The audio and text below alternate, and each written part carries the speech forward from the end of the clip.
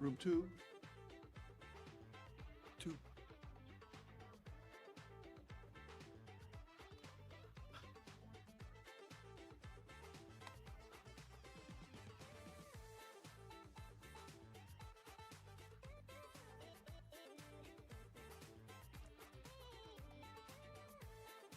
Oh, you can check the tickets right there.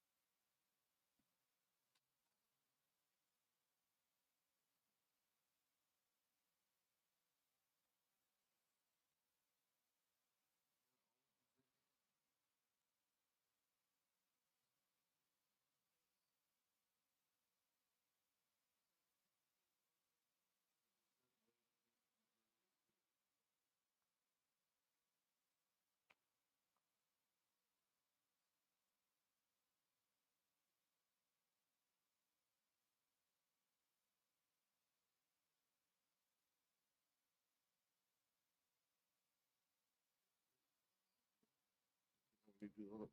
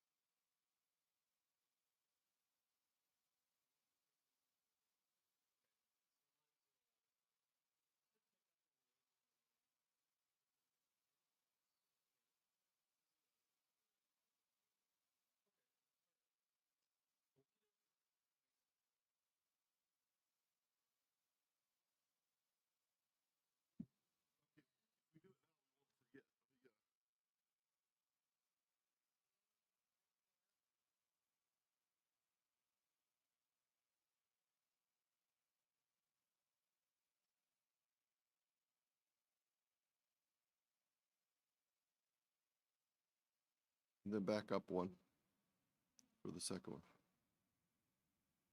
And take it from one side.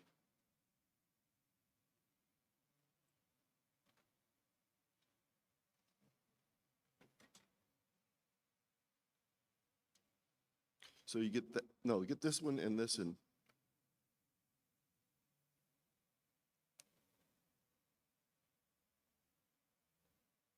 And me.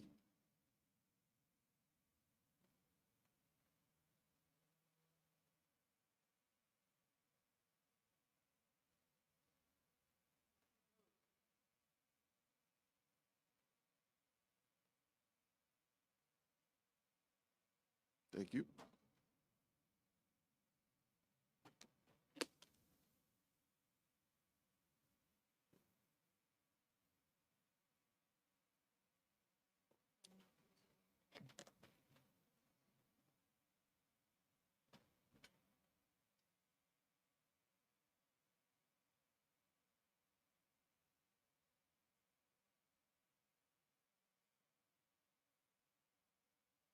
Thank you.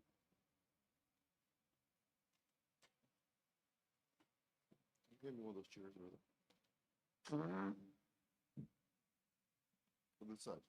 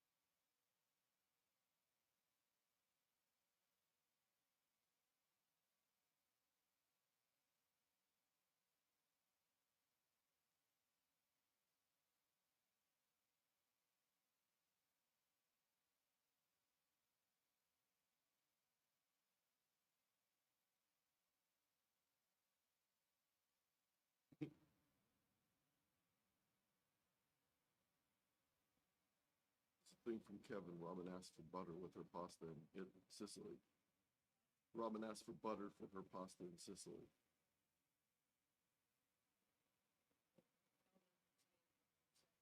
Kevin sent a picture, and Robin asked for butter for her pasta in Sicily. And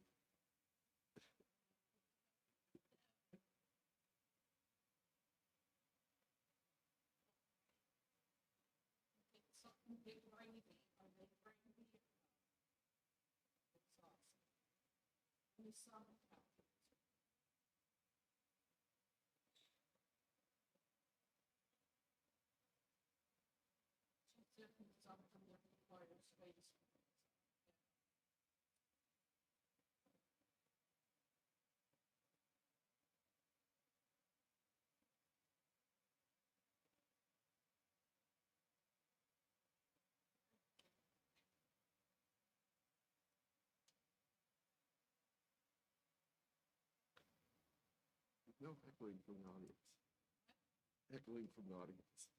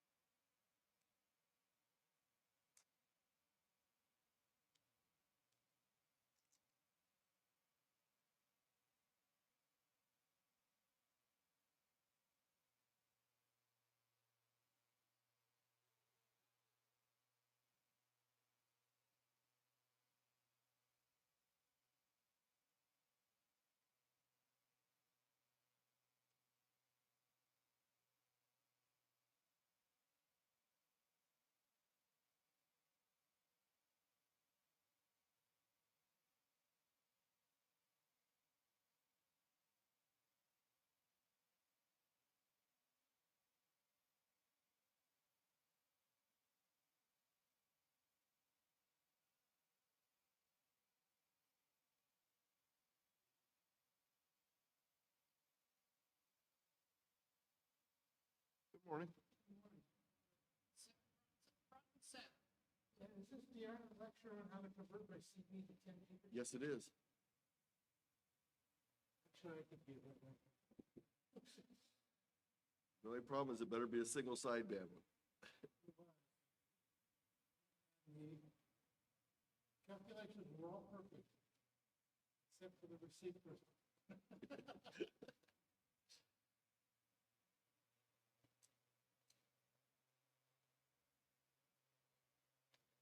But then the fun was the pursuit, calculation, the designing.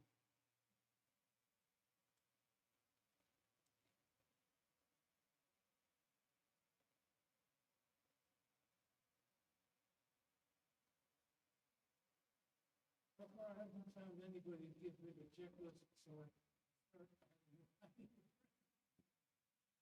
Well, I'll give you a lot of things to check, a lot of homework today. So it says 70% chance of rain in the next hour or so.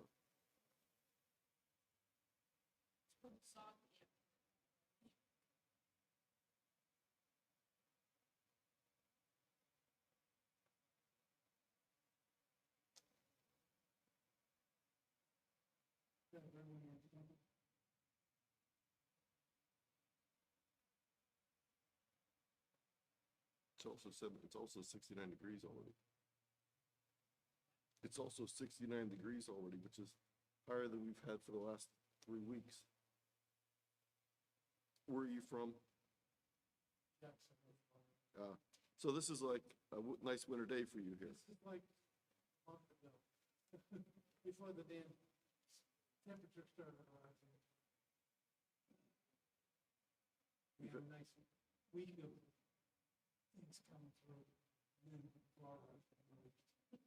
We've had a cold, wet spring here in Ohio.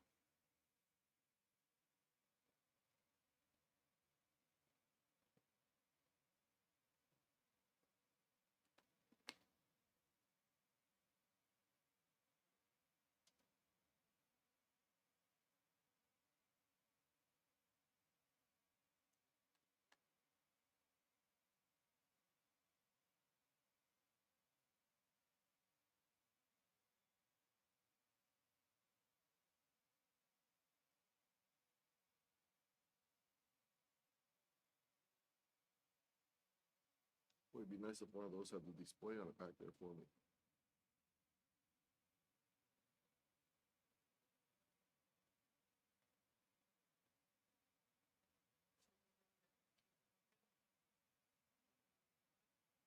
I know, but I'm just saying.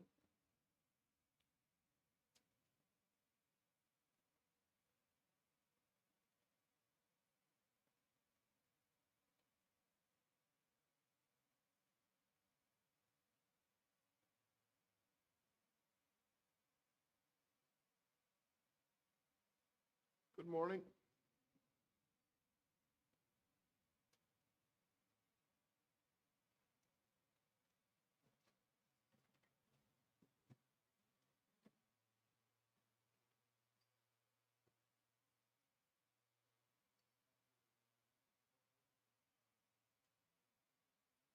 When I start looking at things. Since I was 15.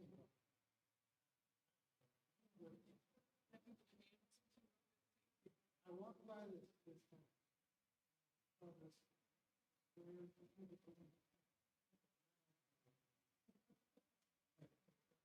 Charles, and he introduced me with see that. Yeah, it was something.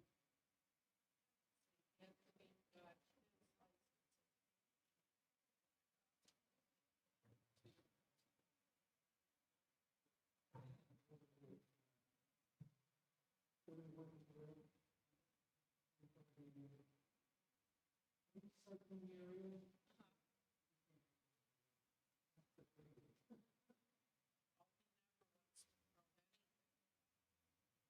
I still have it.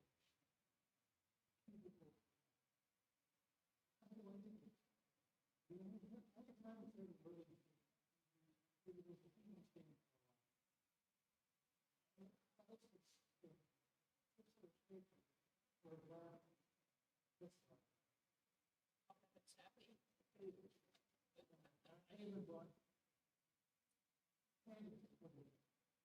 Then I had to sit there.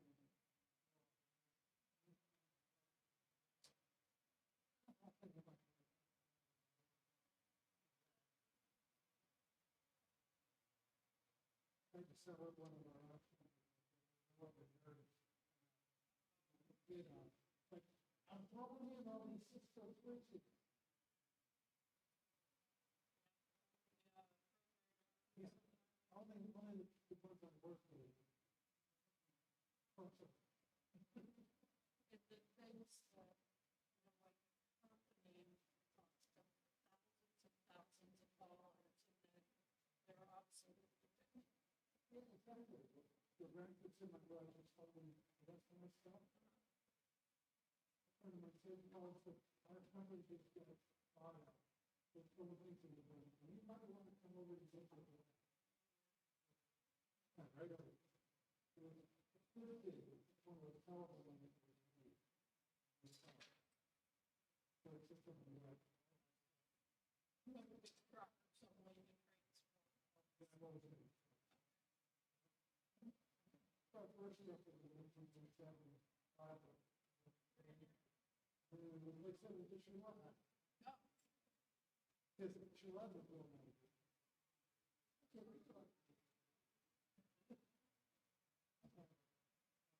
Four-door, both sides. Every time I look at it, four-door.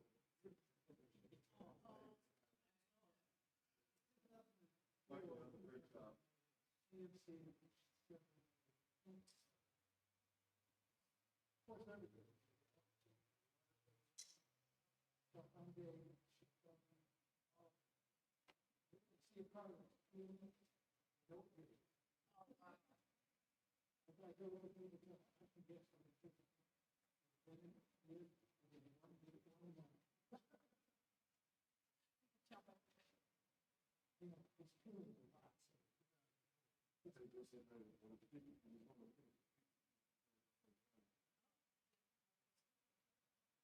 They turn the lights on.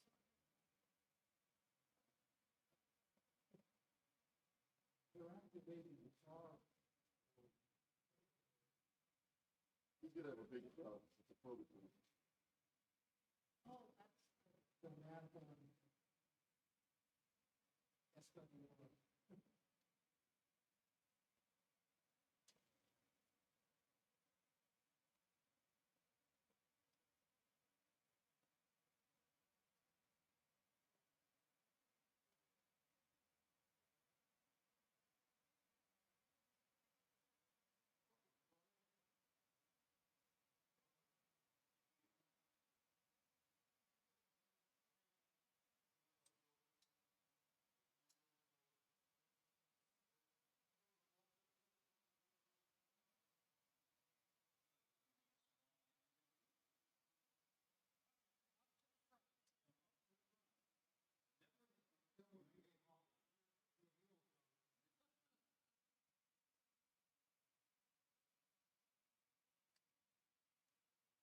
Every option is fun.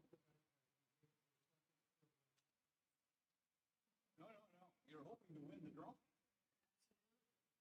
No. The last 2 days, it's had an umbrella, poncho, and a sweater. Still got the, it's still got the poncho. I took the poncho out and the umbrella. I didn't think I was gonna need it.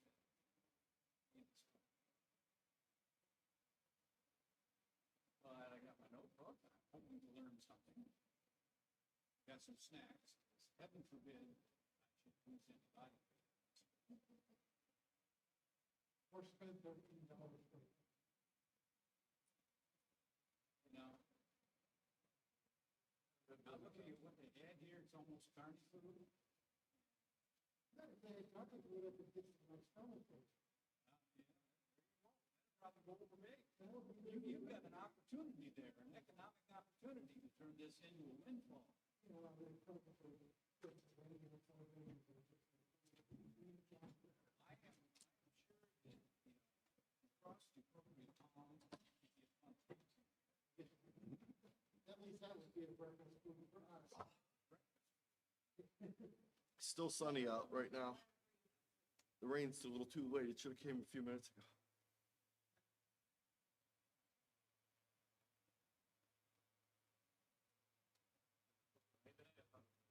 No, it's supposed to rain.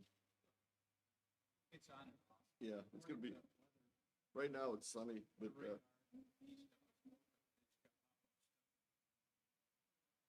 And you know, if it rains, we're in here being educated. that's why I was hoping for just, I don't really want to rain on the Dayton Hamvention, but during my presentation, that's okay.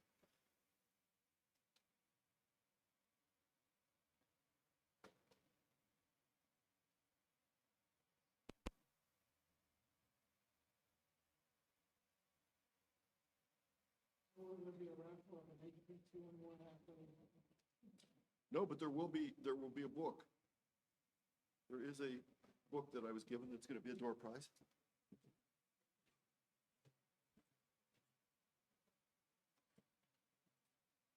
That visit was something else. No, it's, one of Michael Burnett books, AFA 17 from, On the Air.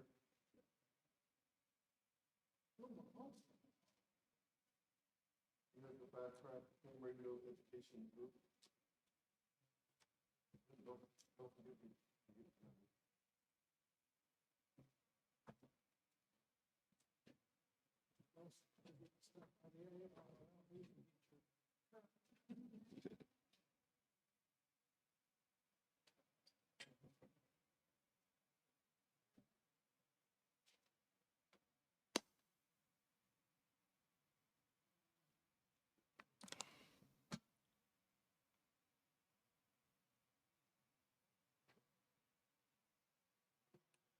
While we're waiting to get started, that link, you're gonna need that link. You can either shoot it with your camera or jot that down.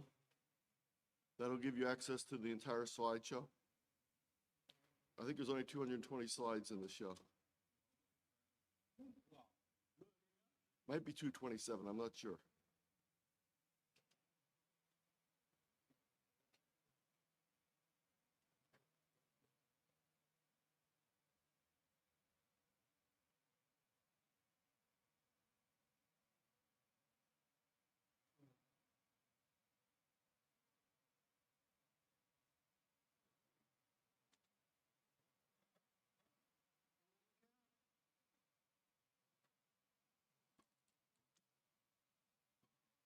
You thought I was kidding?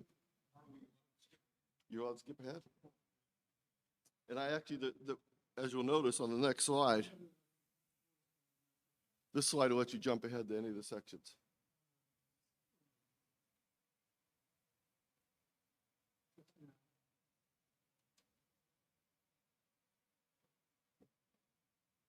Yeah, that 135 is wrong. It should say 235, I think.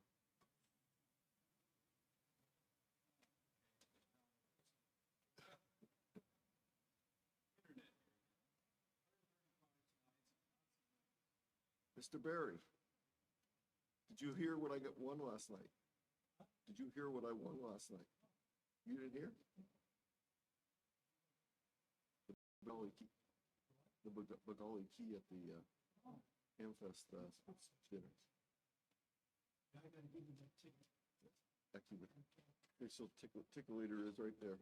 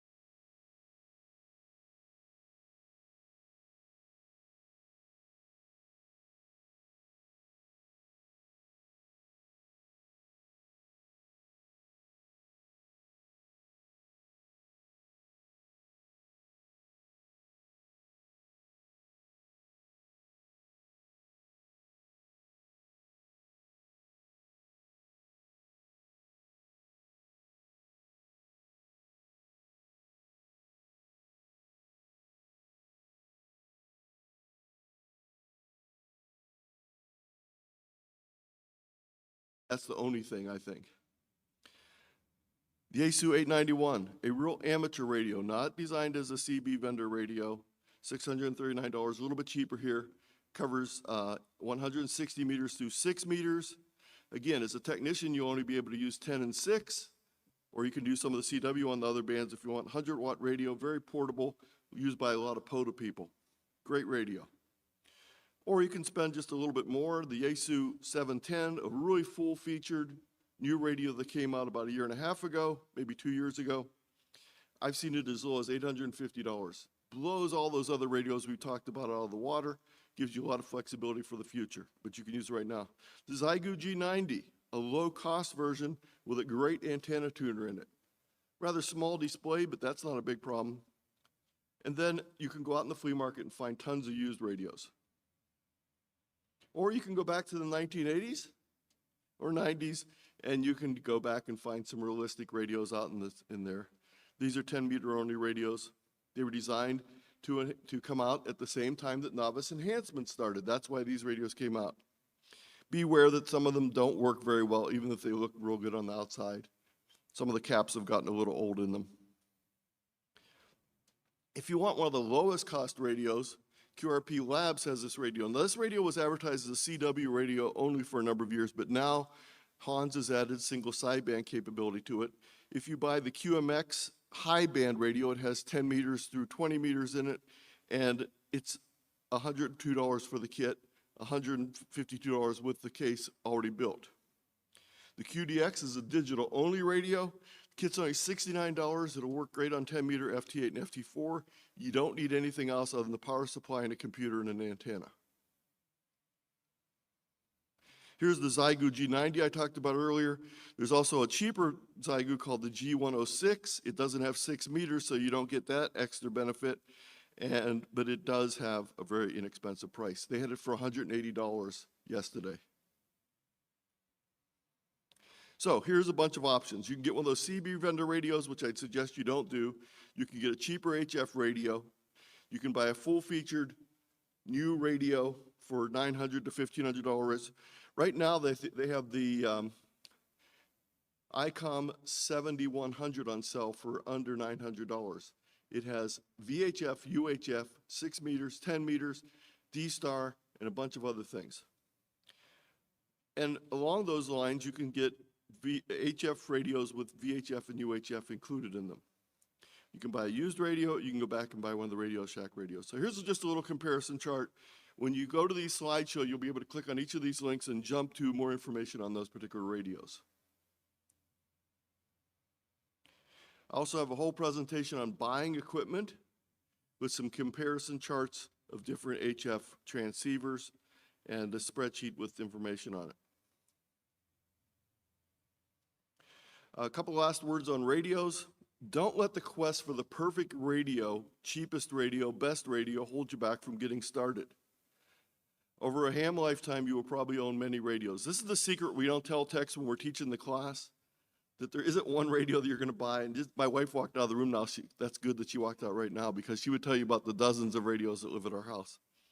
I don't know how many are there, actually. The important thing is getting started. You can always upgrade your radio later.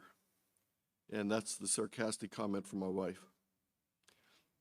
Sometimes the solution is actually 2 radios or more. A starter inexpensive used radio that can be the solution until you get an idea of what you want feature-wise, what you need. An inexpensive QRP radio for portable operations, hiking, POTA, etc. Or a mobile radio in the car. And then maybe a traditional 100-watt radio for the house. Before I go on, any quick questions about radios? Anyone have any radio questions? We'll think of questions for the end. So these are the other things you're going to need. You're going to need a power supply. If you're buying anything other than one of those little QRP radios I talked about, look for a power supply that has at least 25 amps of continuous output. Not 20 with 25 as peak, because most of those radios want about 25 amps. That way you'll be set. You can use that for the rest of your ham career or until it dies. If you're getting a QRP radio, you can get by with a 5 amp power supply or batteries. If you're going to operate digital, you need an external sound card if there's not one built into the radio, but if there's one in the radio, you don't need that, and you'll need a computer. You need an antenna. You need some coax to feed that antenna. You might or might not need an antenna tuner depending on whether you use resonant antennas or not. So power supplies. In addition to that 25 amp goal that I talked about earlier, there's two types of power supplies. Linear power supplies, which tend to be more traditional, heavy, solid working, but they're less efficient. They often cost more money. Switching power supplies, lighter, more efficient, often cost less, but if they're not designed properly, they can cause radio interference. That's not as much a problem with the newer ones as it used to be. Mobile setup, you can use your car's battery or you can use a portable battery pack. I have a link to an excellent introductory video about power supplies that tells a lot more than I have time for today. Antennas, you can use a whole variety of things. You can use a simple dipole, a vertical, beams, multi-band antennas. That's a whole talk in itself. But the nice thing to know is a dipole on 10 meters is only about 16.5 total feet. Each leg is about 8.3 feet. So it's very compact. You can also have small beams, moxons that can easily be turned with a TV rotator. Many CB antennas can easily be retuned, usually by trimming the length. For resonance on 10 meters, some don't even need to have that happen. And they can be found extremely inexpensively. Should you use vertical or horizontal polarization? Now remember how important this was when you were learning about 2 meters and 440. You want to be the same polarization of all the other stations. Well, guess what happens on HF? Once it hits the atmosphere and bounces, it doesn't matter. So don't worry about polarization for long distance communication. If you're talking about communication with your friend across town, you may want both have the same polarization, but for long distance communication, polarization is not important with HF. So here's some antenna lengths. You can see the 10 meter and 6 meter dipoles are the shortest. Now, this picture shows some nice little ceramic insulators. You can go to your local dollar store and buy a $1.25 cutting board, cut it into 3 pieces. It'll make wonderful insulators for your antenna, and you can probably make it enough for 3 antennas from 1 cutting board. Now, if you don't have 2 supports, you can put it up as an inverted V. It also takes less horizontal space. So some cheap antenna options. 10 meter do-it-yourself dipole. I have a bunch of video links there that you can click on for more information. If you add a 1-to-1 balun on your dipole, it will improve performance. Is it absolutely necessary? No, it's not, but it will help. Again, start simple, improve as you go along. You can buy dipoles assembled or as a kit, but you can actually make them yourself for just a few dollars. Visit the dollar store, some cheap wire, and some feed line. The feed line is going to be much more expensive than the antenna will be. By the way, if you have some old Radio Shack stuff stored from when the store closed, it's been up in your attic and the chipmunks have been chewing on it, probably best to buy some new stuff. If you do use a balun, make sure it's capable of handling the amount of power you're going to be running. By the way, what's the power limit on 10 meter single sideband for technicians? This was a test question that you all had. 200 watts. More than enough. Now, a dipole can be fed in many different ways. It can be fed in the traditional horizontal format, in the A, or it can be fed as an inverted V, B, or it can be fed as a ground plane and a vertical element in C, or it can be fed as a vertical dipole in D. Doesn't matter, they all work. You can even build one from 450 lines. Some of you may have seen this trick done for 2 meters and 440, where you make a Slim Jim J-pole. You can do the same thing for 10 meters. It's a little bit bigger. It's about 17 feet on top, so you don't want to waste the twin lead for that. Put a 16-foot piece of plain wire on the top of about 8 foot of twin feed. Make a choke from the coax, and you're all ready to go. You can have this in your backpack. Throw a string up in the tree, pull it up, or you can build it inside of a piece of PVC pipe and put it up in your yard. And here's all the things you would need for about $76. You can do this whole antenna, and notice that 80% of it is the cost of the coax. Here's an example of another very similar antenna. This is called a flower pot antenna. also known as a T2LT, half wave vertical coaxial antenna. You can go through the videos on each of those. Again, all those fonts tell you that there's links in this slideshow. If you want to get something with a little more gain, a Moxon is a very simple beam. It is a beam that has the ends folded back towards themselves, so it takes up less space. There's commercial versions available. You can also build your own. The ARRL has a kit for building a Moxon. You can buy a cheap CB vertical. The Solarcon or Antron A99 is what I'm using right now because my other antenna came down and I needed something, and I had one of these at a Hamfest about 20 years ago. I put it up and it works. I put it on a 20-foot piece of top metal pole from a chain link fence, so it's up 20 feet. It's lashed to the other part of the chain link fence, and it works. Diamond has a dual band antenna, so if you want to work 6 meters and 10 meters, they have the Diamond CP610. It varies between $250 and $280. You might find it cheaper on sale at the show. There's a ton of mobile 10-meter antennas waiting for you called CB antennas. They all can be adjusted to work on 10 meters very easily. Many of them don't even need adjusted, so there's just tons of them out there. Typically, whips on a car are a big compromise because they're much shorter. On 10 meters, they're not much shorter, so they are actually much more efficient than most whips on other bands. The whips come in a couple different varieties. You get shortened whips with a loading coil at the base. You can also get shortened whips with a loading coil in the middle. You can also get full length 108 to 102 inch long whips, either stainless steel or fiberglass covered metal.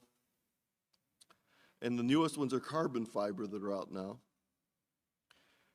And then you can also go, they're called ham sticks. They have a fiberglass helically wound section at the bottom and then a small metal portion that you adjust for height that slides into that, and that's the adjustment. And you see the bottom picture of one there. It has a 3/24 stud, 3/8 stud that would screw into a holder. This is information on the Momo beam from ARRL that covers 10 meters and 6 meters. Here's a commercial beam. I've not seen one of these, but price is pretty good, $190 for a 4-element beam. I have a whole presentation on stealth and portable antennas, so if you don't have a place to put up an antenna, you really do. So go through and watch the video on this, and it has a lot of information on stealth and portable antennas in general.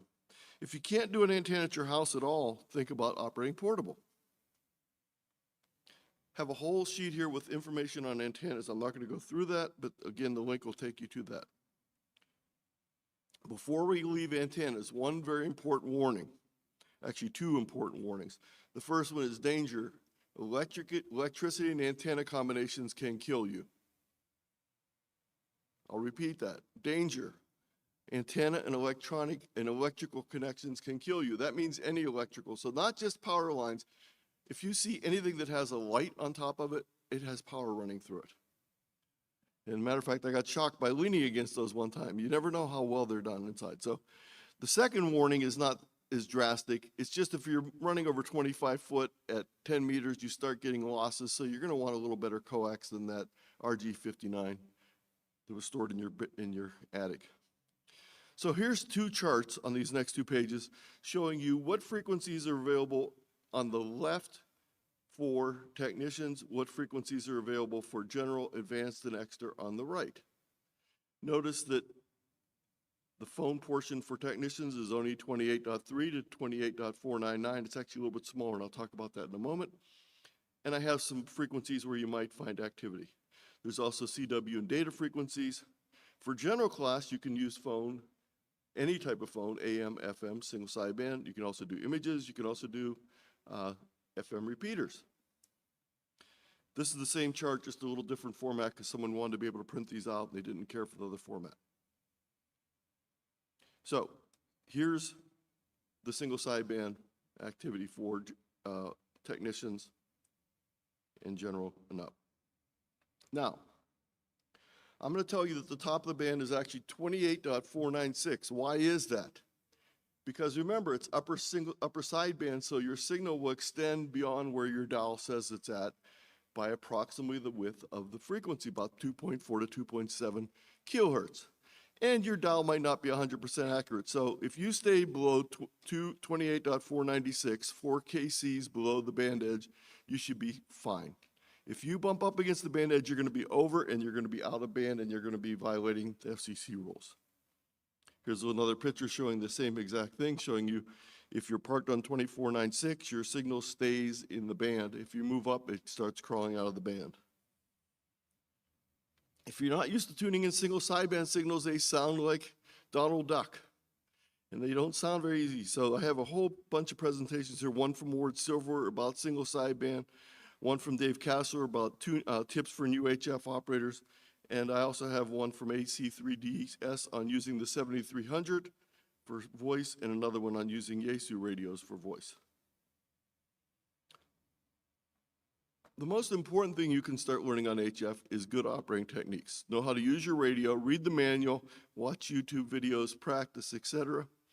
I was mentioning earlier, don't look on Amazon and try and find a good manual for your radio that's AI produced for $9.99. Stick with either the ones from the manufacturer or known good authors like Mr. Barron or Mr. Cady. Learn the standard operating procedures for a QSO. You know what the rhythm is, what people say, what they do. Understand timing and contacts. Understand the best times of day and year to make contacts. You need to understand some propagation. When I started off as a novice, I would call CQ all day on 80, no one answered me, and then I'd call CQ on 10 meters all night. I had the wrong time of day. During high sunspot activity, you might see the 10-meter band open into the evening, sometimes even tonight, but most of the time it's going to be a daylight band, so get on during the day. The 11-year sunspot cycle greatly influences the SFI and 10-meter propagation, so we will have high and low days when it will be good and not good. You need to tune, listen, check the band often, utilize propagation tools, to know when the band's going to be open. Use the DX cluster to see when there's activity, or use PSK reporter to see when there's activity on 10 meters. The reverse beacon network will let you know when CW activity is taking place. There's also a set of beacons you can listen to called the NCDFX ARU bulletins at 28.100. You can listen for a CW signal, even if you don't copy CW. All you got to do is hear that it's there. Go to their website, and it'll tell you where the station is at that time that's broadcasting, and you'll be able to tell where the band's open to. These are all links on DX clusters, PSK reporter, and everything I talked about on the previous page. Click on the images or on the words. These are some for your phone. Now, a lot of times I tell newcomers not to think about calling CQ, but to hunt and pounce. But on the 10-meter band as technicians, there's plenty of space other than the biggest, busiest contest. You should have no problem staking out a place and calling CQ and having people answer you. If everyone listens and no one calls CQ, no one makes a contact. There are specific spots where people tend to hang out. They like even numbers. So they tend to hang around 28.350, 28.4, and 28.45. And some people like to hang around 28.5. What's the problem with that? They may be too high in the band, and they're probably either not a technician station, or they're a foreign station that doesn't know about the US technician limits. If you have the capability for FT8 and FT4, I guarantee that it'll be open more often than single sideband will be open. Making contacts on HF is a lot different than VHF, UHF. You're now making contacts worldwide.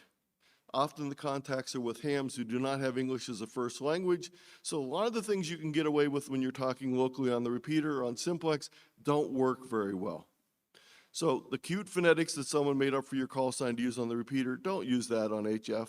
Use the standard NATO AIRU phonetics that everyone in every language will understand. In addition, they may ask you for information that they might not ask you for on the repeater. Things like your grid square, your county, your contest exchange, the CQ zone you're in, the ITU zone you're in. I have a whole presentation on maps and charts for amateur radio. You can click on that link. It give you that information to find out what your information is for your station. Yes, sir.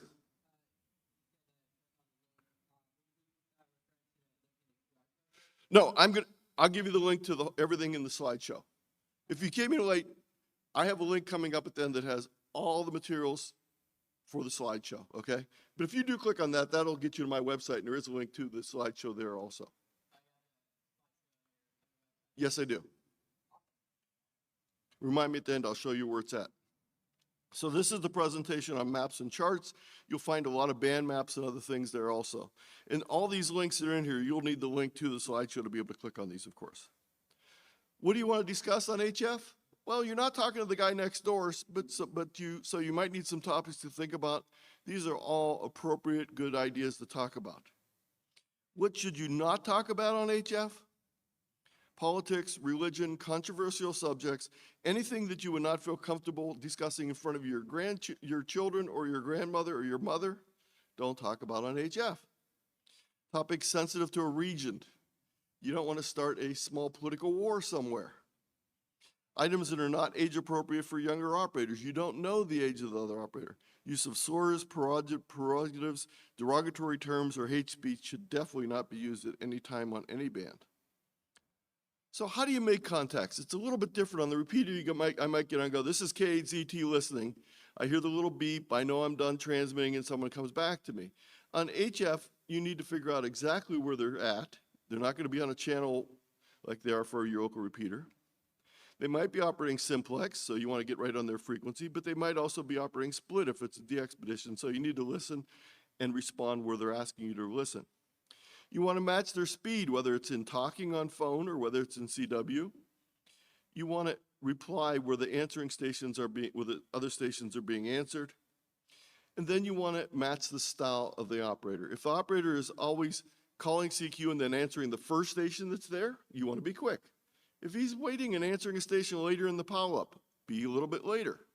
If he's listening to people that are a little bit high in frequency, move a little high in frequency. If he wants tail-enders, if he wants chasers, you'll learn what all these terms are, but you want to mimic what's being effective. So I call that getting in the rhythm. Getting in the rhythm also is like getting on the freeway. You need to be going the right speed at the right time. There's something else you need to know, and that's called the rhyme. The rhyme is what exchange are they expecting? If it's a contest, they're going to want not just a signal report, but they're going to want information in the exchange. It might be your county, it might be your state, it might be something else. So you need to know that. How do you find that out? Well, I'll talk about that in a moment here. You're also going to want to give it in the order they're expecting it. Use standard phonetics for best effect. For zero, if you have a zero in your call, do not use O. Use a zero. Know some Q codes. They are both effective on CW and on phone, especially if the other person is not an English speaker. Everyone understands what QTH means. I have a set of abbreviations here for CW mainly. I have a link with numbers in 13 different languages. And I have the number 8 in 14 languages. Why do I have number 8? Because it's in my call sign. And I also have a link to the radio conversation guide, which is by 2 Finnish hams that has phrases in a number of different languages. So here's a typical contact on phone. Station A is calling CQ, CQ, Kilo 8 Zulu Tango, Kilo 8 Zulu Tango. Notice they're using phonetics. Station B responds, Kilo 8 Zulu Tango, Whiskey 1 Alpha Delta. Whiskey 1 Alpha Delta, thanks for the report. Thanks for the call. You're 5'9" in Stowe, Ohio. Name is Anthony. Roger, fine business, Anthony. You're 5'7" in St. Albans, Vermont. Name is Bob. And you might go on and on. This is sort of a short chat on the air. This is not a contest contact. This is not a long ride queue. It's in between. How do you know if they got the information? If they say thank you, Roger, QSL, 73, et cetera, that means they got all the information. If they ask you for again or for repeat something, then you're going to want to repeat it, especially if it's a contact, and they need some special information from you. So I have 3 presentations here. One called Making HF Radio Contacts in Single Sideband. One's how to get in the rhythm, know the rhyme, and dance the dance. And another one is how to evaluate your signal by using outside sources such as online software-defined receivers that you can tune on the internet and listen to yourself from around the world and see how your signal sounds. Contest, I mentioned contest a little bit earlier. There's a website, the WA7BNM contest calendar. It tells you all the contests that are going on that weekend. It tells you what the exchanges that you need to give the other station. Even if you're not interested in competing in the contest, contests are great places because they have a lot of contacts, a lot of stations there to make contacts with. And guess what? They want to work you because you're worth points as long as you can give them the exchange they need. They don't care if you're in the contest as long as you can give them the exchange. So I tell people, if you call CQ and no one ever answers you, that means you have no friends. So then you need to definitely get into contesting where you're worth points. Even if you don't have friends, they will contact you. Yes, sir.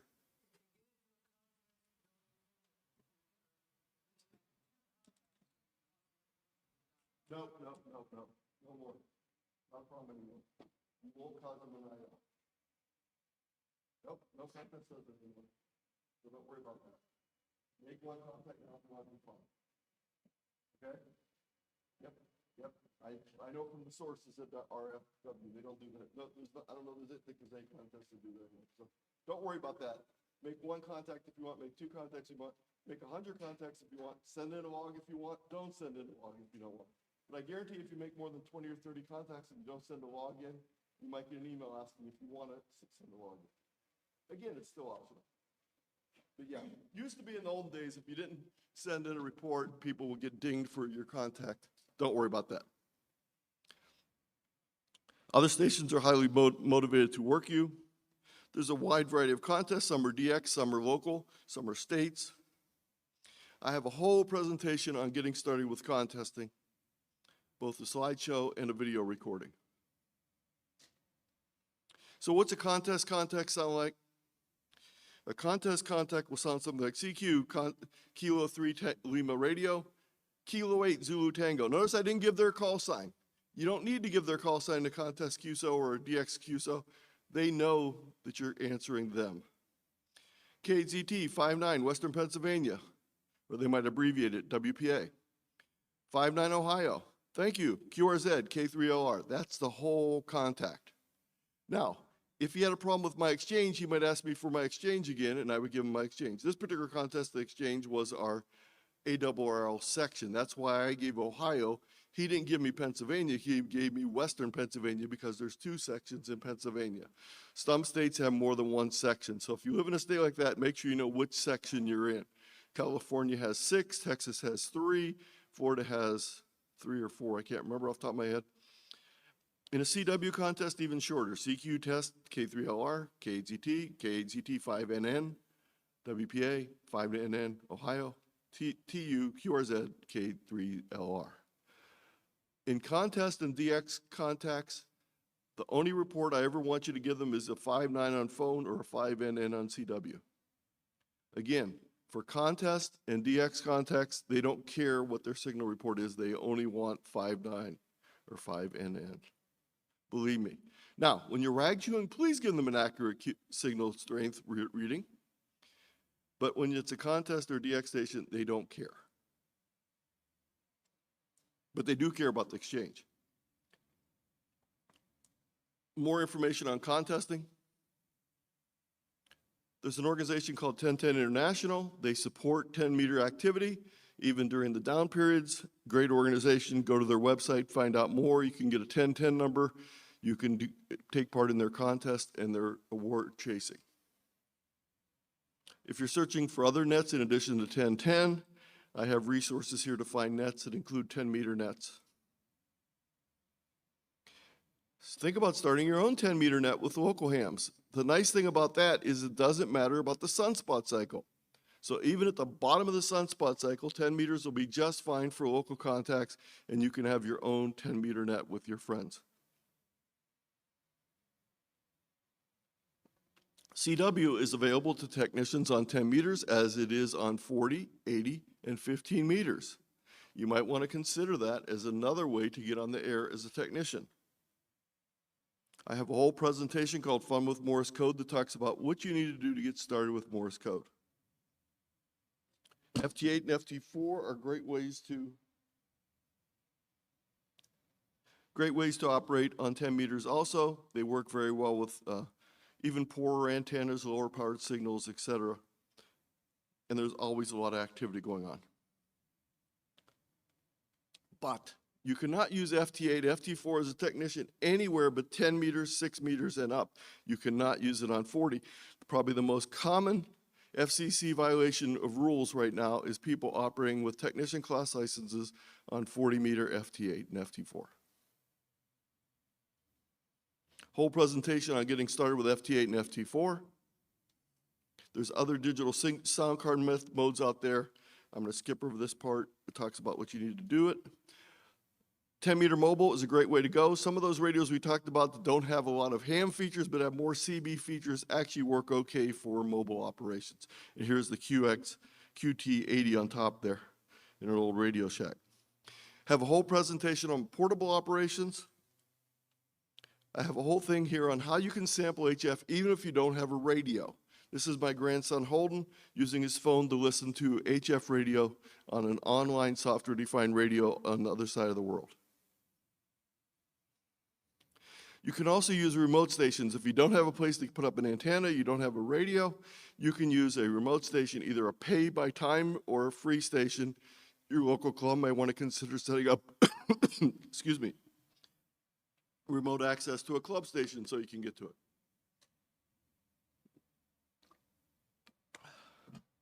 And I have information here on how to do that.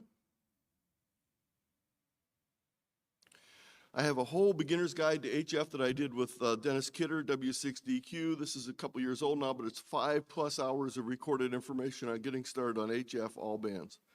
Everything you need to know.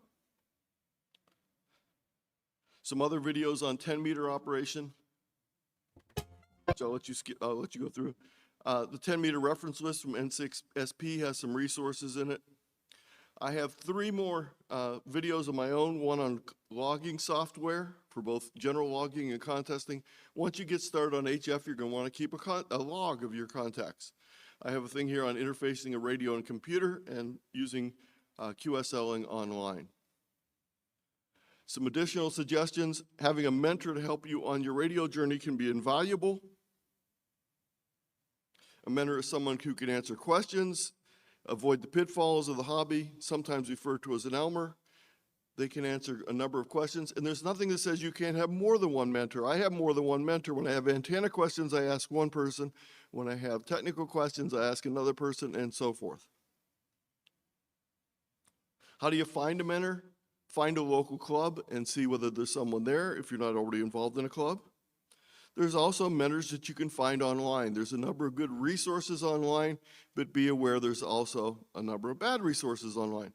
I suggest the Rat Pack is one good place. We have almost 500 videos available on a wide variety of subjects. Everything's free. There's no joining, nothing like that, no patronage, no, you don't need to be a member, etc. There's also some good YouTube channels. One of the good YouTube channels is the gentleman Mike that's speaking next door today in the other forum room. He's a great YouTube speaker. I have a bunch of presentations that I've done for clubs. I don't record YouTubes myself, but other people record when I do presentations, and I'd be happy to do a presentation for your local club. So if you go to that link, it'll get you the information. A couple final suggestions, and I'll give you the link for the whole slideshow. After you've experienced the fun of QSOs on 10 meters, you may want to explore other bands. How do you do this? Well, first of all, you could add CW to your repertoire, and that gives you 3 more bands that you can operate on. You can also upgrade your license to general class or higher. General class materials are not much more different than what you took to pass your tech class. A CW exam is no longer required for any license. I'd suggest you do both. Get your license upgraded and consider adding additional modes such as CW. But wait, there's more. There's a whole addendum that I'm not going to go through today that talks about different radios. So I'm going to stop right here, let you shoot this QR code. This gives you access to all the slides in the slideshow, and I'll take questions. I'm not going to go through the addendum. I'll let you do that. But the addendum stops and goes through different radios that you may want to consider. So before you leave the Hamvention, you may want to take a look at the addendum and decide to go out and buy something. So questions, comments? Direct all complaints to Linda back there. Yes, sir. Mobile rig for UHF, VHF indoors, and then you've got an HF rig.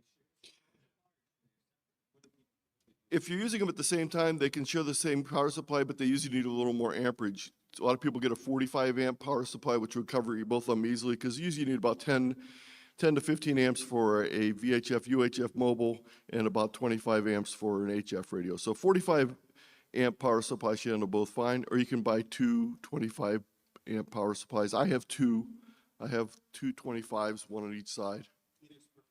Yep, either way. Yes, who had the other questions? Yes, sir.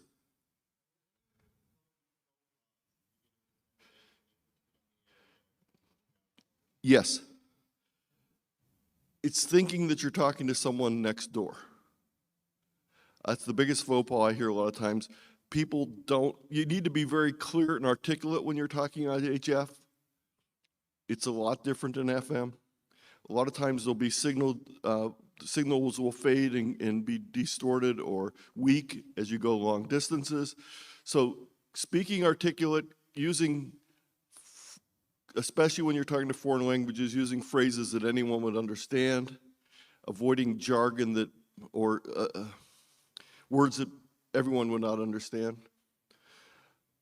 The other thing too is sort of listen to what the conversation's like before you talk to the person and sort of match that, because that's the kind of conversations they want to have. Do they want to have a long rag queue? Do they want to have a short talk? Both of them are great, but it's hard to judge sometime what the other station wants to do. If they're contesting, they just want the minimum information. So if you're getting on with the contesting station, you start telling them the weather, they're going to get a little bored and want to move on. So yeah, just play the, judge the room, see what's going on, see how other people are doing it, and follow what they're doing. But the other thing is, don't be afraid to get on there. Don't worry about that. Other questions? Yes, sir.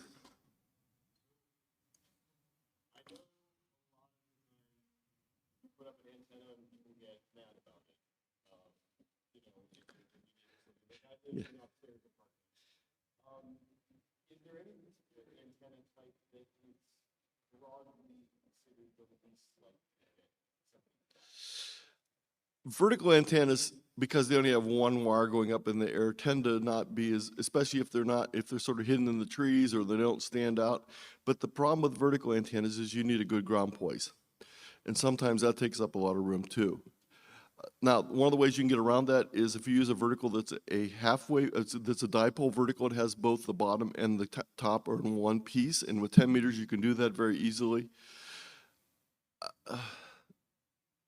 People tend to not get as upset by single wires and verticals as much as they do beams and things like that. I don't understand, there's much more beauty in a beam, but some people don't understand that. But keep it low key. The thing you can do a lot of times, start with a dipole, and most people won't notice it. Then you start adding more things. And the other thing you can do is explain to people why you need a little more sophisticated antenna.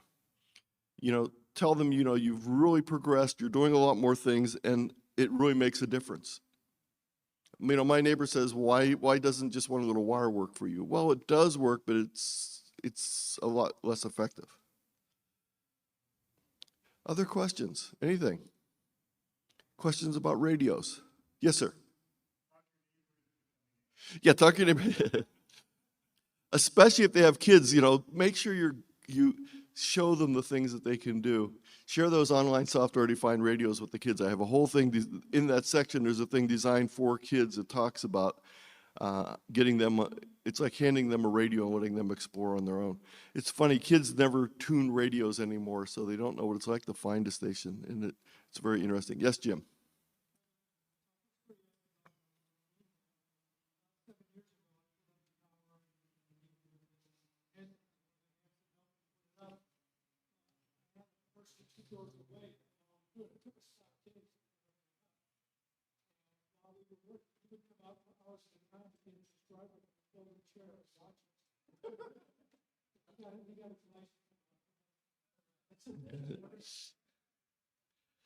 Okay, I have some cards here with my information on it. You can, welcome to take one of these, and I have a drawing here. Now, the way we're gonna do this, because I wasn't able to hand out information. I'm gonna pick a birth date. It's close to mine, but it's not mine, and we'll see who's close to that. So November 1st. Anyone close to November 1st? November 7th, anyone close to November 7th? You're the winner. So this is a book from Fast Track Ham Radio Education. Very readable. He has a nice writing style. And come on up and get your book.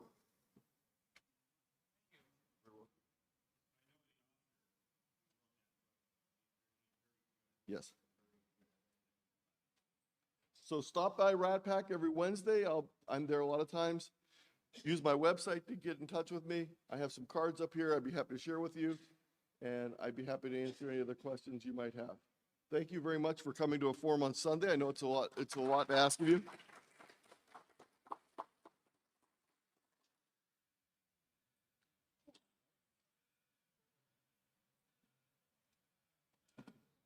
Yes, sir.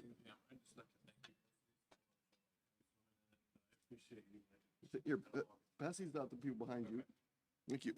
Well, I love doing that, and I also, by the way, if you're thinking about upgrading, there's a lot of different people here that have upgrading services.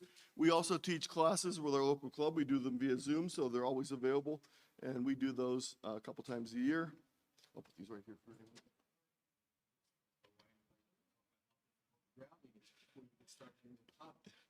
You know what?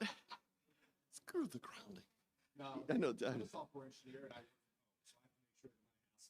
Yeah, I know. I'm just saying, but there's two different kinds. Yeah. Oh, you're very welcome. Yes, thank you. It's a wonderful presentation. Thank you. You're very welcome.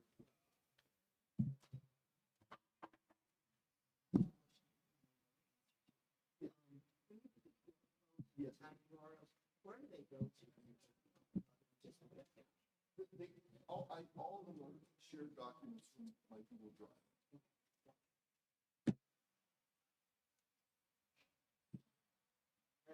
Thanks for the talk. Oh, you're very welcome. I'm Google beginner. I want to pick up the ham as a hobby. Yes. So what should my first place to go? One, in my person. I have registered there. Two, I did that. So where should I start with? You've not taken any license classes? No. I would go to one of the people here that offer classes. They're on the line or through a book or stuff like that. And get started that way, because we won't be doing classes for a couple months with my group, so we're gonna do it. Or the other thing is go to the AWR website and find out if there's a class near you. Okay. So what's it you said? Yeah, ARRL. Yeah. And drop me an email, and I'll send you links to the information of how to get to their sites. Oh, okay, great. That's As someone who just got a tech license yesterday, I have more than okay. a lot of the books here that you can buy are about to go out of print. Yes. No question. Well, very technical. Yeah. June. I'm just going to start. Yeah. Our lobby is able to be, so yeah, a lot of the tech books that are for sale here are going out at the end of June. Right? Yeah, June. So the book should say 26, 29 on it. It should not say 23, 26. Hammer traffic here. Yes, that's a good choice. I don't remember the vendor that's doing books, but I definitely did see another vendor here that's trying to, they have books like they're trying to help you get ready for tech, journal, etc. And they do have books there for the updated tech, journal, and etc. Any books that you're buying at a vendor should be new. If you're buying one in the Ham Fest, There's a I went to buy one, and DARA with the old hands popped up behind it, and we're like, that's an uncommon thing, right? So, the funny thing is, the difference between the questions this time around, the questions, there's very few differences between these. Mostly deletions. Some questions that didn't work.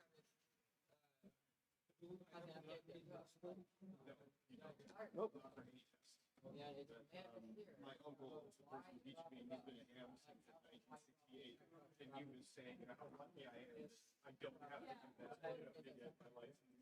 Do you have Hamvention, but it's great that you don't have to do it. Right. I'm a firm believer in if you let people do what they want to do as opposed to what they force them to do.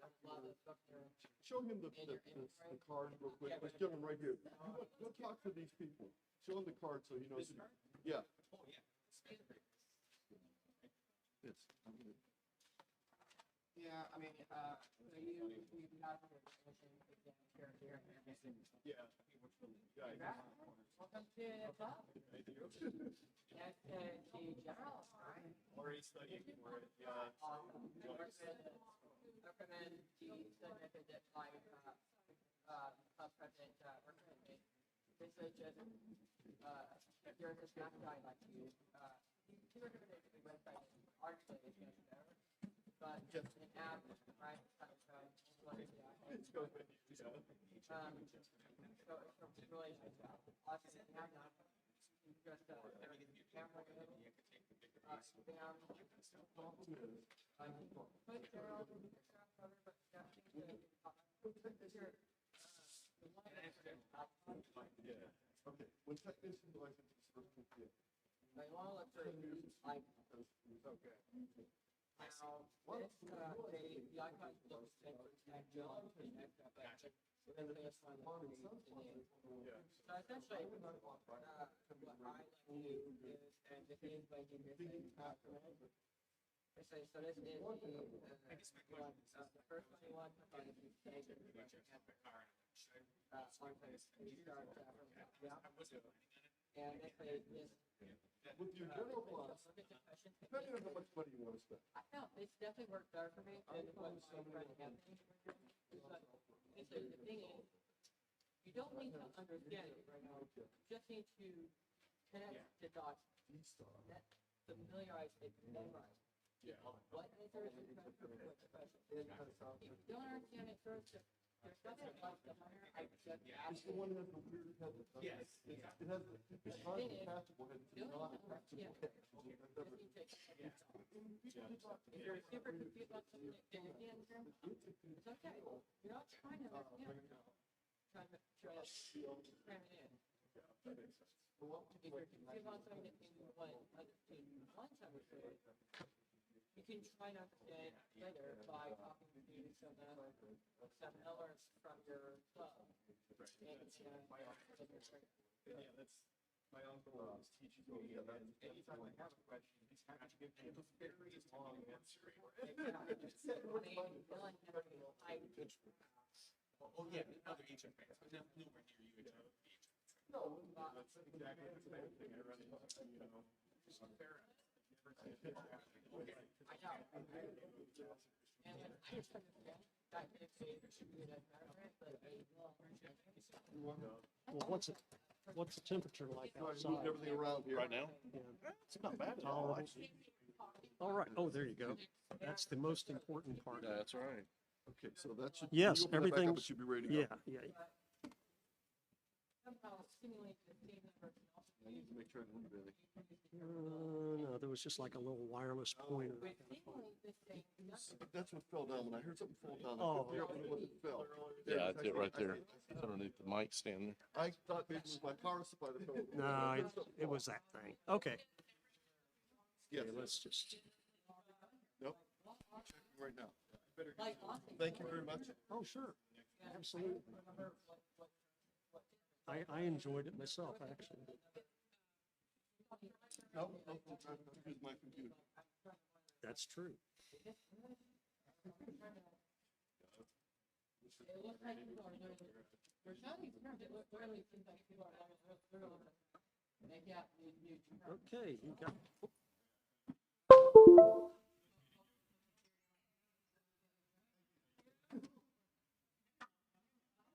If you're happy doing it that way, that's fine, or I can move it to the hard drive, whatever I- you prefer. I don't know if this is laggy or not, but Well, Chris, if you want to, yeah, you want he was thinking about maybe just copying it to the local machine, but it's up to you guys. I mean, hello, Miss Barb. Just let me know, okay? I'll do it. I'll be in and out. You want me to drag it to the download Yeah, you can just, folder? Yeah, right, let's it's just just do those that. three. It's really just the two. The Which other one ones is it? Are notes. The PowerPoint and the audio file. The top two. Top two. Okay.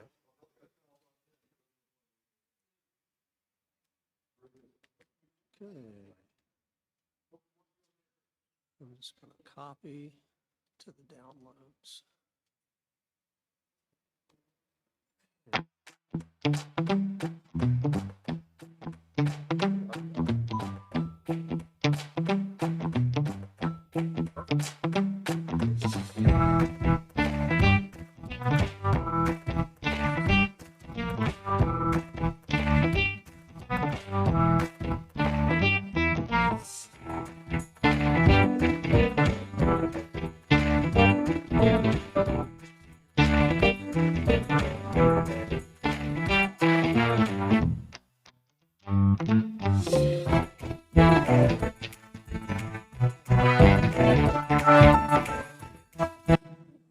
Okay. Chris, was that the end or was that something else? It might have been, it's not a real long. Long piece, it's file. Just a little bit of an opener. Right. All right, there you go. See what you can do now. It's probably set for.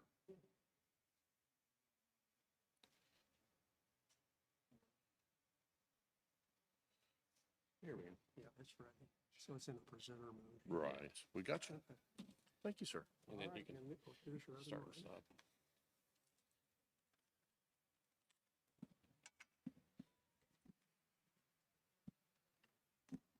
It's on. yeah, just wanna, There you go.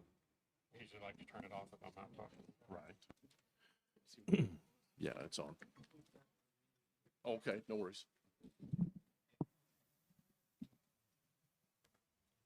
Test.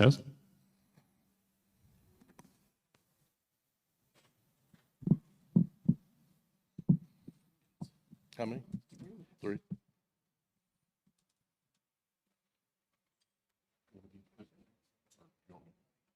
No, I'll hold this, you can hold that. 30 more minutes and the awesome music comes back.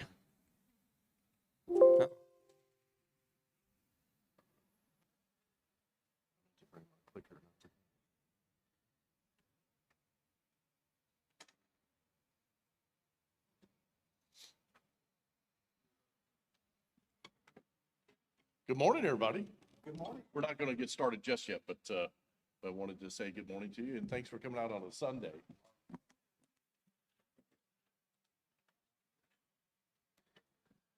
At least it's not raining today. Yeah. We got up this morning at the hotel. It was thunder and lightning.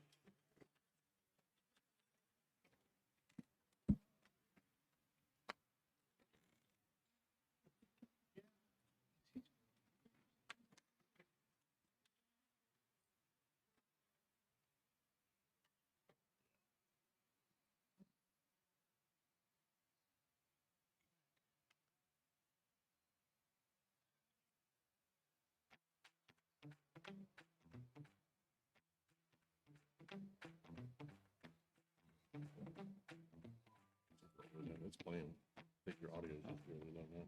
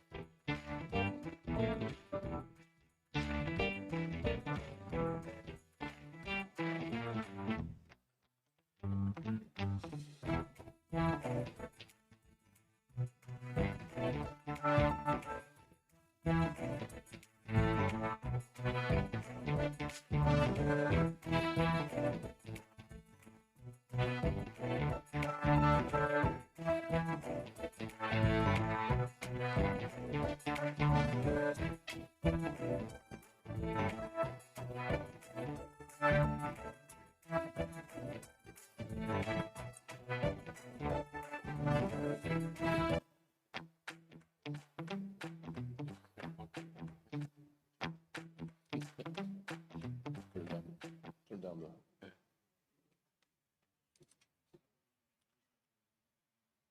Fix that little red wagon. Ready? All right, looks like it's about that time. Welcome, everybody. We're glad you showed up for us today. Going to talk about putting on a large event, hopefully with the club behind you, because it takes a lot of work to put on a large event. Some of you may already be doing this, or you may be doing one or more smaller events. Our club does those, 5Ks and walks and runs and things. But 5 years ago, we were approached by a rally company. They do racing, car rally racing, and they were starting up a new rally in our area. And it's a gravel rally in South Central Kentucky, and it's going to be out in the boondocks, back in the woods, back in the mountains, and yeah, cell service not so much, right? But like anything else, they need good communications, because with the rally folks, safety is number one. They don't want anybody getting hurt, and if something happens, they want as fast a response as possible. And again, we're going to be in some pretty remote areas, rallies all over the world.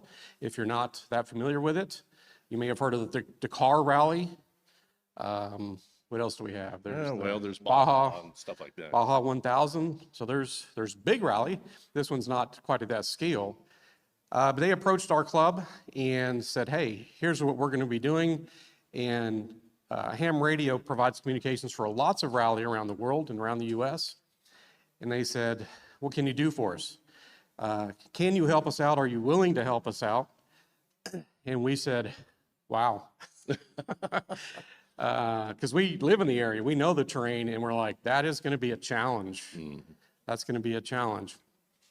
So we took it to our club, and we were already doing a few walks and runs and things in the community, trying to be as visible in the community as we can be. And we said, a few of us initially said, it sounds like a really cool opportunity, but it's going to be a challenge. So we took it to our club, and we decided to take a bite. And so we wanted to talk about that. We've this year was our 5th year supporting this rally, and every year we learn some new things and work to make it better every year. Okay. Well, before we get really started, my name is Brian, KY4BDP, and this is my brother, KY4CKP. We also run a YouTube channel, Lake Cumberland Amateur Radio Association's LCARA Ham Radio, LCARA Ham Radio.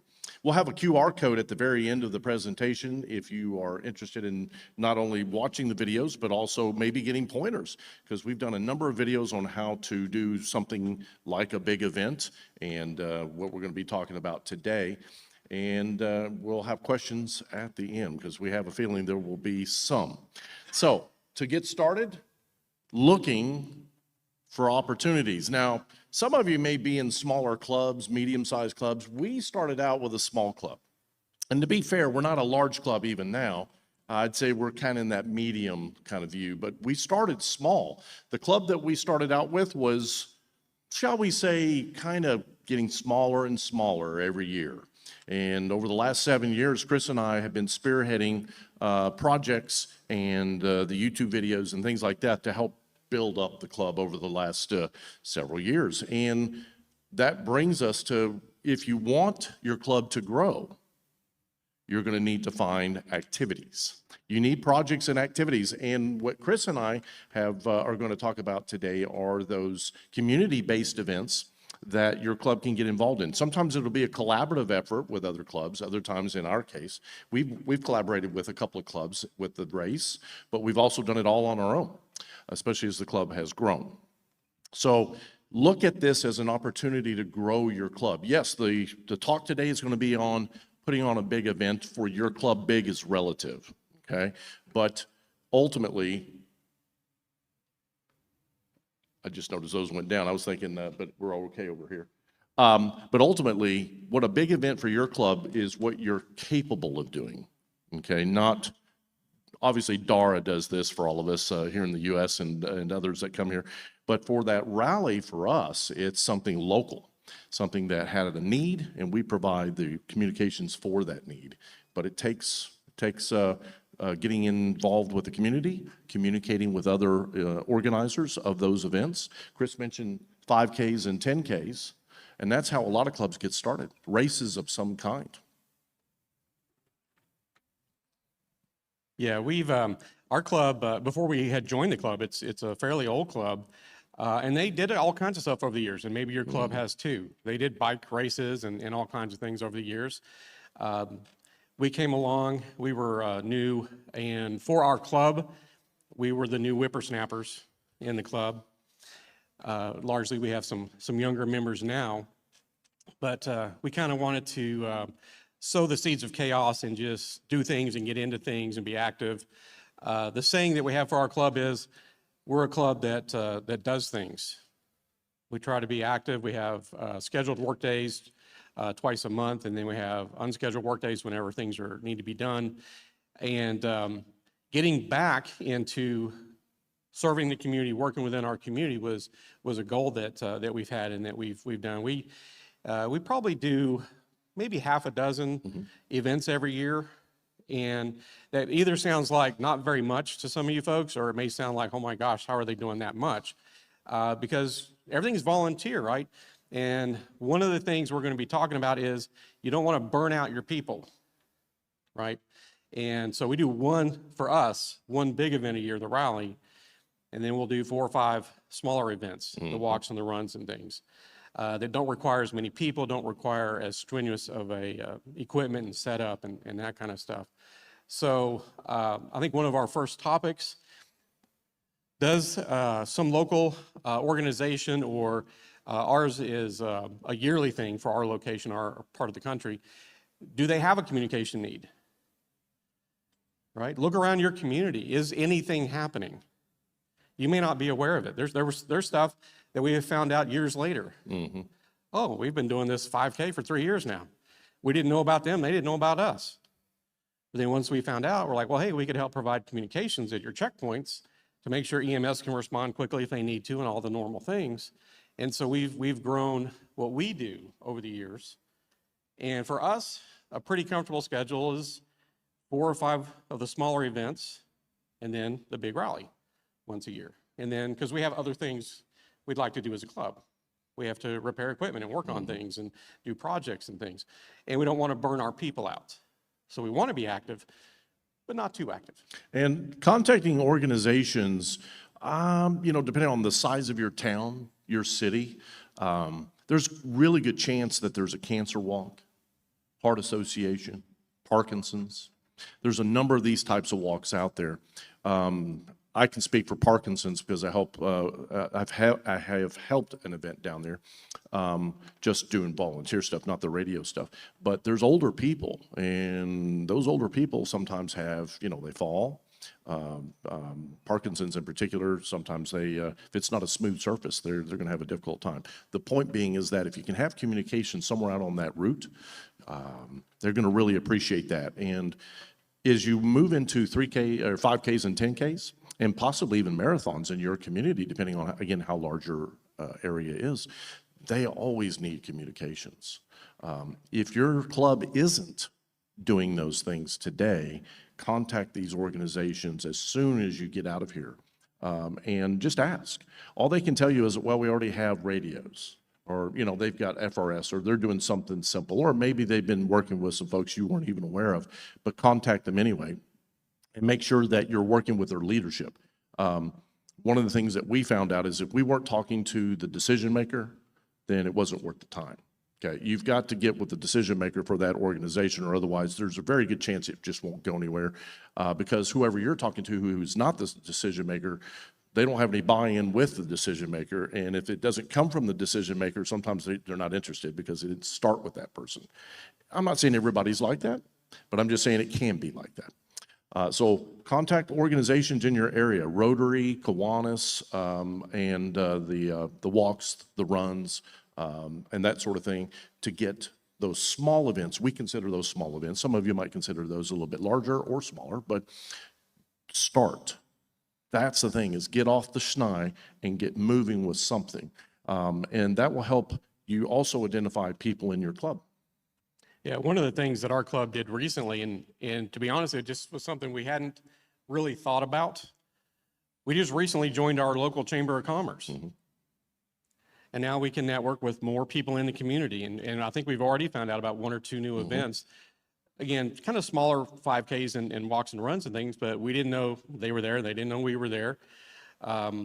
And so we can consider supporting those types of events. So get with your local chambers, any kind of clubs and organizations like that in the community. Get with the, potentially with Boy Scouts and Girl Scouts and all those kinds of organizations. There's most likely events somewhere in your community, your county, okay? You may not be aware of them, but there's almost always something going on once or twice a year. Build up. You don't have to try to take a big bite all at once. Build up, do a couple of smaller events. And if your club members are amenable to it, if they're enjoying it, you can work on building things up. Or if that big opportunity does show up one day, you've done a few things, and then you can say, okay, I think maybe we are ready to try to solve the challenges that's going to come up. And with this rally race, we had a lot of challenges to work on. So the next slide is identifying resources that are needed. And this covers a lot of different bases, folks, because we have a tendency to think about the radio side of it, which obviously needs to be there. But the other side of it is the actual personnel, the right people in positions from a leadership perspective that hopefully your club will have one or two to kind of get things moving along. But personnel is huge. We all know that anytime we're working an event. You know, I look at what they do here for Hamvention and it just kind of blows my mind. And we've talked to Mike Coulter personally, I don't know, 5, 6, 7 times. And Mike's always telling us about all the different organizational aspects of just putting on Hamvention. For our purposes, the 3Ks or 5Ks, 10Ks, and the rally that Chris has mentioned, we're going to have to identify people within the club that would be willing to work such an event. Many of our club members are older. That's no surprise to anybody. Having said that, many of the locations where they could potentially man a station, they're not having to do anything strenuous. They just need to be there. That's the big thing. Equipment is a big part of this, obviously. Chris is going to go into a little bit more detail about the equipment that we use for the rally here in just a minute, but the amount of equipment could be relatively small for your club. Could be just HTs, using your local repeater, things of that nature, or it could be significantly more involved, like we have to do for the rally. And then miscellaneous, I can't tell you how many things we've come up against doing testing, iterative process, which we'll get more into in just a few minutes as well, as you refine what it is that you're doing. So remember, start small if your club isn't doing anything right now, but then you're going to have to start identifying resources. Yeah, and that's, like Brian says, we all know that if we want to do any kind of public event, we need help. To give you a little bit of idea on scale for our event now, Hamvention's a huge example of this, right? But for our event, for the event itself, if we have 15 people, we can do it, but that's a little bit of a skeleton crew for us. We like 20 or more. That's just us. That's just the radio folks. They've got all their people too, right? Because the way this rally runs in this remote county, there's 3 completely separate locations around the county. They're all in these valleys and stuff along the creek beds and everything. Again, no cell service. And where we need to set up our equipment is up on tops of the mountains so we can get down into the valleys, but also back to net control. It takes people. And we start planning early every year. It's in late April, but we start planning early. We start reminding people, hey, rally's coming up, who wants to participate? And then where are we going to assign people? Check our equipment every year, make any refinements from last year, that kind of stuff. Now, let's talk a little bit more about equipment from the standpoint of cost. And it's going to depend, it's a wide spectrum when it comes to cost, because how big is your event? How many locations are you going to have to put a person? Are you going to have a net control? You're going to use the local repeater? You're going to have to build your own repeaters. All of a sudden, when we started looking at what we were going to have to do for the rally, Chris just mentioned those valleys. I like to call them haulers. Those haulers that we have down in southeastern Kentucky, no cell coverage. There is a repeater in the Tennessee side that we can't hit. We have permission to use it, but we can't hit it very well. And so we had to come up with novel ways of making sure we had communications, because once those cars go out on the stage, if they go off the stage, they go down into the woods, we've got to know almost immediately that we've got a car off the course because the cars are going every minute. And if a car goes off the stage, then we have to halt. We have to see if we have to send out a heavy wrecker, ambulance, emergency personnel. Communications, as you can probably start envisioning now, becomes very important. They don't have the capabilities as the race organizers. They do everything on a shoestring. It's amazing how much they do get done. But having said that, your cost could be somewhat substantial. We had to come up with, initially, with 7 crossband repeaters. That we built. Why did we build them? It's amateur radio. It's a lot more fun to build it than to go out and buy a Bridgecom. Nothing against Bridgecom or Yaesu or any of the manufacturers, but it's a lot more fun to build it because not only do we have a YouTube channel, we have videos of how we built those and things like that, but then we can go out and test that equipment. That cost was pretty substantial because we're talking about the radios, the batteries, the portable boxes that we put them in, and a whole host of other things, the drive-on masts. So the cost all of a sudden becomes an issue. Where are we going to come up with the money? So many clubs, it's not of judgment, have very small bank accounts. They just don't have a lot of money. So where do you go? What do you do? Yeah, and our bank account's not very big either. So we're right there with you. When we seriously decided to consider this event and supporting this event, we started making the list, and the list kept growing and growing and growing and growing. And then it grew more after we went out and looked at the 3 areas where the event was going to be held. And then we're like, oh gosh, we've got a whole bunch more we need to do now that we've seen the locations. Building equipment instead of buying it, it's less expensive. We had a few things to start with. We scoured eBay and places like that over the course of some time, picked up more equipment. Of course, our members are donating time and labor to work soldering irons and to help build things and drill holes and all that. In fact, one of the bigger parts of the expense of building 7 crossband repeaters, and we have a whole series of videos on how we did it and the equipment we used and everything. We used the Harbor Freight wheeled hard cases for each one because you had 2 radios and a battery and all this stuff in there. That was one of the big expenses, buying 7 of those. Because those things aren't the cheapest things in the world either. They're decent cases. A little bit later on, we realized, weather doesn't always cooperate, AKA yesterday. We ended up building tents for all 7 because when they get set up, they're going to sit there. This rally is an all-day event. The radio folks, we have to be in the starting locations by 6:30 in the morning. It's not light yet. And this year we were breaking down at 9:30. I'm sure some of them weren't done until 10 or after.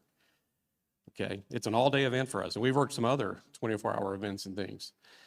So you need dedicated people. We need to communicate. Communication we're going to touch on here is critical, but the expense, we chunked it out. Fortunately, they let us know pretty well in advance of when they wanted to run the first one, and we just got going and started looking at fundraisers and things. Fundraising is something that really nobody likes to take a lead on, sometimes, but not often. Chris and I kind of spearheaded a lot of the fundraising as well because we just have those kinds of personalities. But having said that, not every club has that. Look for club members maybe that are doing a little better that might want to donate. You've got a lot of older club members that have equipment they're not using. Sometimes that will come in handy. We went to this Hamfest, we went to Huntsville, we've been to Hamvention, and we talked to the vendors. We talk to the vendors every year. We just did an interview with Comet. Why? They'll be willing to help you. A lot of their marketing budget, and I'm not saying they'll do it for everybody, but I'm just saying a lot of times their marketing budget is YouTube and getting their products out in the field. So sometimes you don't have to pay full price. Sometimes they'll give you a demo unit. We needed 7 antennas, 7 lithium batteries. So we got with vendors. We went with BioEno, I think, for the batteries that we had met and talked with the folks down in Huntsville that trip, Comet up here, and then we scoured for the radios. And I think we worked with, one of the vendors, my apologies, I'm blanking on the name, for the power distribution and things within the Go Kit and so forth. Anyway, look for fundraising opportunities, and sometimes you're going to do a raffle. Sometimes you're going to potentially do something a little more creative. Maybe it's a bake sale, maybe it's a fish fry, and you charge $10 or something like that. You can raise money, but you're going to have to want to. And some clubs have gotten a little stodgy in the sense that they have about $1,000 in the bank and they don't want to spend any of it. That means you're going to have to raise more, work with vendors, but be creative about that. One of our hams a few years ago got a new 7300, I think. Oh, that's right, yeah. And we turned it into a game and a fundraiser. When was he going to rip the plastic off the LCD on his new radio? And we called it a dead pool, We sold tickets. and we sold tickets. What day? What day is he going to do that? And we sold tickets, what was it, $5 a day or something Yeah, like like that? $5 a day or something. Yeah, and people could buy tickets for what day he was going to rip that screen protector off. And hey, what did it raise? $500-600? Yeah, it wasn't like a giant huge. sum of money, but it helps with everything. And You it's know, fun.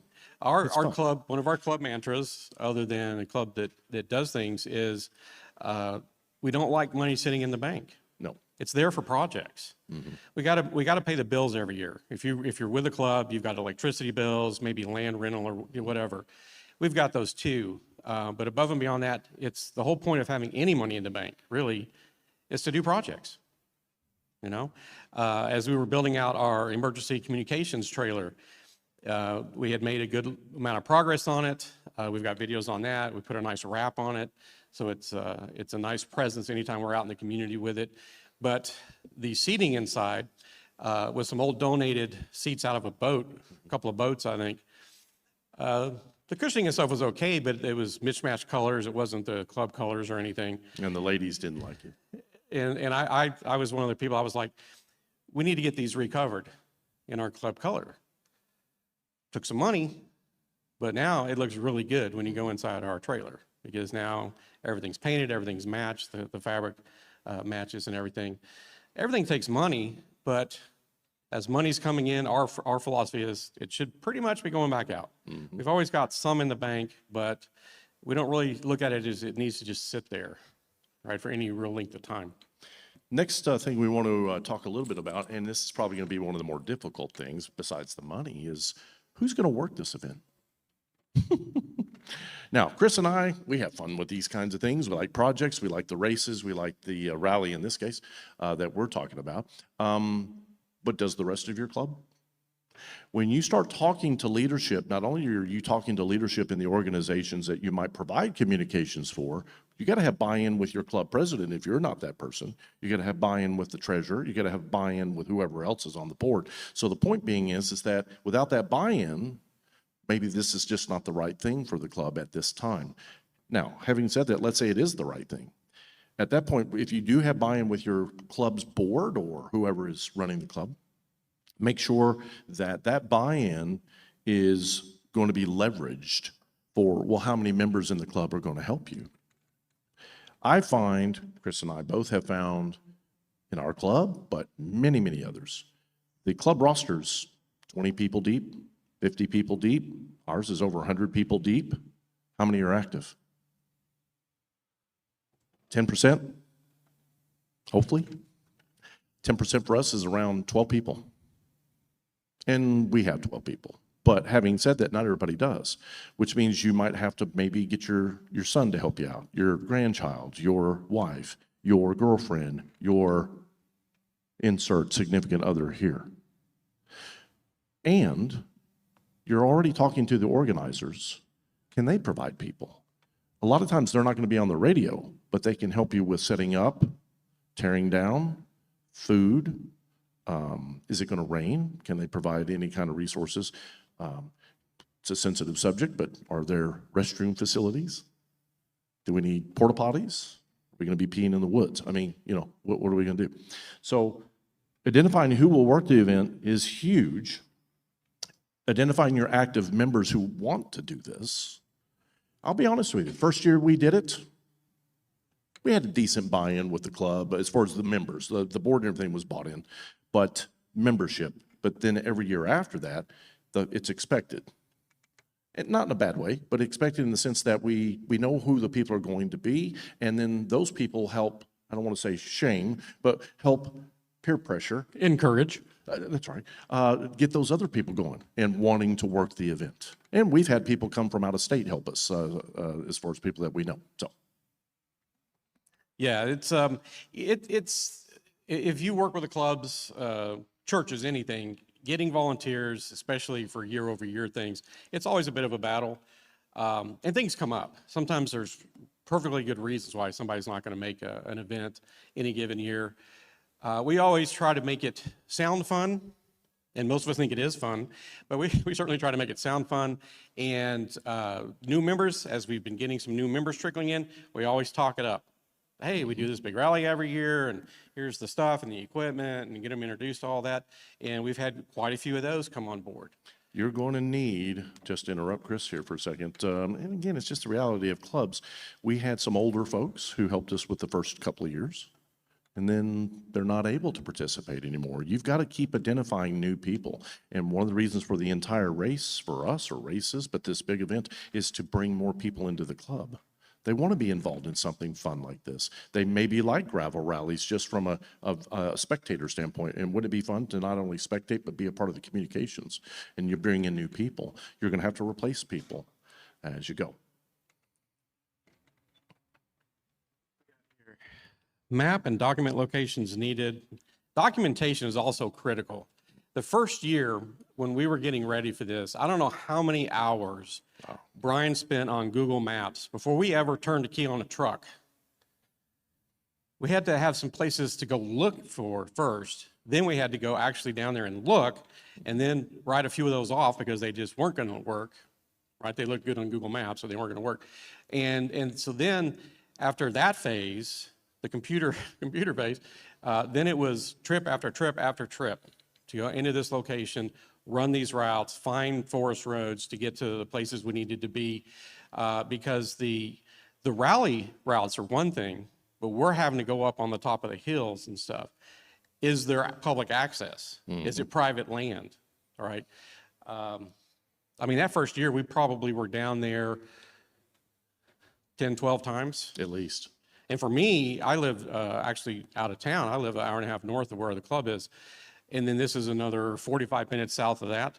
So for me, every time I was going down there, it was 3 hours, easy, 3.5 hours there and back. But to me, it was fun activities. We're trying to solve real world problems. We need real world locations.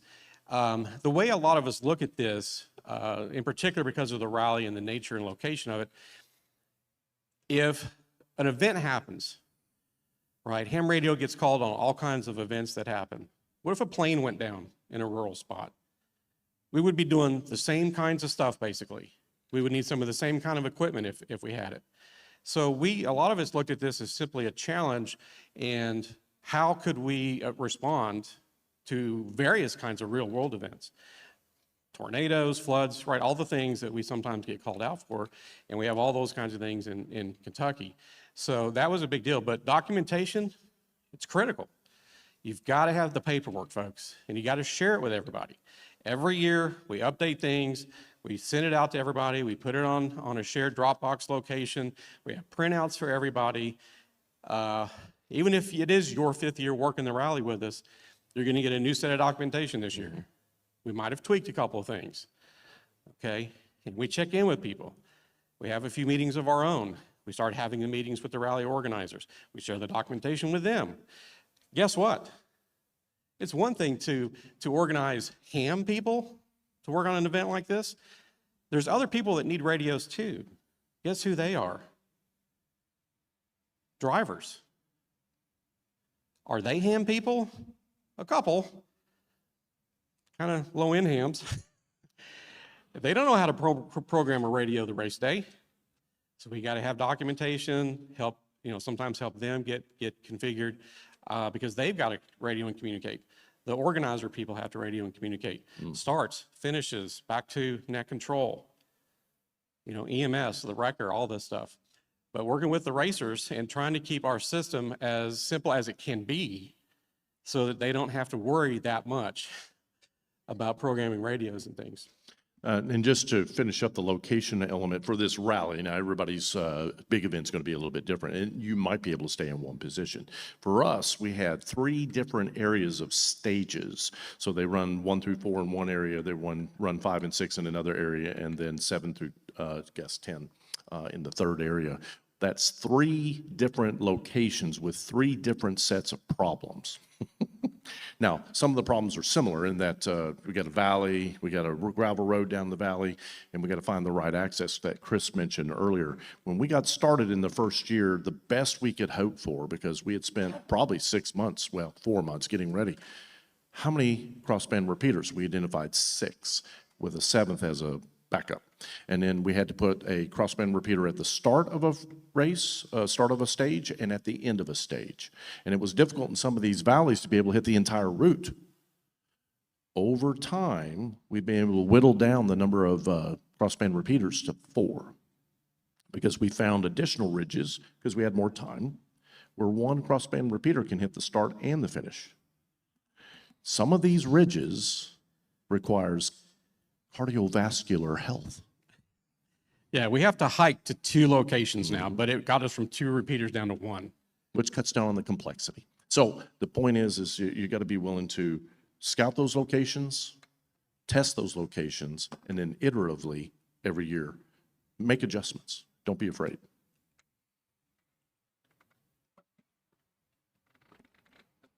This was also a big challenge for us. The race is in late April. Well, we have to start getting prepared. The first year, it was 6 months of nonstop preparation, basically. Once we kind of had some things figured out, it's usually February. We're starting to check the equipment from the previous year. Are batteries charged? Is anything broken or cracked? But one of the big issues we ran into in preparation was we get everything set up. We would take equipment down.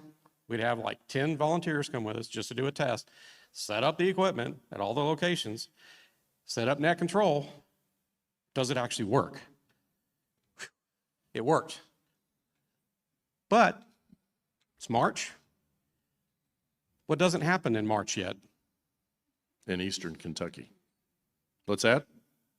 Yes. The foliage hasn't come in The yet. foliage hasn't come in. Guess we what had- happens by race day? We had great results in March. Race day comes along, tons of foliage everywhere.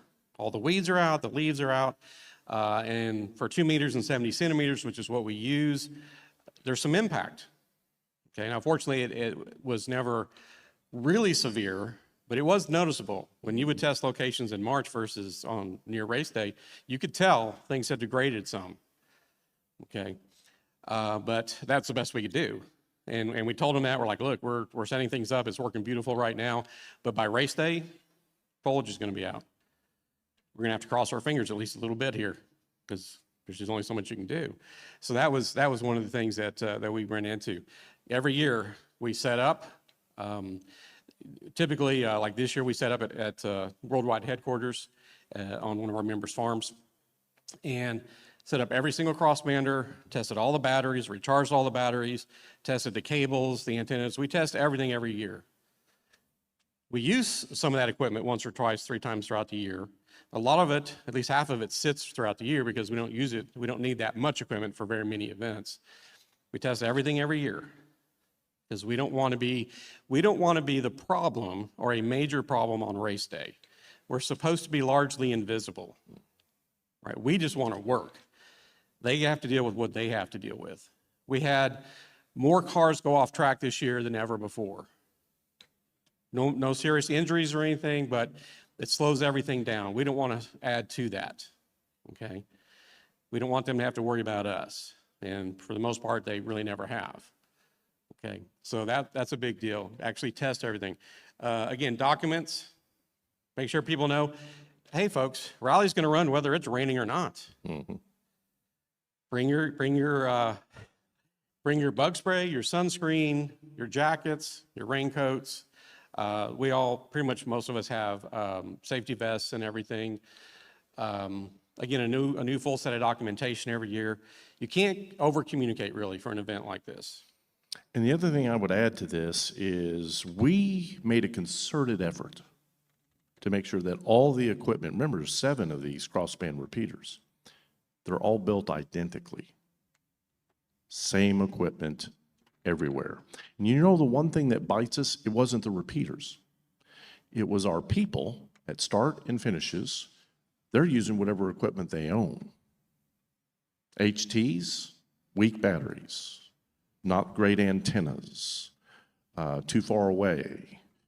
If you just move 20 feet, you have no coverage. You move 15 feet back this way, you can get into the repeater.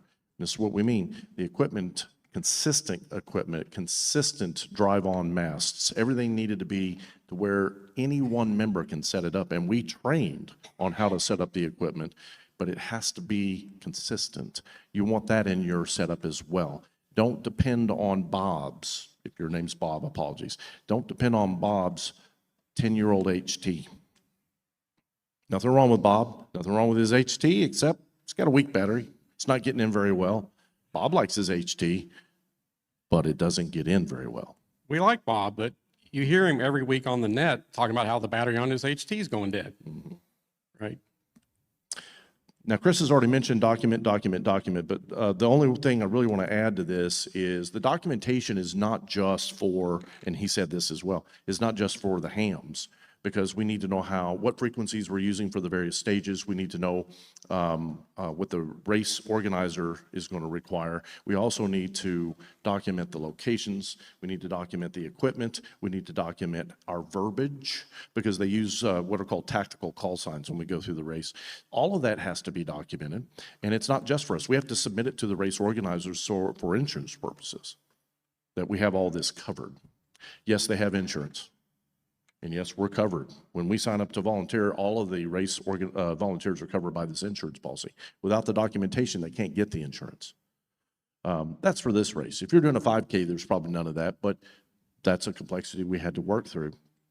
And make sure that you have backups of backups for these locations. What I mean by that is Chris and I would go work the same crossband repeaters for the first 4 years. I couldn't be there this year for the entire event. I had to leave halfway through.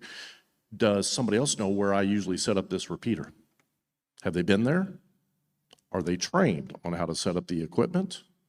And can they stay there in case we have an outage? So documentation, we can't emphasize it enough.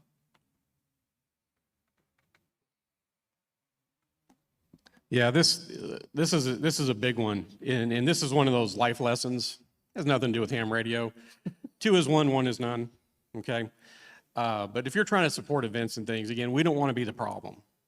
So we took the time and expense, built an extra crossband repeater. Now, effectively, we have 3 extras because we've been able to whittle down. But the first year or 2, we needed 6 of them. And we've had times where we're building these out of used equipment, and we, after a year or 2, find out a radio's had a problem. It either had a problem for a long time and we just now found it, or it developed a problem. Because, to be honest, a lot of these radios are 30 years old. They're used commercial radios. They're good heavy-duty radios, but they're used. Again, we like to have 2 people at each start, each finish, each location. If Bob's battery goes dead, is there another radio at that location? Now, starting this year and moving forward, we just built 4 new drive-on mast systems, because now we're making sure that at every start and finish line, the primary operator, radio operator at that location at least, is going to have a mobile radio.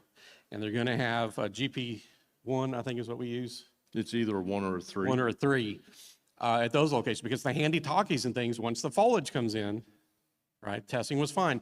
Once foliage comes in, they're really struggling to get in, and we just don't need that. And the race people don't need that, okay? So we spent some more money, some more time and effort. Of course, it's a project for the club. We enjoy that stuff. Build some more drive-ons.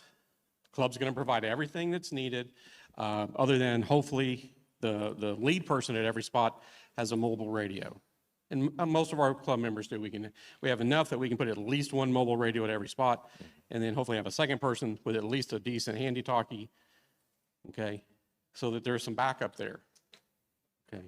And where I work typically, and where Brian works typically in the mornings, we both have our mobiles, we both have HTs, and then there's usually another person there with us.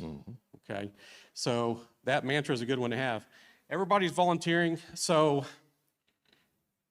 keep it as lighthearted as we can. Absolutely.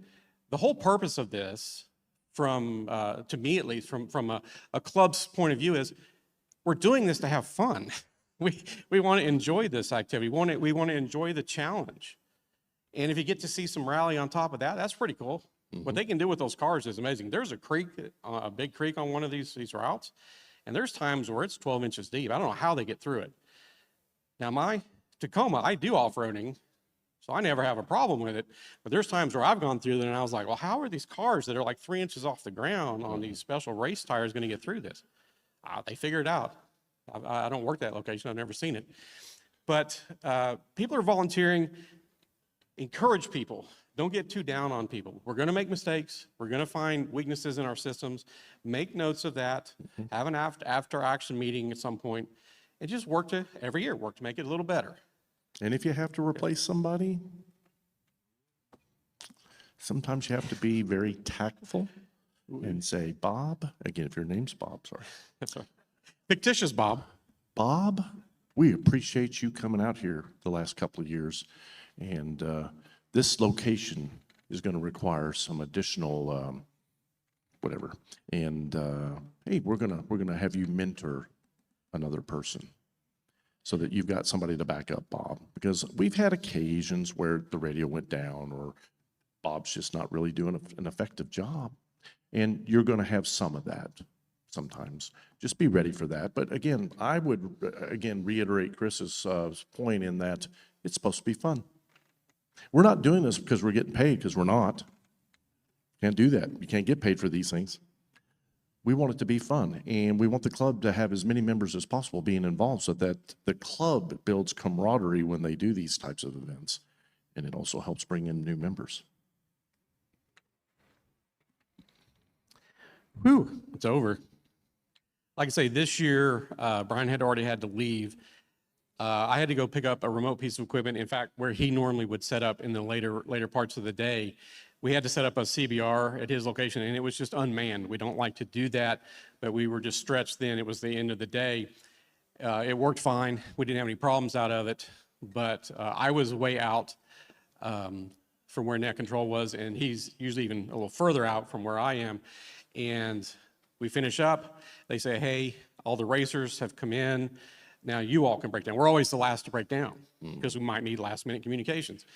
So I had gone back to net control with my equipment, and then they're like, well, we need to go get this 2 more pieces, one from earlier in the day and this last one. And we had some guys that were doing that, and they had put them out in the morning. But it's already 8:30, and the 2 guys were going to go get the one, and then they're like, well, once you get that one, go over and get this other one. And I was like, well, that's like a lot more time for them, just because of the distance. Like when we go down there to do a brief check on all 3 locations, we rarely get to all 3. It's 4 or 5 hours of running around the county, and we usually only get 2 of them fully checked that day because it's just, they're so far apart. It's a big county. Well, I volunteered. I said, I'll go get this other piece. It's going to be an hour to go out there, find it, tear it down, bring it back, and they've already got to do almost an hour to go get this other one. I'll take some of that burden off of their back. And I still had a 2-hour drive to get home. I'm one of the furthest people. Me and Brian are usually the furthest people, although we occasionally have folks out of state. But, it's just one of those things we like to do for each other. They set it up. I didn't have to do that part, so I'll go and I'll take it down, and I'll come back.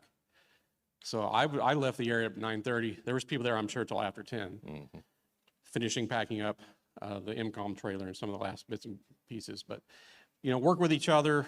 The more volunteers you can have, the better. Okay. But at the end of the day, you do what you have to do. Right. And at the end, if you've made mental notes, you've written down some notes, make sure you have some notes. Get feedback from all the participants that you can. How did your location work out? Did you have any issues? How was your equipment? Did any of the race organizers give you any problems? That happens occasionally. I hate to say that. They're people just like everybody else, and you're going to get different personality types. And you need to have a club debrief about a month after the race is when we try to do ours. Sometimes it's a little bit longer, but you don't want it to be too far out because you want it to be fresh in everybody's minds. And that debrief is critical because this is an iterative process, meaning that we want to continue to tweak our processes, our documentation, our equipment, and our people as far as how they're effective. And then we're going to take our debrief and we're going to communicate that to the race organizers. We have a debrief with the race organizers as well. This is what we did well. This is what we improved upon from last year. This is what we didn't do as well. And you got to take some criticism. Remember, they're racing and they need the communications for emergencies and possible like real emergencies. And we need the equipment and the people to work. And if something about one stage didn't go well, we need to hear about it. They need to hear about it. So it's both, and it's always tactful. But the point is that those debriefs are how you're going to get better. I don't care what event you're doing. Here's a real short example of how critical things are, and things don't always go perfect. It's not about perfect. It's like building a house. If you ever are having a house built, never watch that process yourself. If you want to sleep at night, don't watch the process. It may be kind of ugly underneath. When it's done, it's going to look fine. Trust me. One year we had a problem with a piece of equipment, and I was all the way at the tail end of this really long route they were on. We had a problem with one of the repeaters, so they had halted the race, and I was going to book up to where this location was and check on it, reboot it, see if we can get it going again. Now, they had halted the race. What's called clerk of the course, he halted the race. So I'm flying on these back roads, and there's not really room for two cars most of the time, and there's twists and turns everywhere. You can only see so far ahead of you. I come around a corner. Here comes one of the staff members. He's booking down the course because he ignored clerk of the course, and he left. He was one of the cars that checks the route. They check the route every time before they run it. But he ignored the stop, and he was running early. Fortunately, we did not hit each other because I was hugging the inside of that curve, as I always do on those kinds of roads, because you run into hunters and all kinds of things. I got hot about it. And that evening, I didn't say anything right then, but that evening, they have their banquet and they do their stuff, and we usually try to show up to that if we can. I pulled him aside. I was like, look, I almost got creamed by one of your people, and you had called a halt.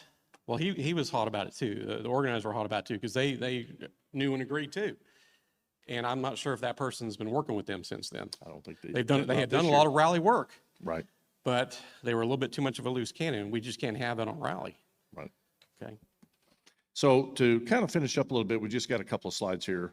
It's all over, but is it? After the debriefs, both the clubs and with the organizers, now we have a to-do list. And that to-do list is additional club activities to make the next race even better. And what needs to be acquired, what needs to be purchased, stay in touch with the event organizers. That's key, by the way. Don't talk to these folks twice a year. Just before the event and just after the event during the brief. Don't do that. You need to be in touch with these folks throughout the year, even if it's friendly. We stay in touch with Matt and Bernie and the folks at the rally constantly throughout the year. And it may not be the same person. It may be Chris one day and me the other day and Mike the another day and whoever. But that camaraderie that you're building with the race organizers also helps, because it gives you some, what I call capital, personal capital. When things don't go well, you've got an actual relationship with that person. It's not so standoffish. And be consistent. Attend some of their meetings. Not just yours. Attend theirs and understand what they're going through to try to put on this event. Because if you understand what they're going through and the pressures they're under to put on an event, you may be able to think, well, we can help them with an aspect of that. And that goes so far in building relationships with those organizers. Yeah, about 2 months before rally, they start having meetings to get their people ramped back up again. And we don't expect all of our volunteers and people to attend those, but a select few of us start attending those. 2 or 3 of us will attend, because every now and then they have a radio question, even that early out, even though we've done it for 5 years, and we can answer the questions for them or take a note and say, yeah, we'll check on that. So start attending some of theirs. And then probably the last thing I want to mention, although we've covered some of this already, that very last bullet, and I really need you to read the very last bullet. You want this event to be fun. You want the event to be a growth opportunity for your club in so many different ways. But what you don't want to do is overbook your people. One event every month? Really? Is that sustainable for your club? We're talking about taking a major event and making it your signature piece for your club, which we really recommend. That's why we're up here today. Find a big event, make it your signature event. But that also seems to lead to, well, how many 5Ks are we going to do this year? How many cancer / heart / Parkinson events are we going to do? How many bike races are we going to do? You can overextend your people. And in our case, and in a lot of cases, many of these club members, again, are quite a bit older. And they're just not going to be able to do that many events, maybe 2 or 3. Boy, you hug them anyway, and you say, because you need them, and they're great people. And you hug them even if they can only run 2 events. They can only work 2 events. Can't make the rally this year, Brian, but we'll be there for that 5K coming up. Great. That's exactly what you want to hear. You need to make sure that all of your people feel loved when you do these events. Yeah, there needs to be some leadership. Yeah, sometimes you need to tell somebody what they need to do, but not in a way that they would never come back. You've got to have some people skills when you do these types of events. Good leadership means you'll have some people skills. And Chris and I, we read a book a long time ago about how to win friends and influence people. And too many times people haven't read that book. Bribes. Sorry? Oh, yeah, bribes don't hurt, aren't bad. So here's the QR code that we want to put up. Please take this, and Chris, what do we got behind the QR code? We've got, one of them goes to our YouTube channel. Right, We've got 400 videos now. right. Almost all the work we did on our AMCOM trailer is well documented. The abandoned repeater site, getting it back up and running, building the CBR repeaters, antenna reviews, all those kinds of things are up there. And then I think the other one goes to our website. Right. And we have a lot of information. We have our calendar and stuff on our website and contact information because we do VE testing and all those things that clubs tend to do. So if you're interested in those kinds of things, those will drop you right into that. And we'd be remiss if we didn't invite you down to the rally. Come on down, have some fun with us. If you've got an RV or a travel trailer or something like that, and you like these types of events, get yourself involved with our event, and then maybe that helps you, stokes your curiosity in doing one for your area. Any questions? Yes, sir. You're using it as a trial run for disaster or something like that. Did you guys give any consideration to doing NBIS and HF? We have. What was your calculus? It's a great question. It's come up actually several times. It is, what you're talking about is A-Way. The reason we went with the crossband repeaters was to make it a little bit more compatible with what the race drivers were going to be using. And so we went with the crossband repeaters because the drivers are only going to be running 2 meters. Yeah, we could have crossbanded with 2 meters to a 6 meter or something like that, but at the time, it just wasn't considered as helpful. Invis would have been great though, and we're not totally dismissing it. That might be something that we can, smarter people than us can figure out how to make that happen. But yes, we did consider that. And I think in some locations, because I know what you're thinking, hey, you're in these haulers and everything, that Invis would be really nice. You're absolutely right. But we were also looking at it from the standpoint of compatibility with the gear that they're using. And their gear is so inconsistent, it's amazing. And when Chris says, like, we got to be on race day ready to program radios, we do, because they don't even know how to program their own radios sometimes.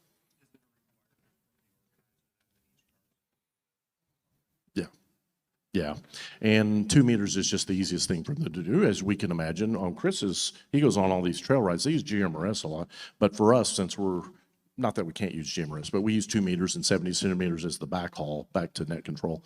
It just works out for us to do that. Yes, sir.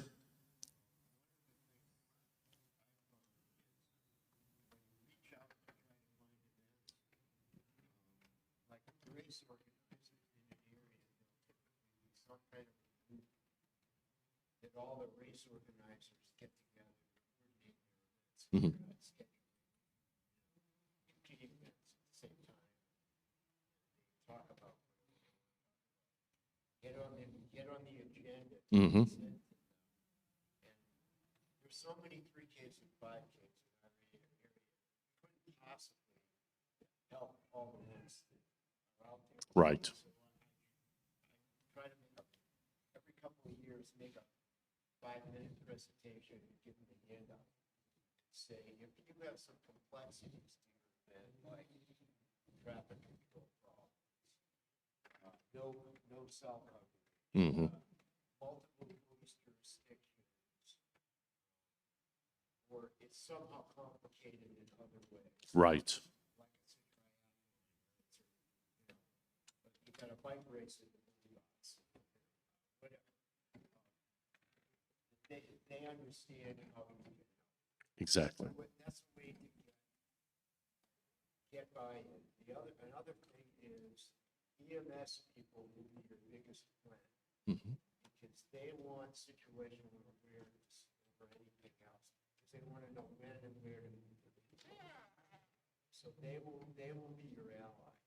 I totally agree, and the way the race organizers that we work with handle EMS is the ambulance is right next to one of our people, right next to them, and Try to work with events that have a unified Mhm. command. They run better, they appreciate the help. Make sure you have a race organizer, police, EMS. folks, I can't tell you how effusive, fancy word here, their praises of the amateur radio operators for that race.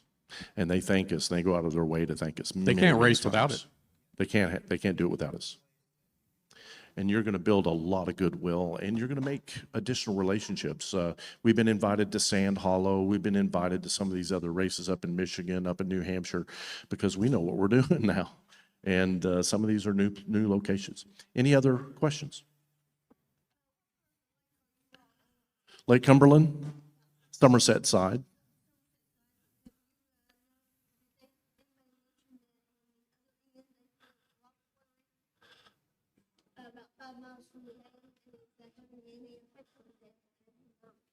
That's a good question, but I know they're building an extension so that you don't go across the dam anymore. But as far as the quarry, I don't know. We're just not on that end of the lake very often. Yeah, it's not something I'm aware of. Oh. Right. It's such a beautiful area of the country, in the yellow shirt.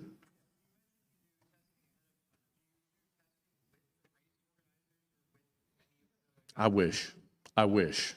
They don't show up until almost race day. Now, don't get me wrong, the race organizers, Matt, Bernie, and whoever, they show up early. And occasionally they've been with us when we've run some testing, but most of the testing has been just us. And now that we know where the routes are going to be, it's not a problem. The first year, it was an issue because we weren't quite sure where the start was going to be and where the finishes were going to be. And so which part of the ridge do you use to make sure that you got good coverage? Your suggestion or quasi-suggestion is not a bad one, though.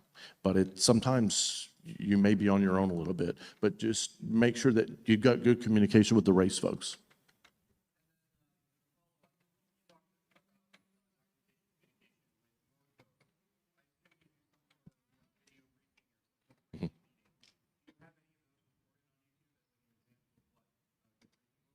I don't know that we've got a briefing on a YouTube video, Chris. No, we have Zoom sessions and stuff early on, and then we're in person together a lot as a club, and a lot of communication happens then. We've never recorded that kind of stuff. We just never thought to record that kind of stuff. I like your idea, though. We probably need to. I can only take one more question. And then we got to let the other folks get up here on stage. Yes, sir. So a lot of times we'll get gas cards at events, and that's kind of a gray area because we're not supposed to. Not supposed to. I just wanted Well, we're very aware that we can't take really any things. Now, having said that, and I'm not saying it happened with us, if the race organizers want to make a donation, and it's above board, potentially, but check with your, yeah. Yeah. It's never to an individual, yeah. Yeah. All right, thank you so much for being here on a Sunday.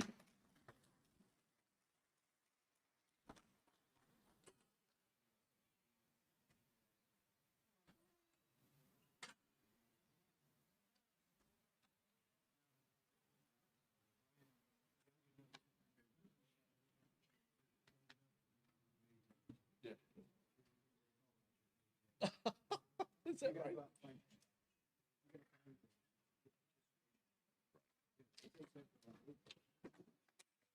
It does.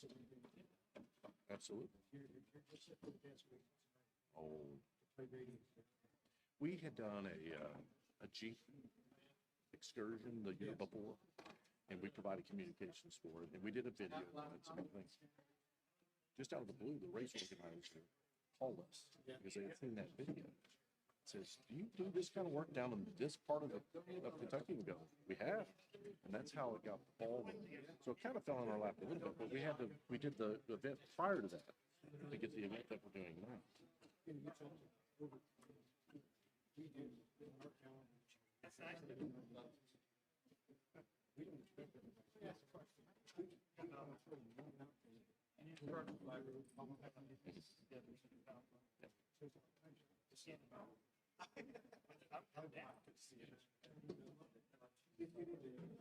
Into their town. Yes, exactly. Let's go down to the floor there.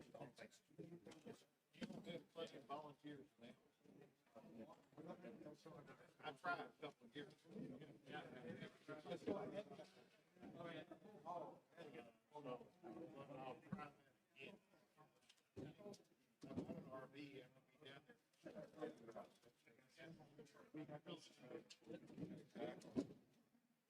Please, don't get off.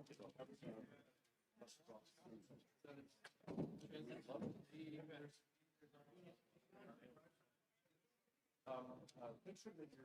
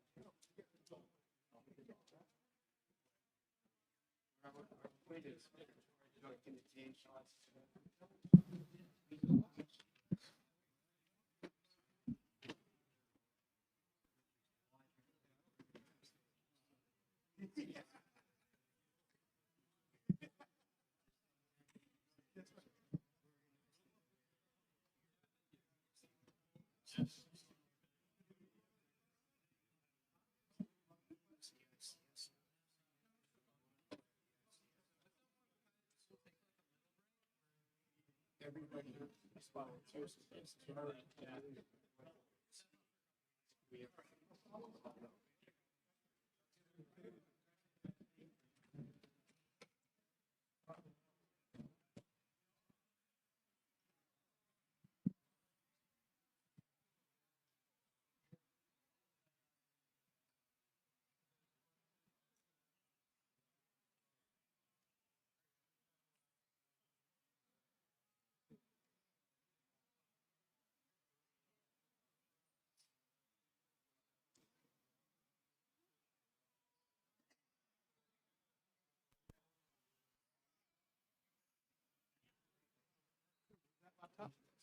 Get right on there. Good morning, everybody. First of all, thank you for being here on a Sunday. We are going to be doing some giveaways at the end of the presentation. To get the raffle ticket, or whatever you want to call it, see my friend Don over here. Don, raise your hand with the Bucky's bucket. He'll give you a ticket. We'll drop it in the bucket. At the end, I've got 2 printers, a bunch of filament, and some paddle kits that we're going to be giving away. So,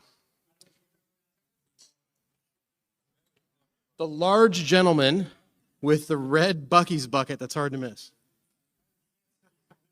He's not hard to miss because of his size, because of the bucket.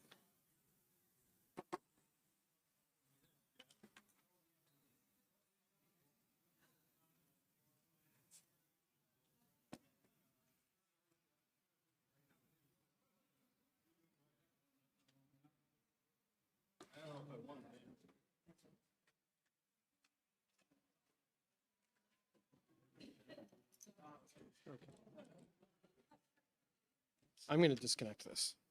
Is that okay? Just leave it there. Okay. It's not. I'm going to have a hard time putting my laptop on top of that, though. Oh, really? Yeah, because it's just a surface. Oh, it's a surface. You don't have to Yeah. say it like that. Yeah. Oh, it's a surface. It might. Yeah. Yeah. Here, just grab it. I mean, I'm the last guy anyways, so you're going to be shutting down after me. Oh, So there we go. I'm trying to remember. That's power. And I've got a power adapter that I will use. And now I just need the HDMI. Where'd that go? Perfect.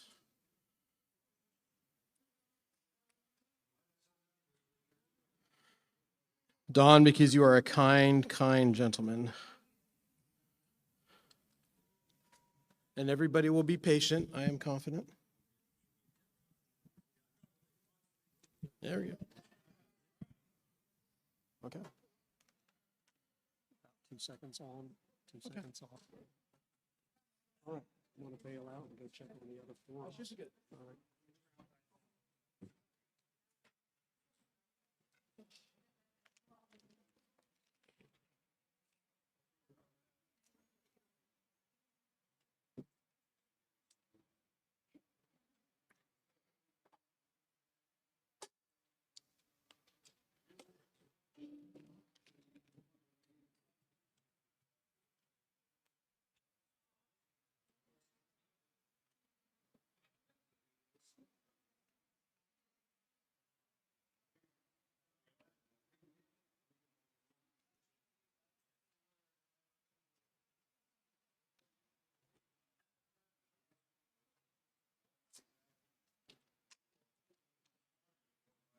Okay, for anybody that's joined late, just a reminder, we are going to be doing a giveaway at the end.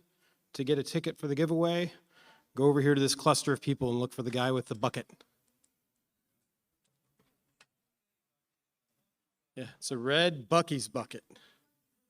And also, if there are any youth here or anybody who is a parent or other loved one of a youth, come up and see me. I've got a couple giveaways that I'd like to give specifically to kids or parents.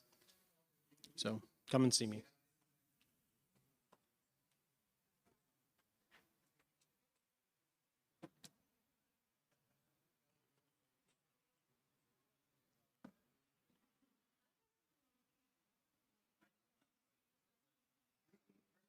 Hey. Good. Huh? Yeah, yeah, yeah.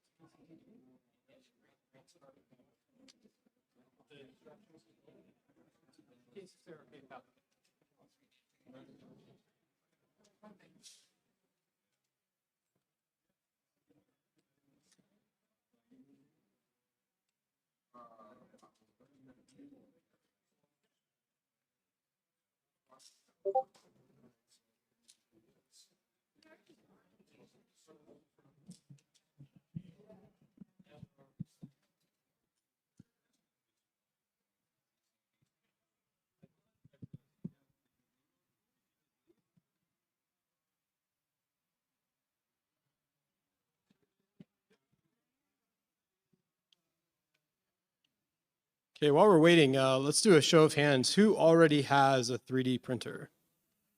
Okay. Oh. Okay, let's do a competition. Who has more than 7 3D printers? Or does this gentleman take the cake? Yeah. What type of printers do you run? Okay. Okay. Ones I just didn't count, I've got 2 or 3 of them. small for children, Yeah. and I love those, and they're so reasonably priced. Yeah. Well, I put in the garbage can that was big enough that my wife could crawl in. Yeah. Awesome. Okay. Yeah. Cool.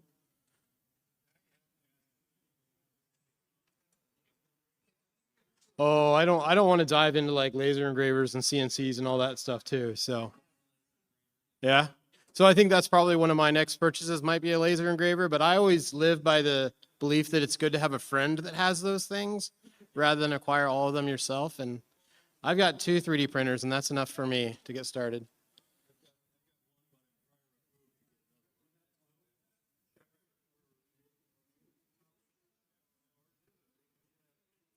Yeah.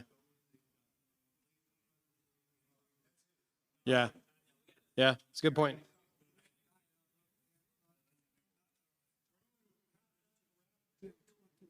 That's nuts. I hope they are all the same at least so we could like use parts on them. Okay. Good stuff. Okay. Is there anybody who is interested in joining the giveaway that has not gotten a ticket from Don here?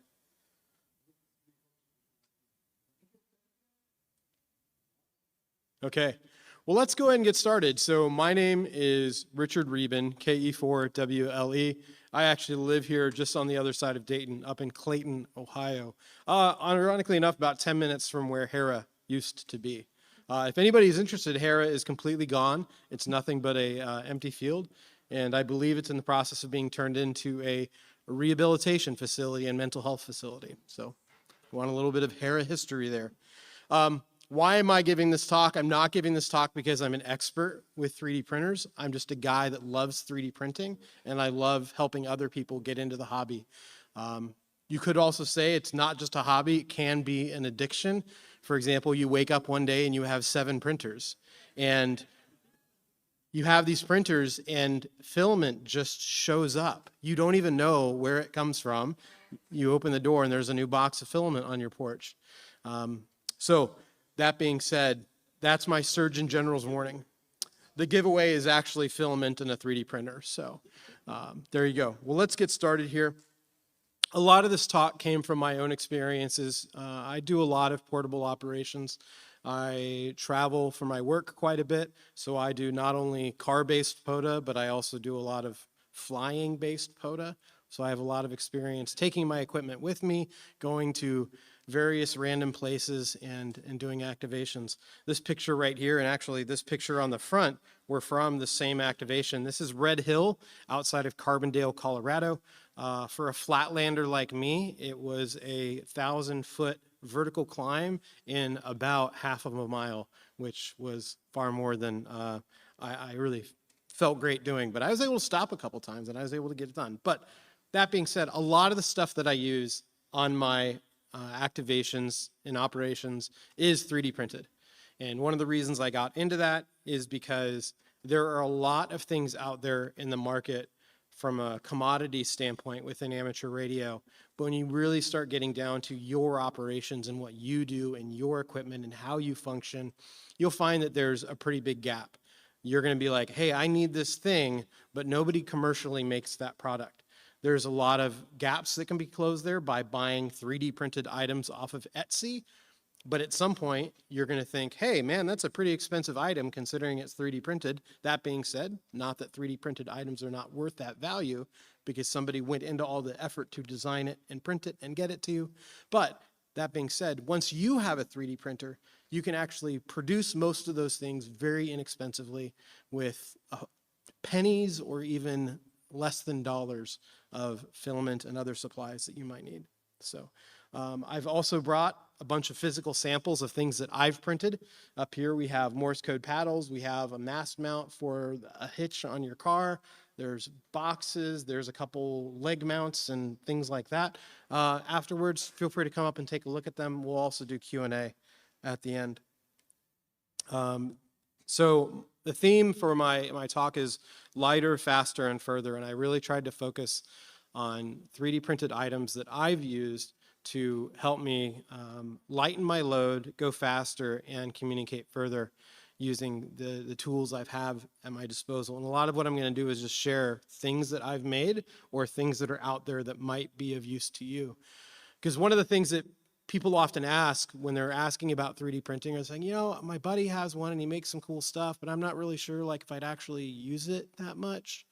Part of the slippery slope is when you get a 3D printer, you realize there are all kinds of things that you can print that have nothing to do with radio, that can really help you out in your life and help out those around you.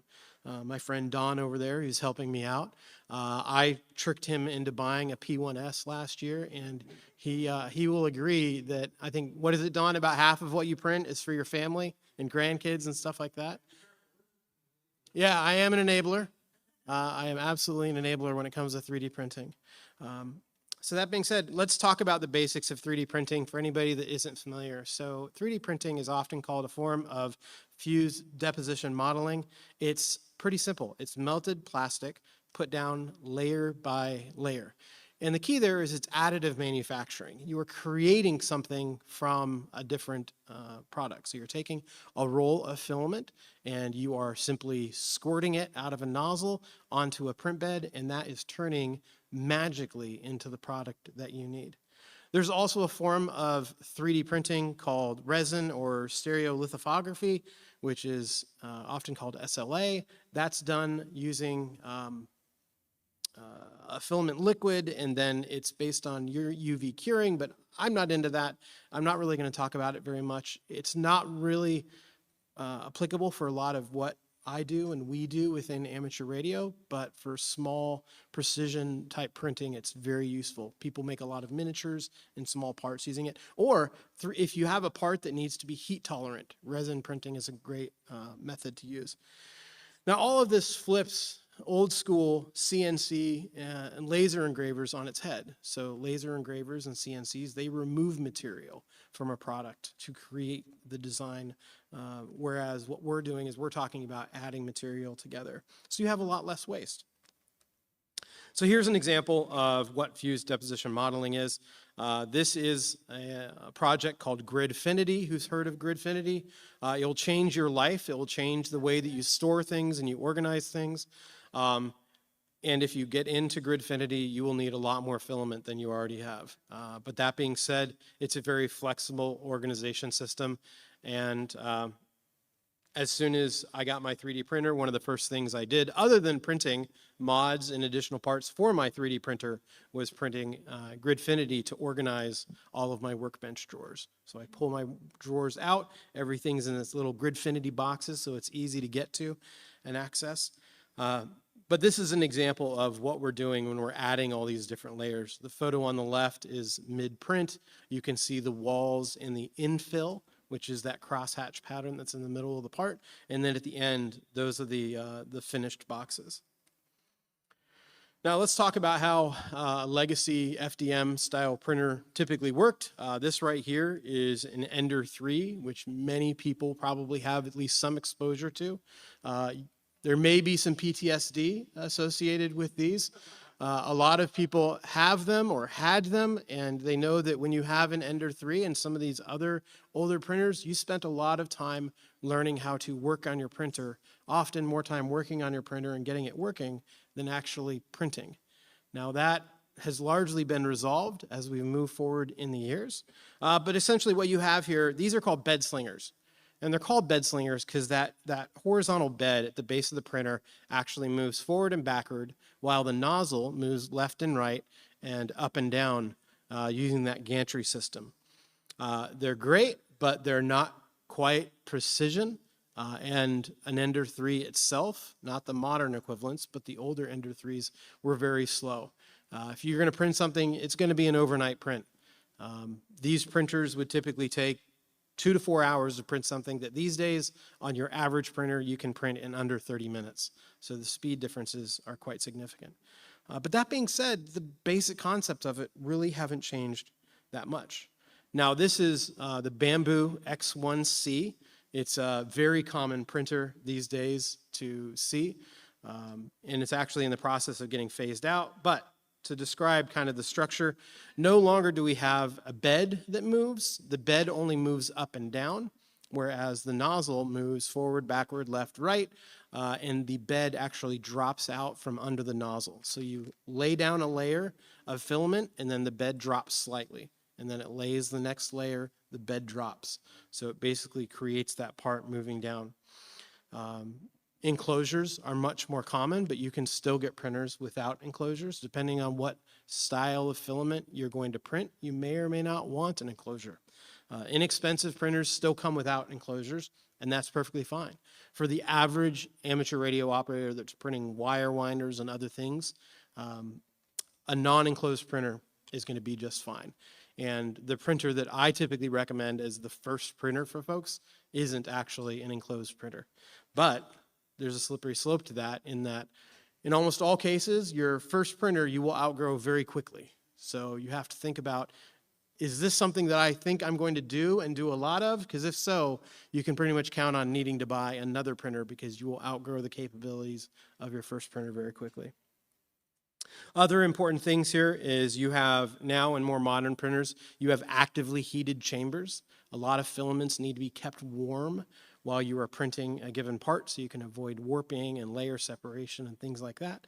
But you also have auxiliary fans and different capabilities.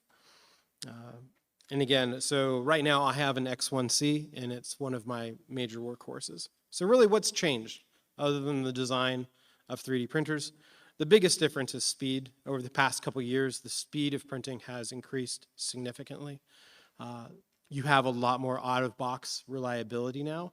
If you want, you can buy a printer that you take out of the box, and in less than 20 minutes, you can be up and running, and the printer's calibrated, and you're printing. And the likelihood for having to mess around with the printer and do fine-tuning and things like that is greatly minimized, because most of the printers have fully automatic auto-calibration.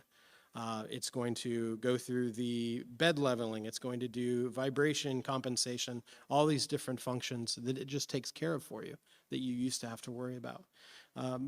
All of this can be summed up by using the term commoditization. So 3D printers have really been commoditized over the past couple years.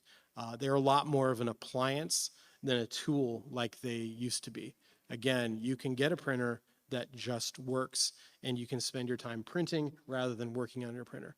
If you want to work on a printer and learn how to work on a printer, there are absolutely options out there to do that still. You can build an entire printer from scratch with printed parts and extruded bars, but that's just an option that you can make, and we'll talk about some of that a little bit later. One of the biggest questions I get is, how much is this going to cost me to get started?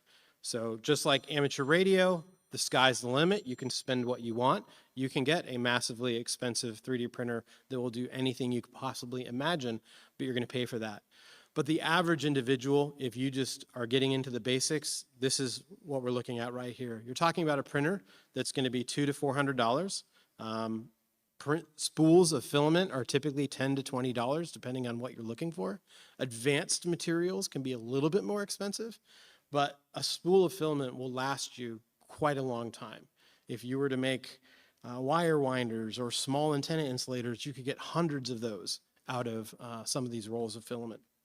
And then the software is largely free. It's largely open source, and most of the slicer software that turns a part into slices and then a print is all forked off of one major slicer that's been open source for years. That's called Slicer. Now, what do you print with? So when you walk around, even here at Hamvention, there were a couple folks that were selling 3D printed stuff.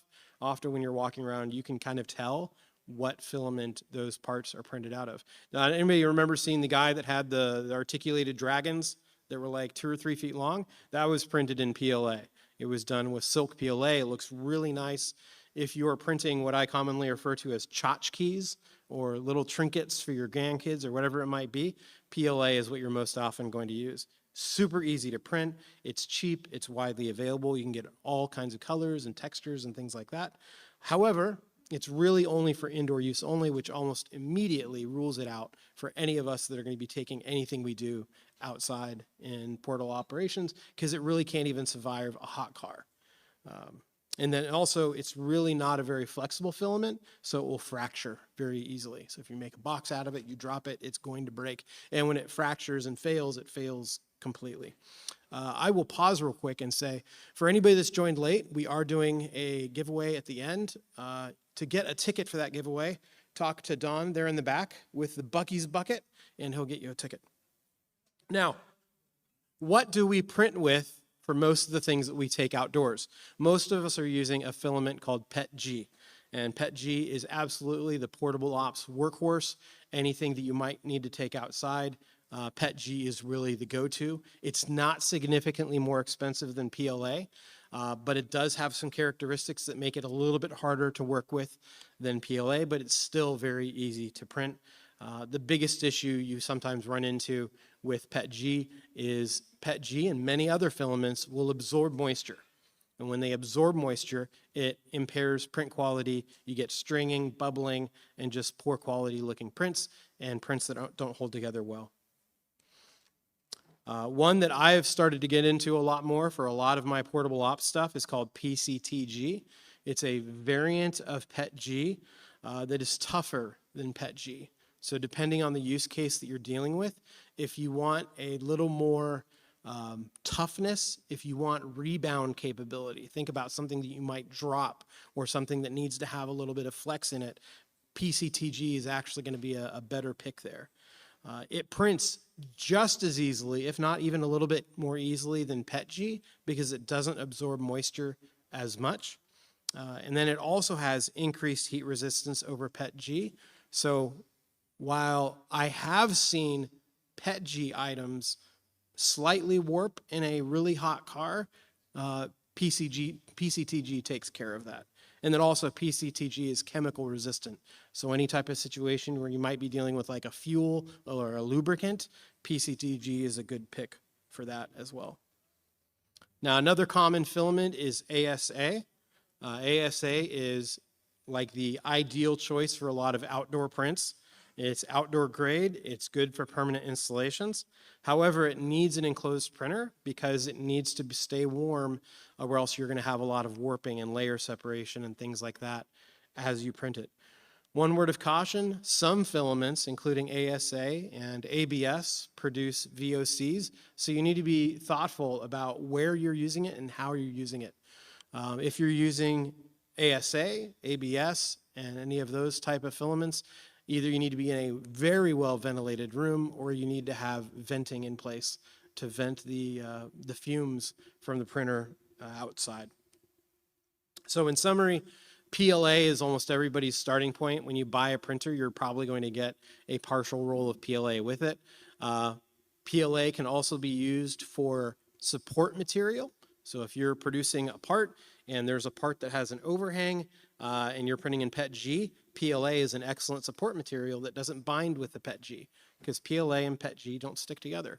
So it gives you supports that remove easily without marring the finish of the part that you're printing. Anything that's going out in the field, PETG is where to start. Again, it's not very expensive. You can get a lot of different colors. You can also get it in different variants that have glass fiber as well as carbon fiber. My favorite filament all time is a black carbon fiber PETG that makes really nice looking parts. You'll be able to tell which ones they are when you come up here. And that's because carbon fiber PETG hides layer lines very well. So the quality, the visual quality of the part tends to be very good. Anything that I'm a little more concerned about taking some abuse, I'm going to use PCTG. For example, the paddle kits that are up here and some of the other paddles that are up here are made of PCTG simply because they can take a little more abuse. They give a little more flex, so it's a little more comfortable to operate them over time. And then ASA, that's the go-to from an outdoor standpoint. Now, the basics of printing and filament is that it all starts with the first layer. That first layer that the printer lays down is very important. And if there are issues with that first layer, the rest of the job is going to fail. The good news is, if you start your print and you watch it for about the first 3 layers and everything's going fine, the rest of the print's probably going to be okay unless there's some other failure. The other one is it's really important to keep filament dry. People often think that I get this roll of filament, straight from Amazon or wherever. They open it up and they want to print with it. The reality is a lot of filament actually comes a little wet and it needs to be dried before it's actually used. Almost all the filament that I use, I dry before I actually print with it. I send it through a dryer box and then I put it into one of my AMSs. Most important point here I want to make is you can put desiccant in with filament, and filament typically comes with a little desiccant packet. The bad news is desiccant on its own won't really dry filament. It will help dry filament stay dry, but it really won't dry out filament that actually has quite a bit of moisture in it. Not sure what that noise is. That's really weird. Oh, is that what that is? Okay. I'm not copying that, so. Okay. The other question that people often ask is, where do I find stuff to print? Once I have this printer, where do I find stuff? And the great news is there are lots of sources out there for finding 3D printable parts. Printables is pretty much my main one. Maker World is another big one. Thingiverse, and then the one at the bottom, Yegi STL Finder is another one that is a conglomeration search engine for 3D parts. So you can go to Yegi, search for FT891, and it will actually search all the other indexes. I pointed out a couple of my favorite makers on printables, Adam, K6ARK, Mike Roberg, and then Jonathan Kane, KM4CFT. They have produced some really great stuff for portable operators. So if that's your style of operating, I would suggest taking a look at those. And a lot of the demo keys and paddles up here come from one of them. So use the standard terms that you would expect to see, for example, POTA, SOTA, NFAT half-wave, dipole. You can also find lots of different models for specific radios or specific equipment. For example, you'll see a tuner case up here. You'll see a paddle case that I designed and printed. And then you can also filter by likes and recent uploads. I lead the Long Island CW Club 3D printing forum on a weekly basis. And one of the things I do prepping for that forum every week is I hop on the various registers and I look at what new ham radio or amateur radio models have been added. And if I see something cool, I'll be like, hey guys, there's this new model you might want to take a look at. So let's back up a little bit and talk a little bit more about how you turn a model that you download online into an actual object that pops out on your printer. The first thing you do is you're going to download that model file. And this model file that you see on the screen is actually a knurled knob that goes on the ground lug of an AX3 antenna. I don't know why Elecraft ever thought that it was a great idea to have this tiny little black knob that if you lose it, you are never going to find it on an antenna that's designed to be used outdoors. So the first time I took it out, I was like, this is a horrible idea. I need something better. So I went home and I modeled up this model in Tinkercad, and I printed it in Orange PETG. So if I ever drop that knob, I'll be able to find it, and it makes it a lot easier to tighten it up. So I download this model file, and then I feed it into a slicer. And whether that slicer is Creality Print or Bamboo or Orca Slicer, it's going to cut that model into layers that my printer is going to understand. And as it cuts those layers, it's essentially developing code that you see on the far right that is simply telling the printer where to move the nozzle to and how much filament to squirt out at any given time. That's really all it's doing. It's saying, go here, squirt some, move here, squirt some more. And with each of those layers, it just has another set of records that it follows. So what are some of the basics that we see in almost all prints?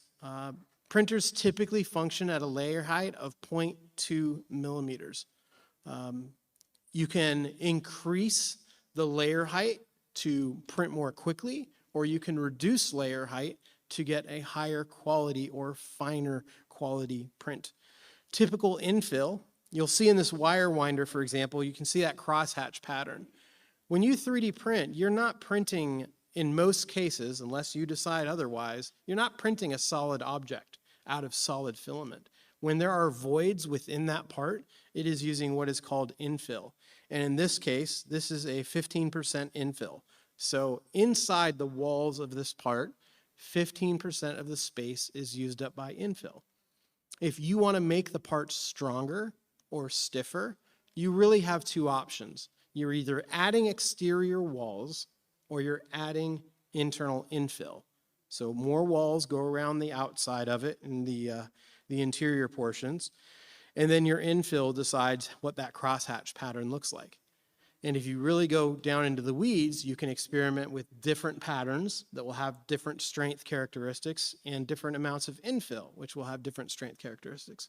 People often think, oh, I want to make it really strong. I'm going to print it at 100% infill, which would be a solid object. The reality is that there's a diminishing point of return around 30 to 40%, at which you can add more infill and it's not actually making the part much stronger at all. It's just wasting filament and making the print take a lot longer. And there's a lot of YouTube videos you can watch that walk through all of that and take it in a much more scientific method.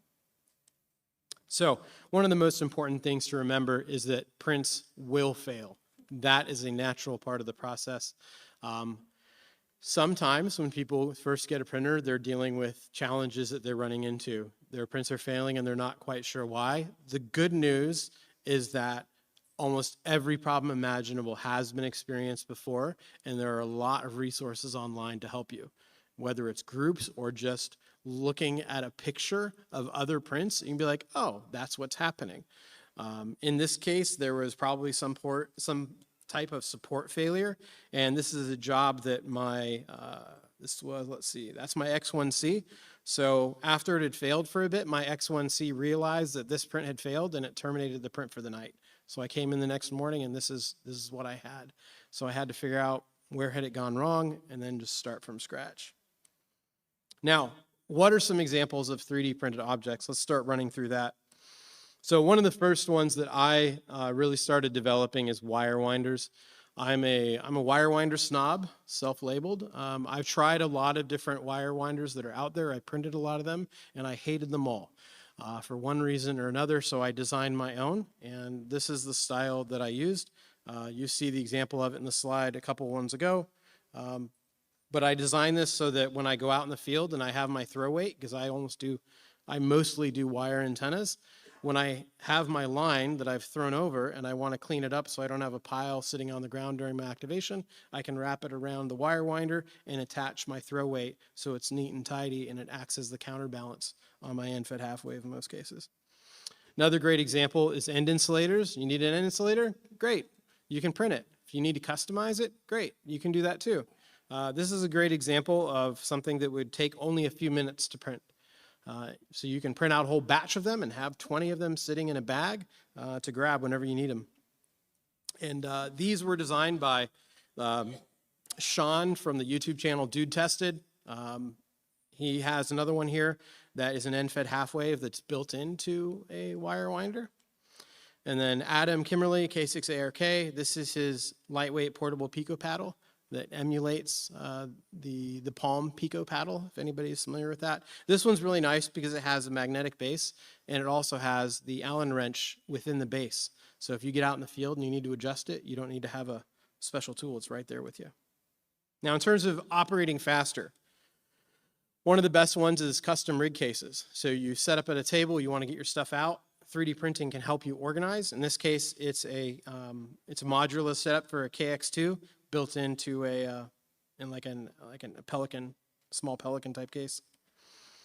This is my FT891 on a recent trip to Nova Scotia. I love the rig rails that I used here specifically because they have space for zip ties, and I have my Digirig zip tied on one side of it, and on the other side, I have my cable management for my headset. So you can see on the left there, you see a Ethernet cable extending the mic connector, so I can swap mics without having to remove the face of the FT891, and then that goes into a headset adapter. So I can either use the hand mic or the headset very easily without having to remove the face. Other paddles, I print a lot of these because we use these in the LICW youth program. So I will send these off to kids and give them out. But these designs here were made by KM4CFT, K6ARK, and Whiskey 8 Charlie Echo Sierra. The red and black one on the left is called a zippy paddle. And then the yellow and red one in the bottom right is actually a really neat mod of Adam Kimmerly's paddle because it has magnetic return and a magnetic base. So Adam's initial design didn't have any of that. So somebody went and said, hey, you know, it would be really awesome if Adam's paddle had magnetic return. So they designed it and they added it to printables as a remix of Adam's design. Another one that I really love using are knee boards. So a lot of times when I go out and activate, I don't have a table. So I just sit down in my chair and I strap a leg board to my leg. And this is a custom style one by Mike Roberg for the KX2. Or on the right, you have one that was designed by Kentucky Fried Ham that works not only with a KX2, but a KX3, QMX, whatever radio you might have. It would fit really well on that. In terms of going further, operating further, a good friend of mine, Ed Kabik, November 2 Echo Charlie, designed this VersaHex antenna.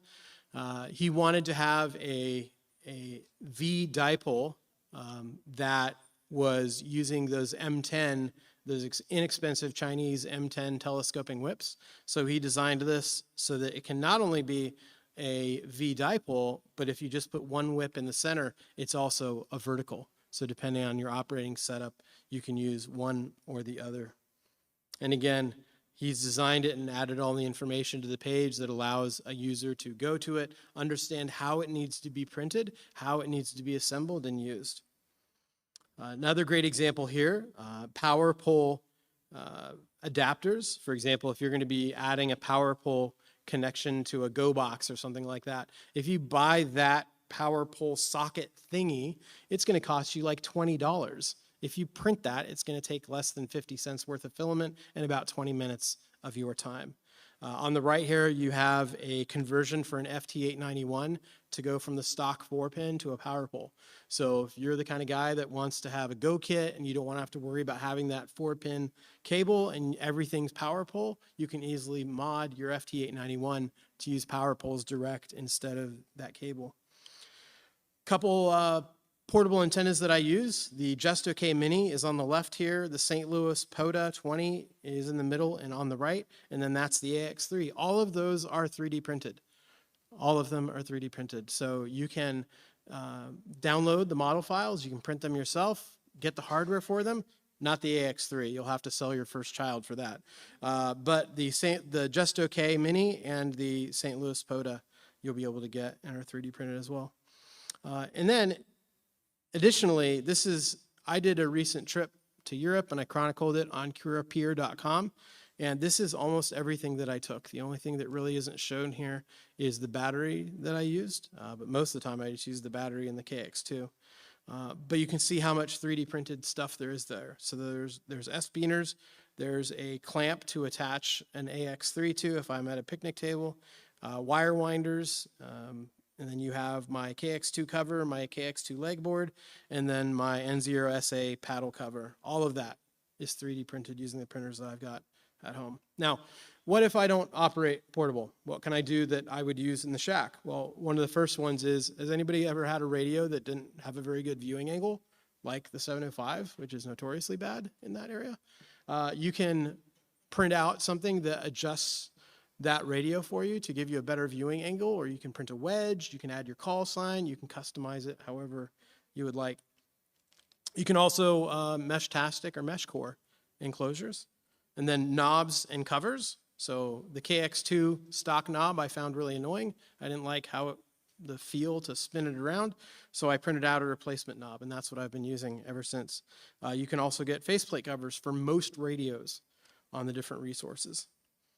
And then also maybe you're restoring an old Vibraplex and you want a replacement paddle and you don't mind having something that's more modern, or maybe you want a specific color or design, or you want to customize it. You can do that as well. Okay. Now where to start? The number one printer that I recommend for beginners is typically the Bamboo A1. Like it or hate it, Bamboo is like the Apple of the 3D printing world. It's good hardware and it works out of the box. It's got a strong ecosystem behind it. There's some controversy around Bamboo right now, and I'll talk about that in a second. The Creality Ender 3 V3 is like these printers right here that I'm going to be giving away. It's a very good printer. basic, entry level, easy to use, easy to work on. And the next step up is the Bamboo P1S. It's a printer that's been out there for a long time. A lot of large print farms are running dozens and dozens of P1S printers because they just print. There's a lot of them out there. There's strong hardware support for them, and they're easy to work on. Now, if you want to do more complicated things, say you want multicolor printing, or you want advanced engineering grade filaments like, carbon fiber or polycarbonate or other things, these are some of the printers that are currently common within the market. The Snapmaker is a relatively new printer. It uses 4 tool heads. So it has 4 individual nozzles within the printer. And because of that, it reduces waste. When a typical 3D printer switches filament, it has to purge a bunch of filament to make sure the new color doesn't get tainted as it prints. The Snapmaker U1 resolves a lot of that because you're using separate nozzles for each color in most cases. The Bamboo Lab X2D is brand new. It's a dual tool head. It's kind of a best of both worlds, if you will. It gives you some multicolor capabilities that are more advanced, but it also gives you a dual nozzle tool head. So 1 tool head, but there's 2 nozzles within that tool head. The big one, the big boy on the block right now is the Bamboo Lab H2C. It actually has 7 different nozzles and uses an entirely different nozzle swapping system that I won't even get into, but you can do crazy stuff with it. You can dedicate 1 nozzle to print PLA, 1 to print PETG, and there's just a lot of things that it can do for you. So if you think you're going to be doing very complicated prints or very high grade stuff, the H2C is a great printer, but it's $2,400, and not everybody's going to want to spend that kind of money. For the average person, they don't need a $2,400 printer. You could easily start with one that's $200, $400, no more than $800, and do a lot of really cool stuff with it. Now, some people get worked up over how open source a 3D printer may be or may not be. I recognize that. And that's up to everyone. I'm not going to get into the politics of that. If open source matters to you, if open source hardware and software is a primary driver for your acquisition of a 3D printer, a good brand to look at is Prusa. They come from Europe. They don't come from Asia.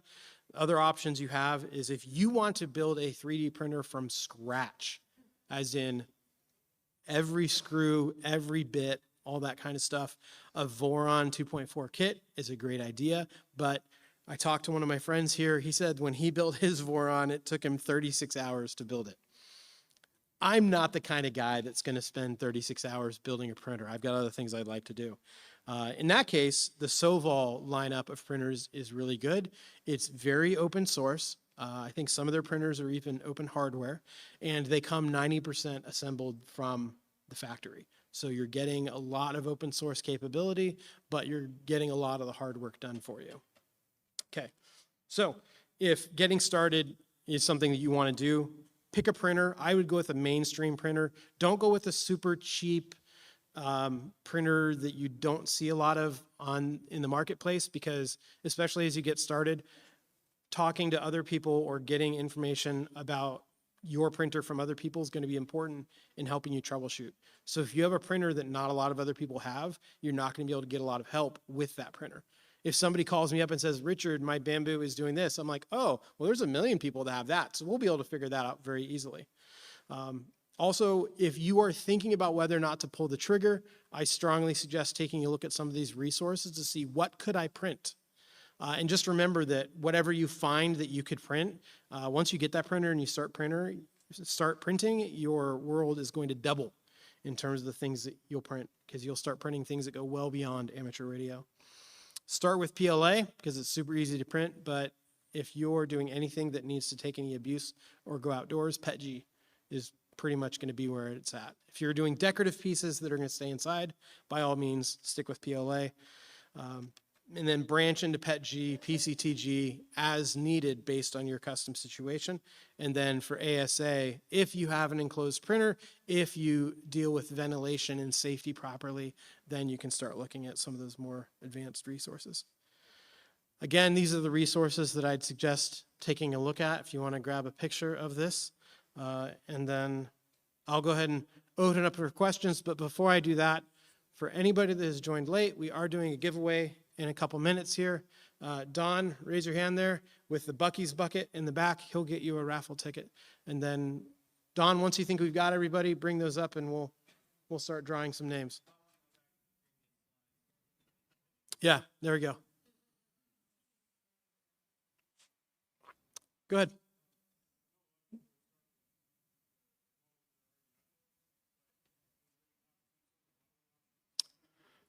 Yeah, absolutely. So I am not an advanced modeler. For doing my small designs that I've done, I use Tinkercad. That is an excellent tool for basic CAD modeling for 3D design. That is one that a lot of students will run into in schools these days when they're learning 3D modeling. And then that also transitions well into the Fusion world. Fusion is Adobe's CAD modeling program. So Tinkercad, yeah, AutoCAD, sorry. So, yeah, so Tinkercad, all the knowledge that you gain with that transitions well into the next step. One of my goals for probably, I don't know, maybe this next year is to start learning Fusion so I can see some more advanced stuff. But Tinkercad is a great place to start. There's lots of good YouTube channels that are great on like, hey, let's start at 0 and go from there. I would say the average person with the knack can easily get in and start modeling in Tinkercad within minutes. So, and the first step is often taking an existing file and making modifications to it. There's a question in the back there.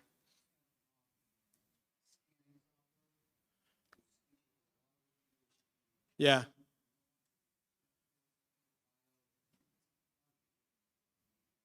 Yeah. So I don't have any experience with scanning software. My most important tool is a caliper. So buy a high precision caliper if you're going to be doing measuring.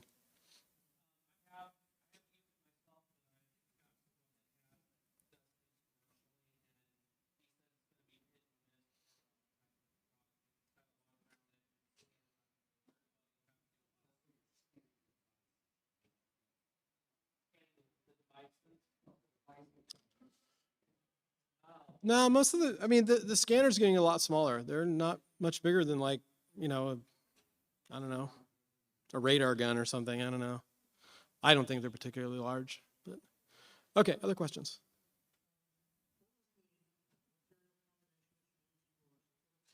Yeah, so because most of the parts that I print are PETG or PCTG, PLA, just any standard PLA, is an excellent support material for it. They do make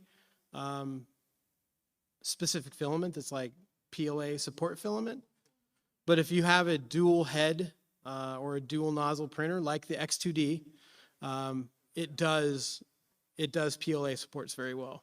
So, and you can do PLA support for PETG using a single nozzle printer, but your purge volume will have to be increased, typically. Going?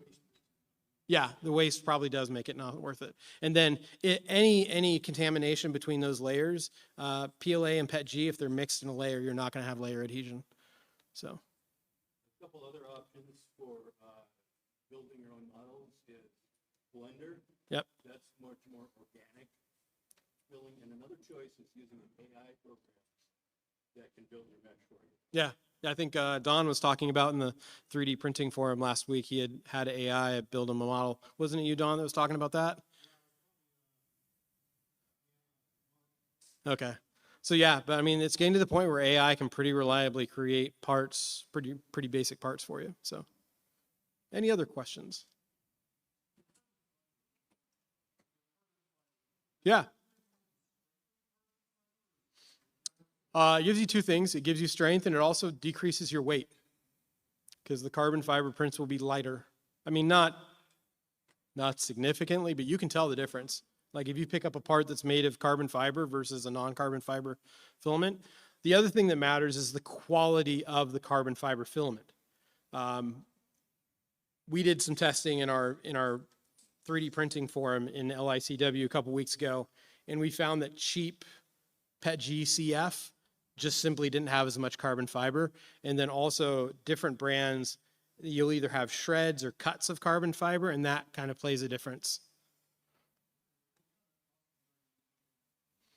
In terms of cost, so I mean, your typical roll of PLA or PETGs typically around $10, $15.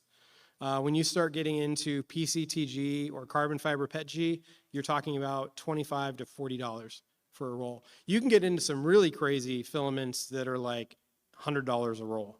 But those are very engineering grade filaments that most of these printers won't even touch. So.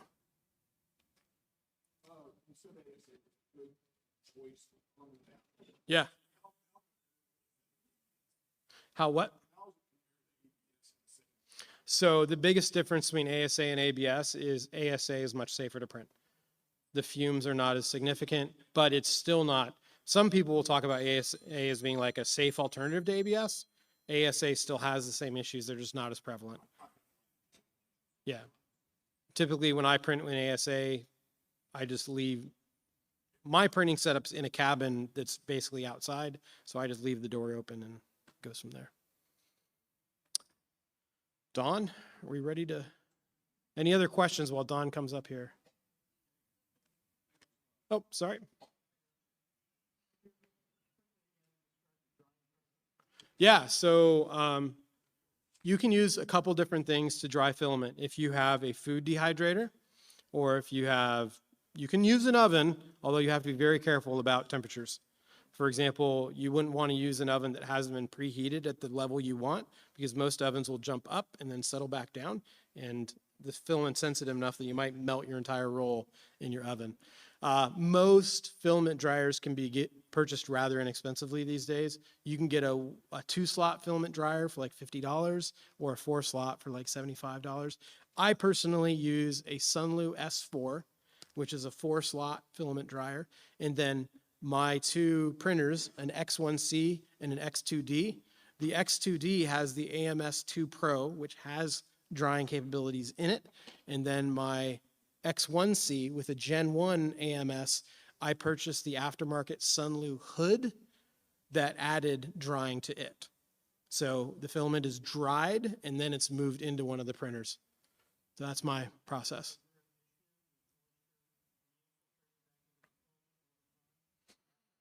I mean, if it's sitting there for like, well, okay, it depends where you live. If you live in Arizona and there's no humidity, if you live in Florida, absolutely. If you live near the coast, you're going to have that. Most filament will absorb moisture over time. My rule of thumb, and this is an opinion-based thing, my rule of thumb is if I'm going to have a roll of filament sitting out, not being printed for more than 2 or 3 days, it's going into a vacuum bag. Maybe not with even any desiccant in it, because anytime I take a roll back out of a vacuum bag, it goes back into the dryer and then it goes back into the printer. But I do pretty high volume, so none of my rolls really sit around for more than a month or two. And I'm in Ohio, so it depends on the time of year. So, but yeah, most problems start with wet filament. Like I can't, make that clear enough that if you start printing, you have problems, it's probably wet filament in one way or another. Yeah, or greasy, or your bed plate is dirty and you've got other issues there. Yeah, or warped or. Another option for drying is print bed. Yeah. My X1C will do that, the X2D. Anything with an enclosure, you can technically dry with the print bed by turning it on and covering it. Yeah, I'm fine with an air fryer, but you be you. It's. Yes, if you're doing like an engineering grade filament, all of this, everything I've said is not relevant to that. That's a different world beyond what I'm talking about.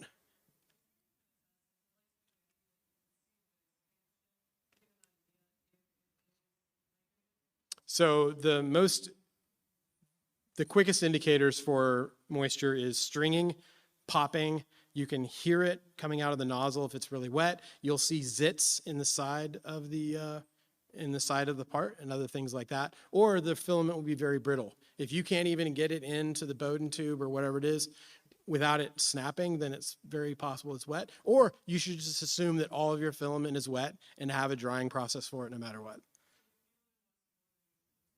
Yeah, you should assume that you need to be printing directly from something that has drying capabilities in it.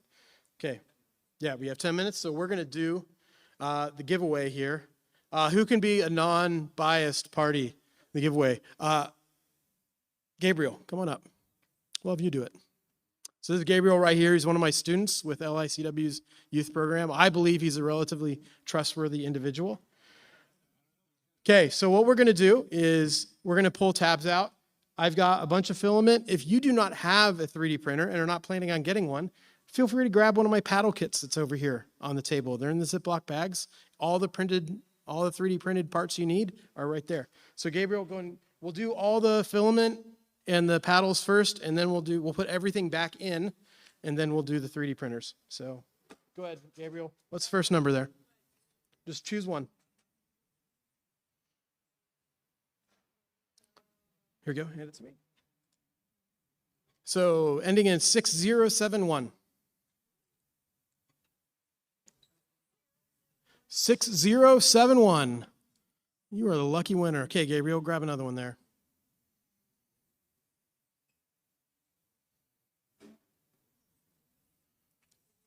$6004. Come on up.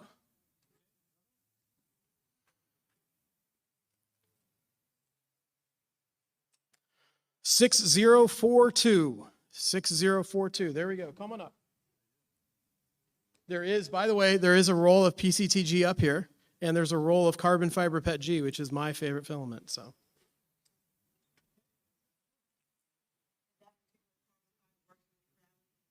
It would not work on these guys. You would need a hardened nozzle for that. Not if it doesn't have a hardened nozzle. Gotta have a hardened nozzle. 6065. Okay.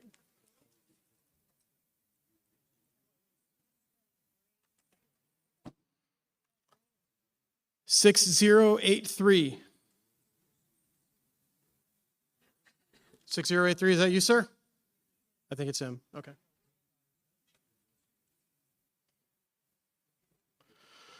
$6076. 6076.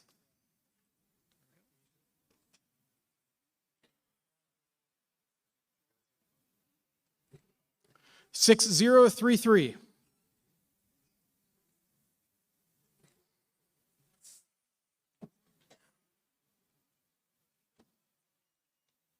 Oh, and in case I didn't clarify, PCTG can be printed on anything that can print PETG. Doesn't need to be high temp or special nozzle. 6019. 6019.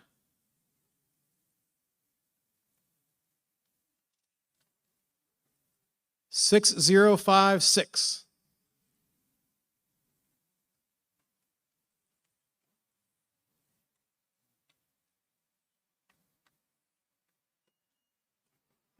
6087.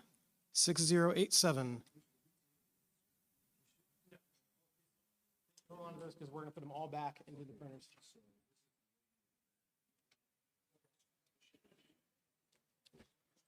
$6064.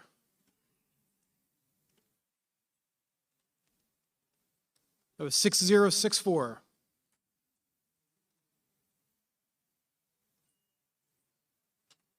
$6026.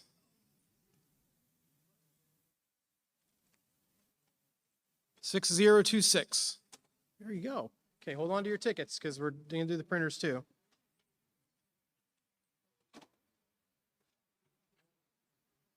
$6032.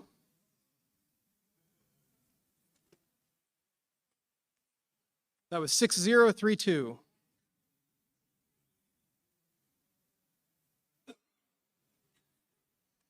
$6001.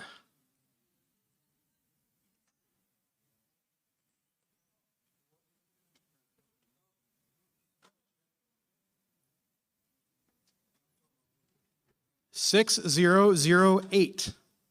6008. There you go. Okay, so we've got 2 wheels, 2 tournament, 3 paddles. Okay, we need 3 more. Just 1 and 3. 6080. 6080. 6025. 6025.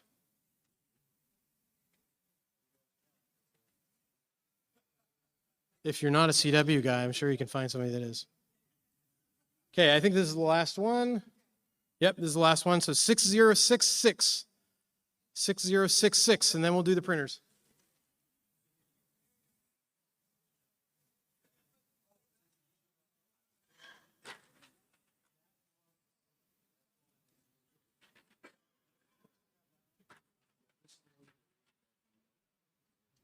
Okay, so these are the 2 3D printers. They're Ender 3 V3 SEs. If I wanted to be really mean, I'd pack up an old Ender 3 in here and give it to you. Okay, first one is 6046. 6046. 60. Is it you, sir? Come on down. Now, do you already have a printer? Are we adding to your addiction or what? Okay. Well, this is like a good sidekick, you know. Okay. One more, please, Gabriel.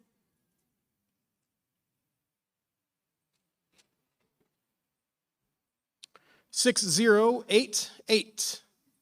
6088. Okay, what about you, sir? Do you have a 3D printer already? Oh boy, we have a new addict among us. Okay, thank you much, everybody. Appreciate you being here. If you have any questions, you can reach out to me via email or my info is good on QRZ.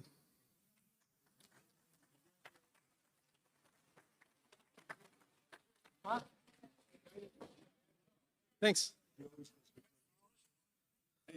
Oh, you're welcome. Oh, excellent. Oh, you have a very kind significant other. Oh, well, yeah. You're gonna spend more on Scotland than yeah. Thank you. What's your feeling on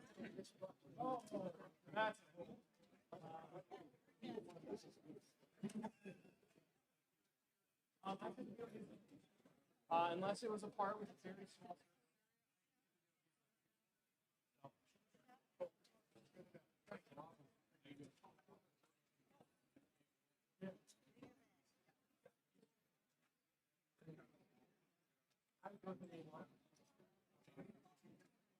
What's your budget? You know what I mean? Like, you know, with me.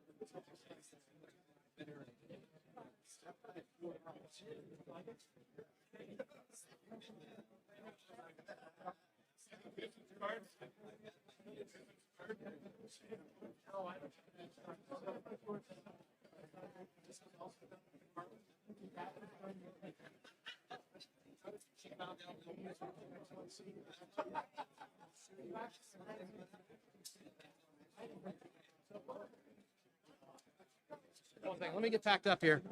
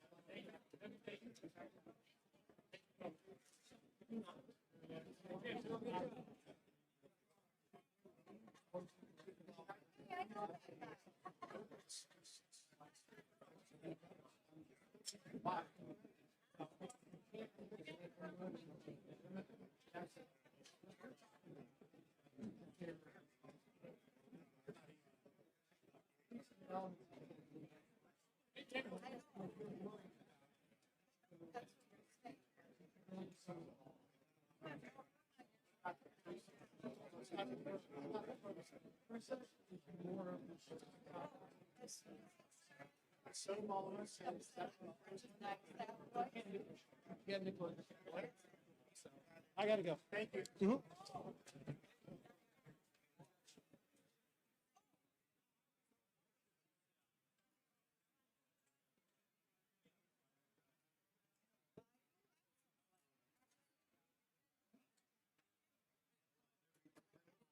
Yeah.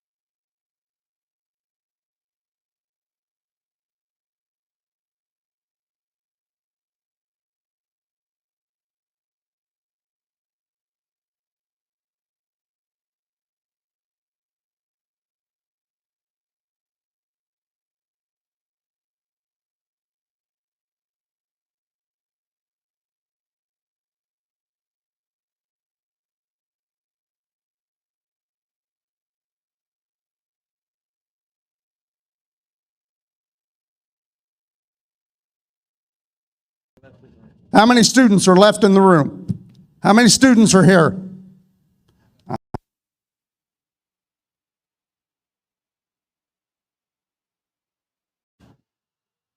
We need a helper.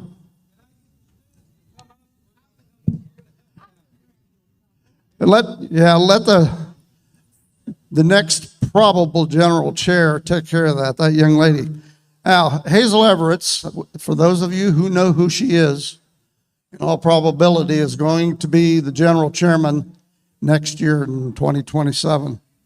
That will be the first time in history that we have appointed or even considered. Actually, I considered 3 different ones, and all 3 unfortunately declined over the last 35, 40 years. She is the first that accepted our request to become assistant general chair, so that may well happen. A round of applause for that young lady there.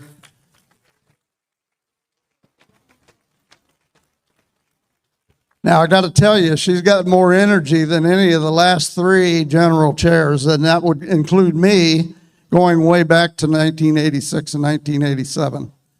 So I've been doing this a long time. Looks like we've got helpers. They're going to pull tickets out of the drum. Mark, do we have a team? We have a team. We have our victims going to pull tickets. So have at it. Give me some numbers.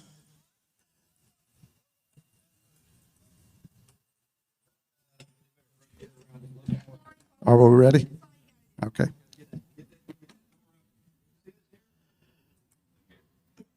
We have about, 40 or so items, 40 plus items that we're going to give away right here today.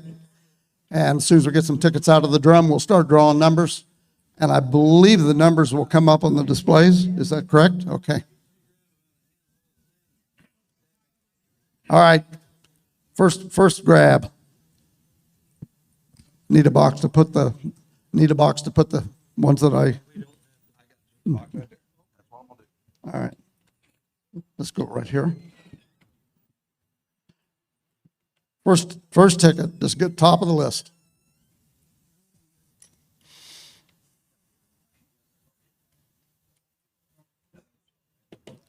Now, first ticket. We got to get them in order there, guys. 42001, 42701. If somebody around you weakly says, "That's me," yell out. Thank you. Didn't go up?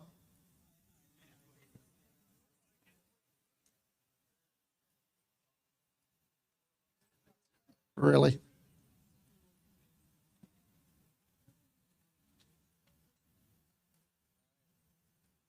Brian, you handy? Where's he at? Oh.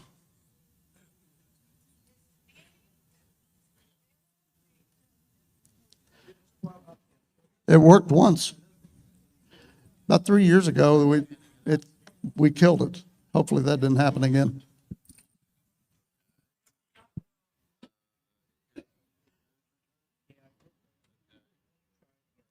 In the meantime, how many of you actually, how about that? I don't know what he did, but he fixed it. Yep, we don't need the music. There we go. That was the number I called, 42701. Anybody? Last time. All right, here we go. Next.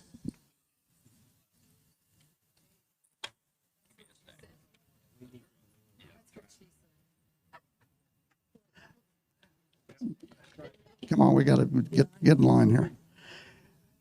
Ticket number 24545. 24545.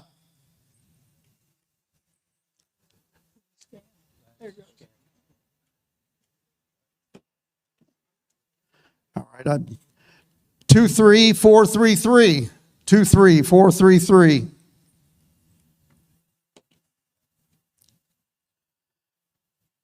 61225. 61225.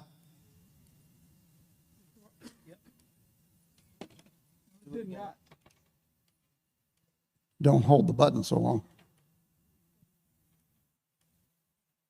Oh, come on, guys.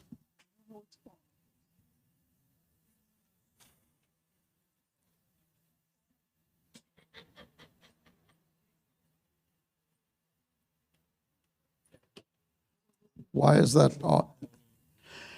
24794. Be about 4 inches behind it. You're getting too close. I need one more set of hands in here. Young man, come up here, please.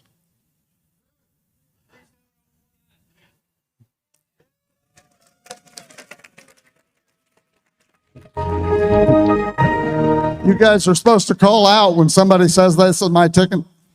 Okay, that's a winner. Mark, winner. We'll get organized here in a minute. The winners? Okay. That gentleman is, where'd he go?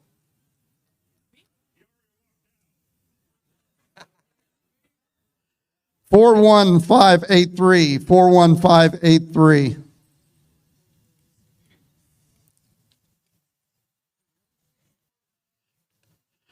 Three 36410. 36410.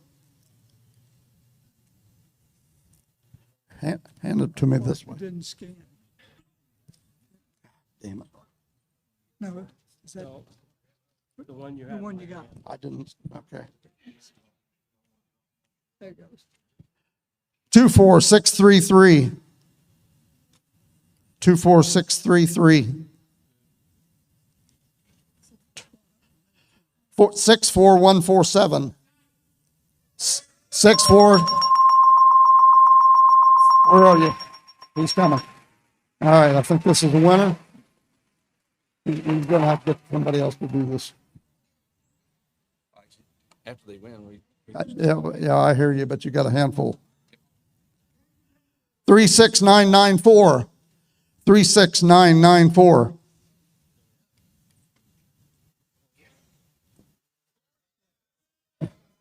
Come on up here, another winner.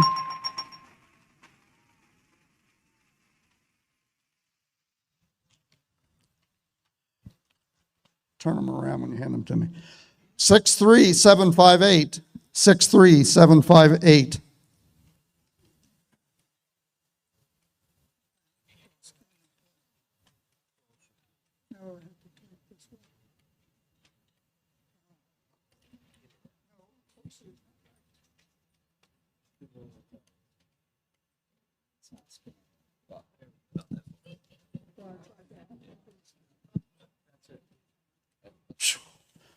Six 438. 63438. Excuse me. 36665. 36665.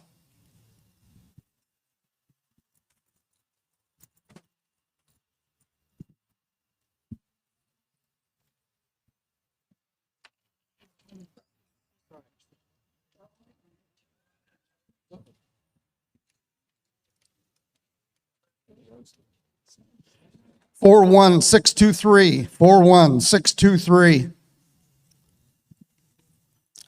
16182. 16182. 4223. I know. 42321. 42321. 42590. 42590. 41711. 41711. Close.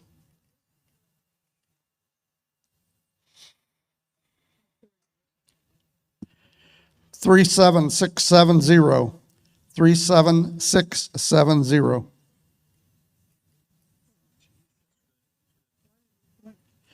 64684. 64684.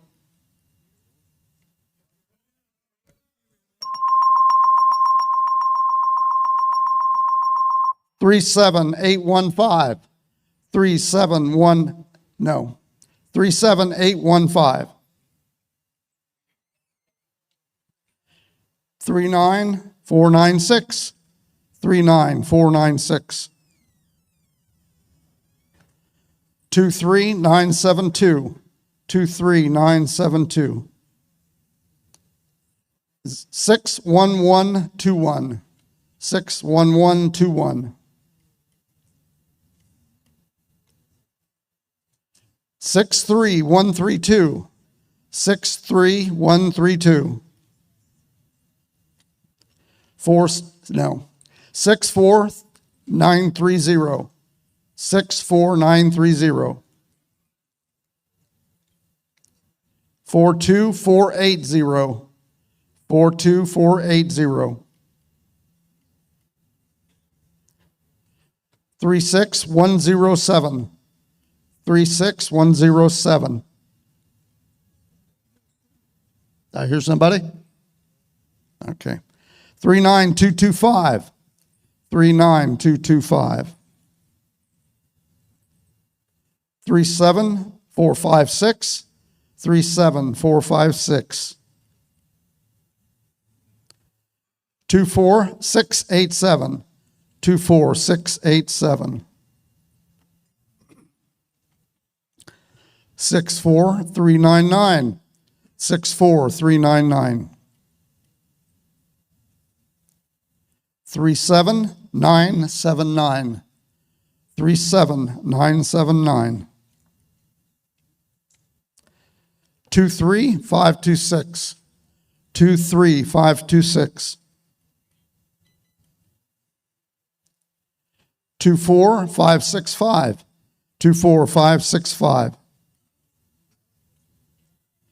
37617. 37617. 36428. 36428. Michigan. 38417. Yeah, the 38417. Where are you? Come on down. Beaver Creek.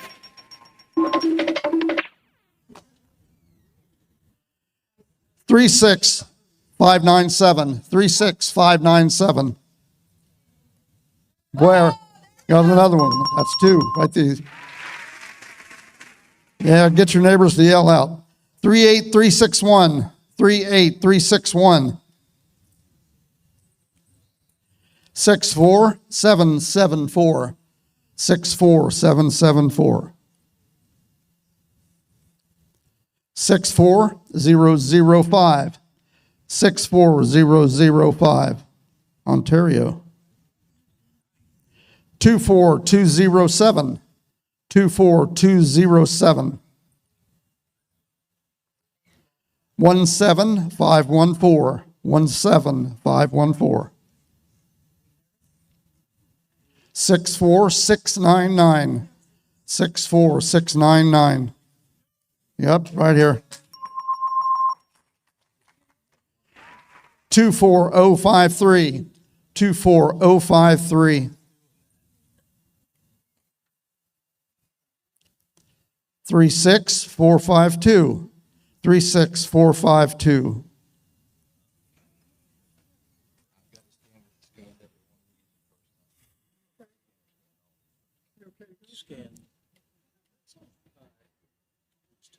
63600. 63600. 61190. 61190. 42375. 42375. 38993. 38993. 63133. 63133. 24160. 24160. New York. 36921. 36921. Parma, Ohio. 64755. 64755. Indiana. 63545. 63545. Illinois.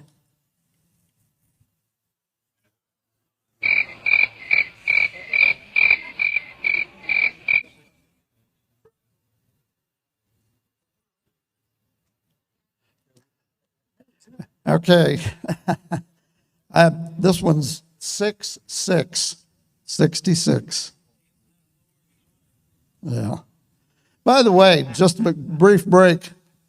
This guy's been coming here 50 years and he gets the #1 ticket every year. Bob, throw your hand up, buddy. Congrats to this guy. He's been coming a long time. 42092. 42092. 63896. 63896.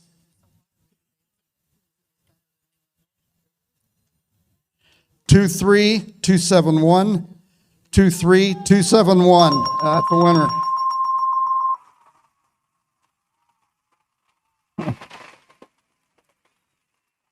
Three 966.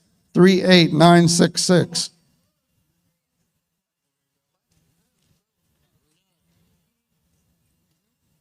I don't know whether that was 38966.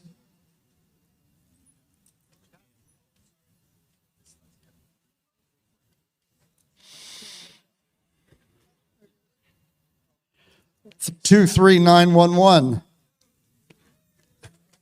I got it right here. It's going to turn into a TV program. We keep that up, right? 24901. Yep, another winner. That's the kind of excitement we like to hear every time. 37030. 37030. Michigan. 2498 or 2498. Two times I said it wrong. 24909. 24909. Illinois. 41628. 41628. Ohio. Back door. 36890. 36890. Michigan. You got it. Bazinga. 24657. 24657.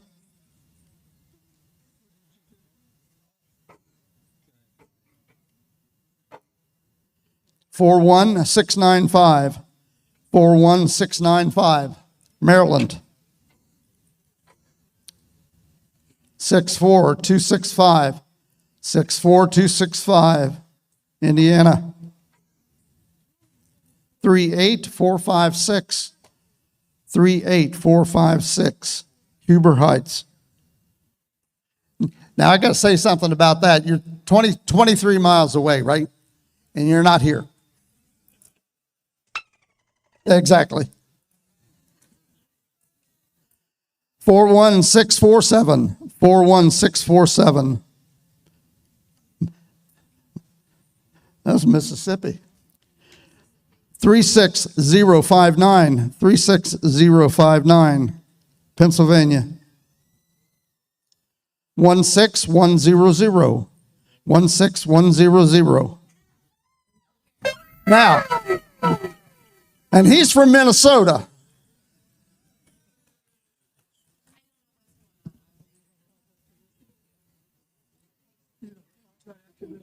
No. That one goes.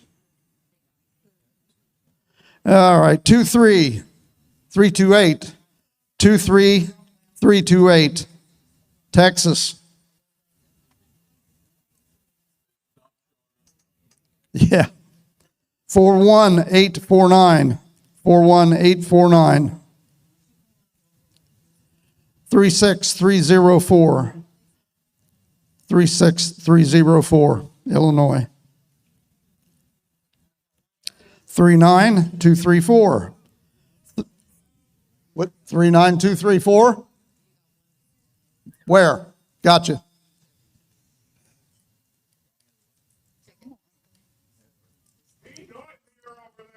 Yeah, really.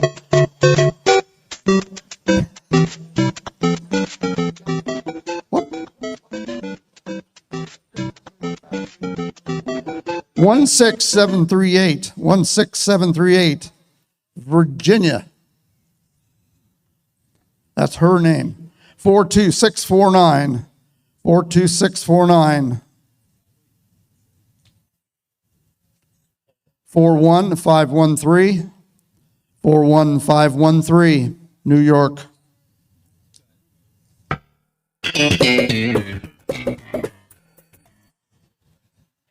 Four two nine two nine, 42929, 24461, 24461. Where's Bergen, Ohio? Does anybody know? Yeah. 37025, 37025, Michigan. Yeah. There's one. All right. 39439, 39439. 23206, 23206, Indiana. 16580, 16580. We already got you. 37742, 37742, Georgia. 63847, 63847. 38519, 38519. 36590, 36590, Missouri.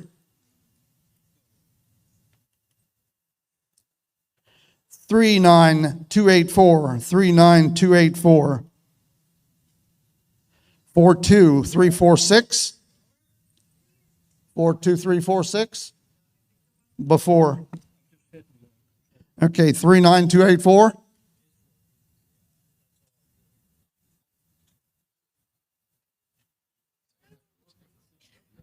Okay, got that taken care of? All right, that one's done.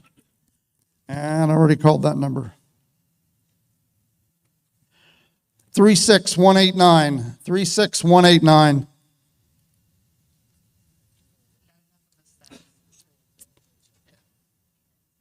You guys want to sit down? Okay. 37118, 37118.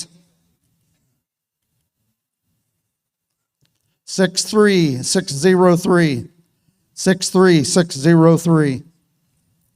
Whoop. Sorry, buddy. 37864, 37864.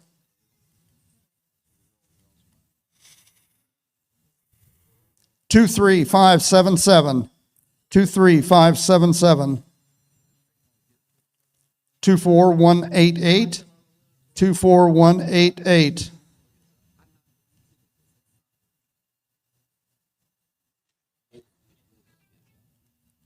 One 16998, 16998.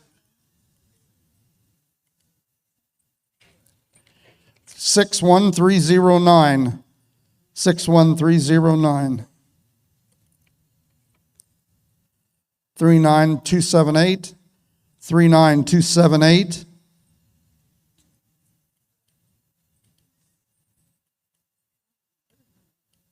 There. I can see when it's actually active when that turns green. 24890, 24890. 16017, 16017. Now, come on, Beaver Creek? That's 6 miles away. Yeah, were you there?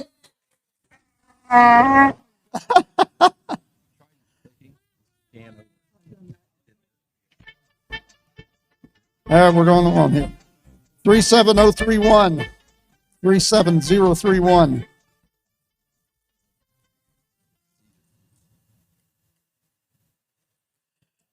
38216, 38216. West Virginia. West by God, Virginia. 16253. 16253. Tennessee. 36218. 36218, Virginia. 39474. And right there in front. Gotcha. That was easy.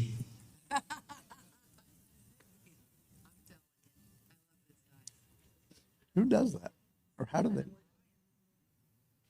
Oh, that one's already gone. 64002. 64002.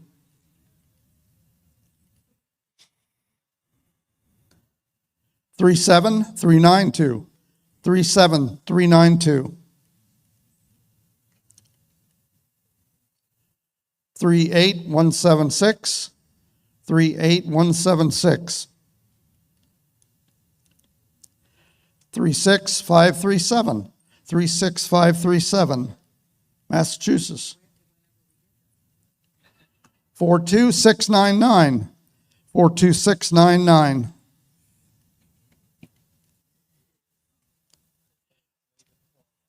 63755. 63755.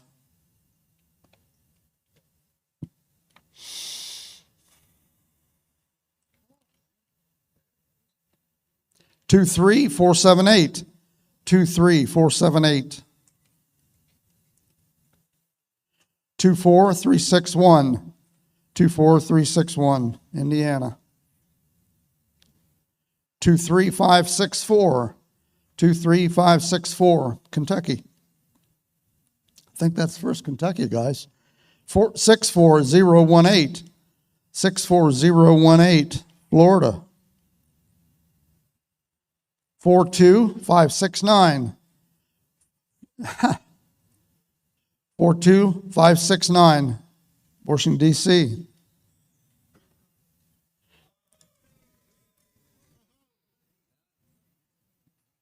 42569. Yep, I got you. 63763. 63763, Florida.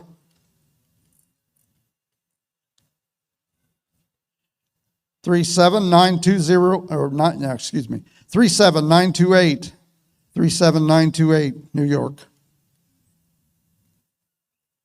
64926.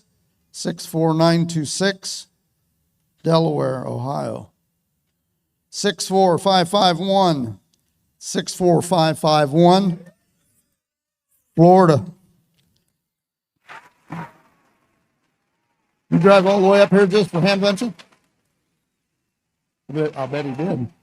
16187. 16187. Oh, come on, serious, Xenia?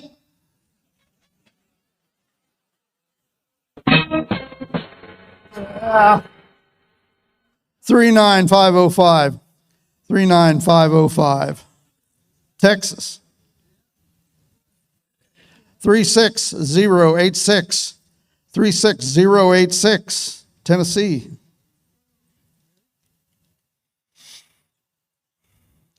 64739. 64739. 61279. 61279. Right here, Michigan. Come on up. Ding a ding a ding a ding a ding.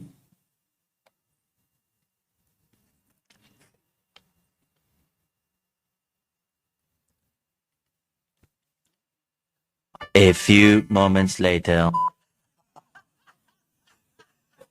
Some of these we have to scan 2-3 times, so that's why the gadget. 64454. I'm not scanning.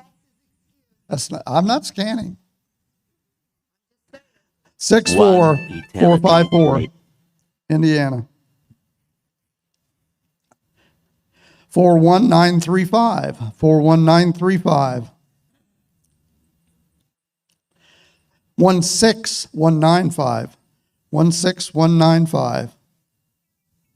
Bing, bing. 64001. 64001, Michigan.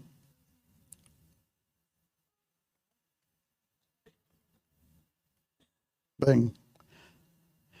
37567, 37567, Tennessee. 38167, 38167, 63006, 63006, Pennsylvania.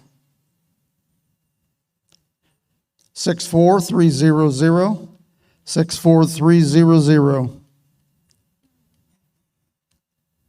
24425, 24425. 42461, 42461, Texas. One more.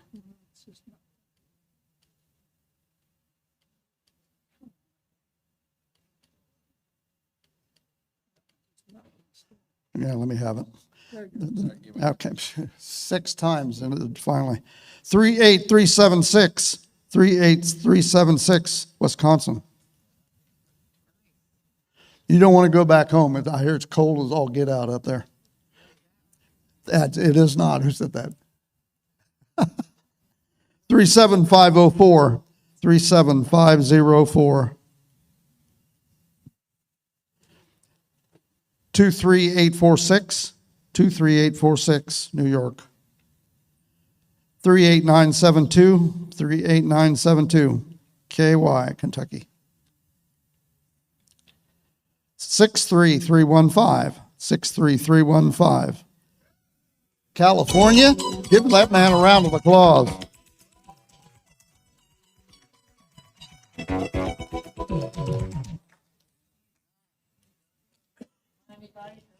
Six 63405, 63405, Beaver Creek.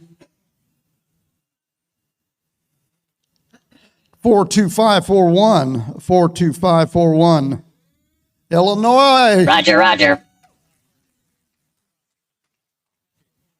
This next one is icon. Tell me what it is. Yell it out. Yell it out. What is it? 3500. I see ICOM radio number V3500 right now. 39424, 39424. Missouri. Show me state. 37088, 37088, Minnesota. 39210, 39210. Indiana, all right, get them up here. 38985, 38985, Michigan. 16346, 16346, Ohio. We got a Go Kid in a box. That's the next thing coming up right here, right here. 37563, 37563. 23337, 23337, Iowa. That's it.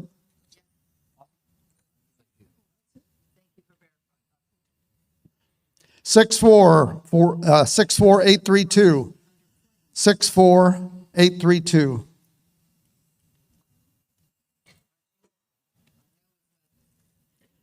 63160, 63160, Minnesota. 64469, 64469, Kentucky. 23573, 23573. 36517. Right here. All right, the next item, is that the one that just, okay, that guy just won, and I see 2730A. Oh, I'm sorry. You need to show me sooner. Yeah. 24882, 24882. 64236, 64236, Missouri. 24039, 24039. What's next, Mark? Go ahead. I just want to know what was next.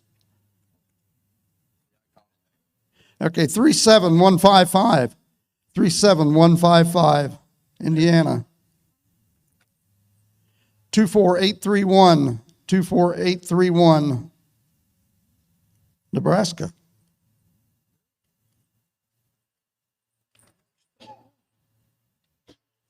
Uh, 61608. 61, yeah. Can't touch this. Right there. Radiodity, HF10 antenna.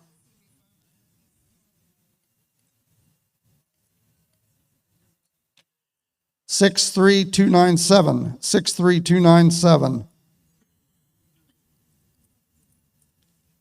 Brazil.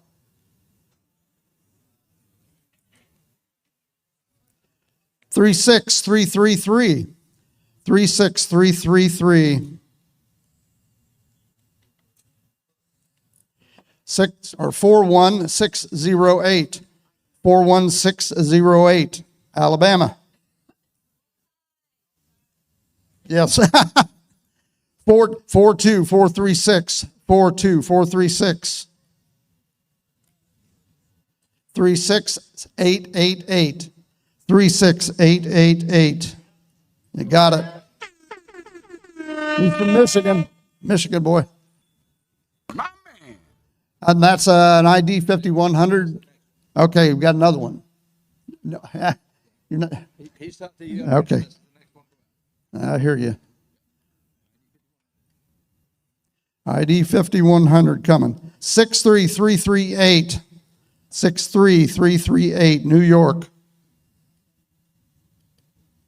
Nope.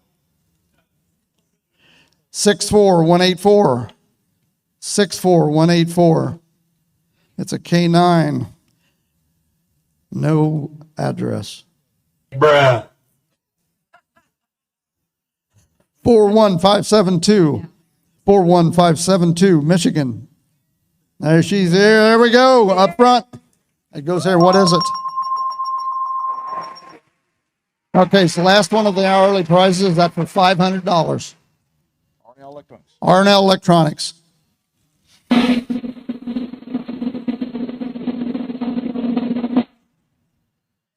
Four 41603, Wisconsin. 42843, 42843. Michigan. Some people's writing. Wow. 36104, 36104, Florida. 16646, 16646, West Virginia. 16690, 16690. There you got it. Akron, Ohio. Good job. Next. Okay. Every one of the hourlies has been drawn. Now we're going to put every ticket back in the drum. Even if you won something over the weekend, you still have the opportunity to win one of the majors. So that's up next.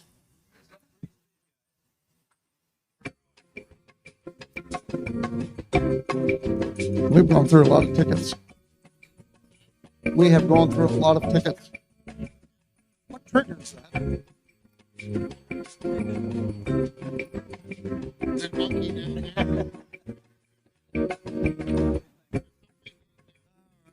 So we're having a good time here. We've got some great majors that are coming right now, as soon as we get them in order.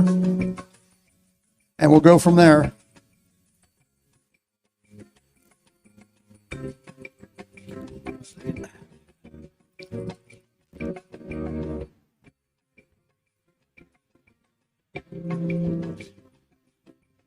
So there's someone that wasn't introduced earlier.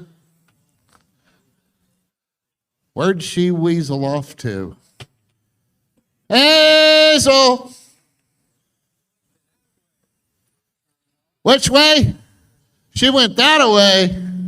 Uh-oh, don't stand in front of the mic. Or, it's speaker. I know how this works. I'm trying to get it just right. Hazel!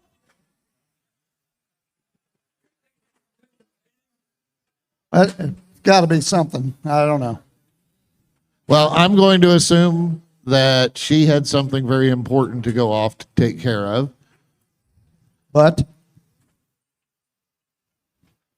she's going to replace me. that is the plan. That is the plan. Where is she at?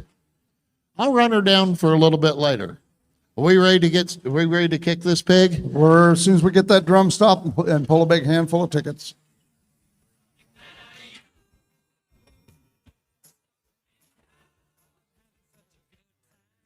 How many of you guys remember Ross Brown? Yeah, some of you. Ross Brown was the guy that designed and built this drum, and we've been using it for years. It's been remodeled a number of times, and especially on the bottom end where the rotational supports are. And Ross passed a number of years ago from Parkinson's disease. He was past general chairman, followed me about 10 years after me. So round of applause for that gentleman that built that drum.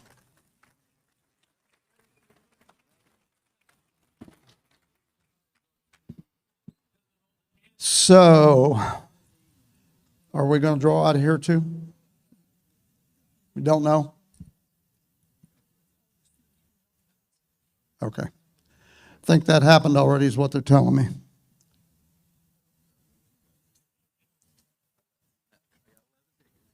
All right, here we go. But, yep, that is it. Young lady, we thank you for your support and assistance up here.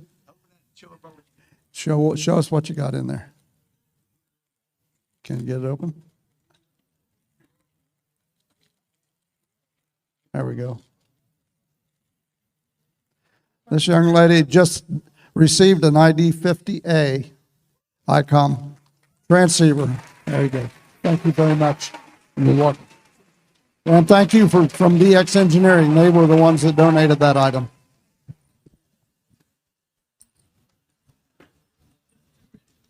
All right, he's numbering these items, and we will announce from the lowest to the highest. Number one will be drawn, or actually ID'd last. That way, everybody that has a ticket in the drum has an opportunity to win number one. That's why all the tickets went back into the drum. Been doing this for years, and it's been pretty consistent, and we try to make it as fair as is practical. So, did everybody have a good time this weekend and find everything you wanted to find? All right. One question that I don't know that I've asked for a couple of years. Do we have available for you out in the main area here food that you enjoy? All right. We'll give those folks a round of applause. They try real hard in order to make it a nice eating opportunity. We ready? You're ready.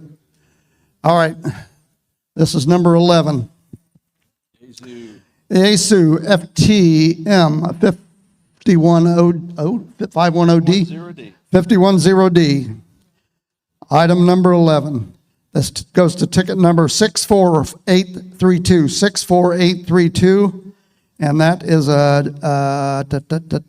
Craig. Wow.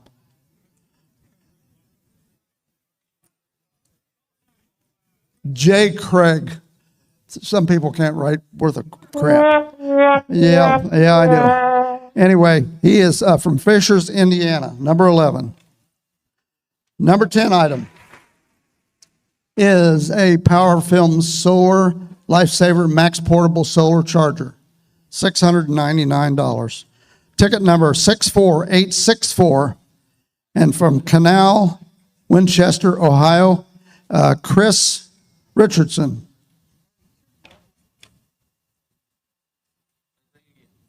Okay, same item again. Okay, they gave us two of them. And that's another solar charger. It goes to 38194, Fairborn, Ohio.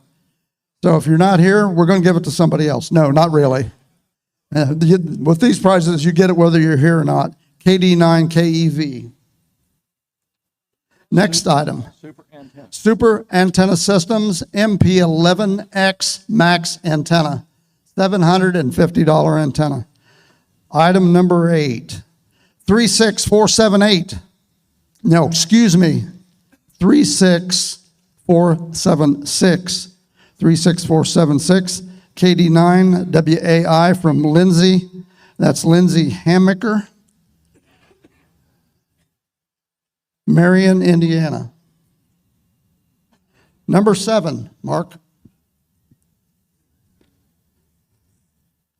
Number 7. Okay, FT710 AES. FT710, so that's the Yaesu at $1,070. That goes to 24743, WA9 PQX, Fishers, Indiana. Okay.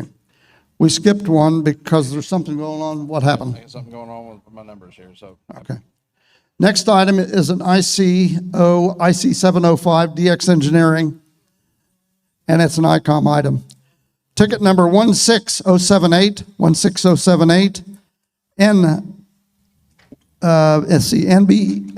oh my God, NB1I, Kevin Gillett, Mystic, Connecticut. Next. We have an ICO IC7300 Mark II, the new radio, $1,500. Ticket number 38161 from Lebanon, Ohio, W8BNT, William Gant.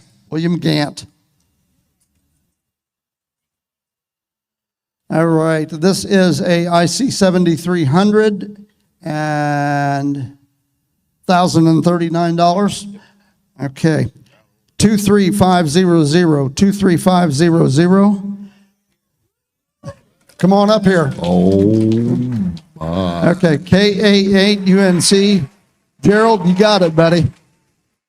New Lebanon, Ohio. Where's he at? He's coming. Okay, you got that covered. That's that one. You probably want to hold that. Or, yeah. You're going to leave it there? Okay. All right, item number 2 is an ID IC 7610-32 at $4,000.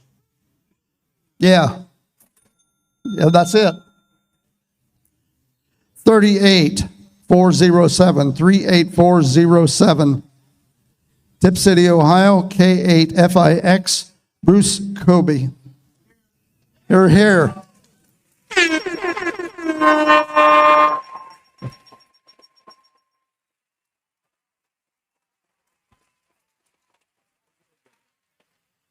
All right, now this is a big deal here. Total amount for this item, it's the Urban Beam Yagi from Step IR, 40 through 6 meter antenna kit, $6,350. That's prize number 1 for this year. Last one.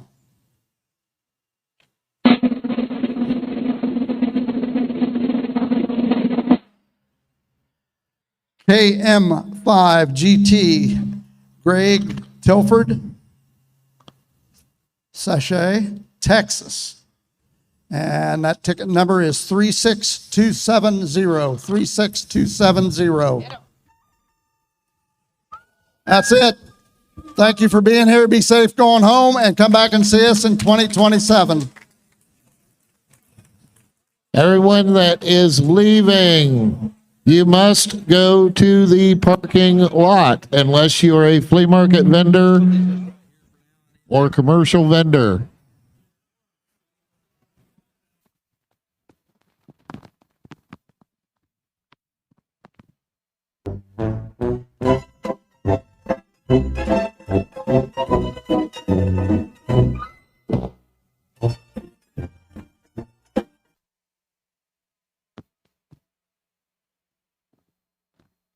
Have a good time. Just give me a call. Yes, a good time. I don't want to stop at all. Be safe on the way out, everybody.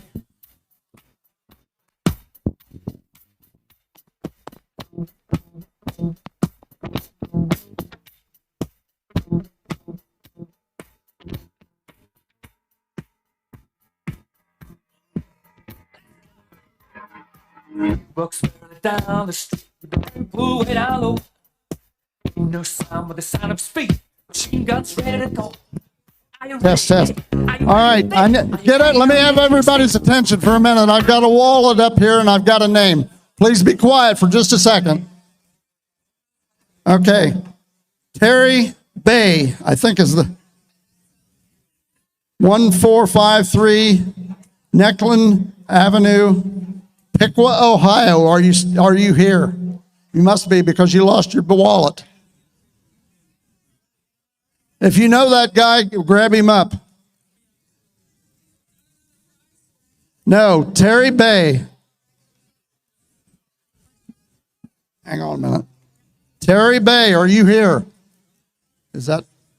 Not me, but somebody left their phone in their seat. Geez. So can you put that somewhere safe? Yeah. Some guys lost their phone.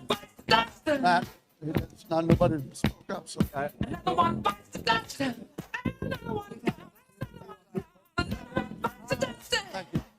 I'll run out of voice sometimes. We've got a phone up here too, everybody.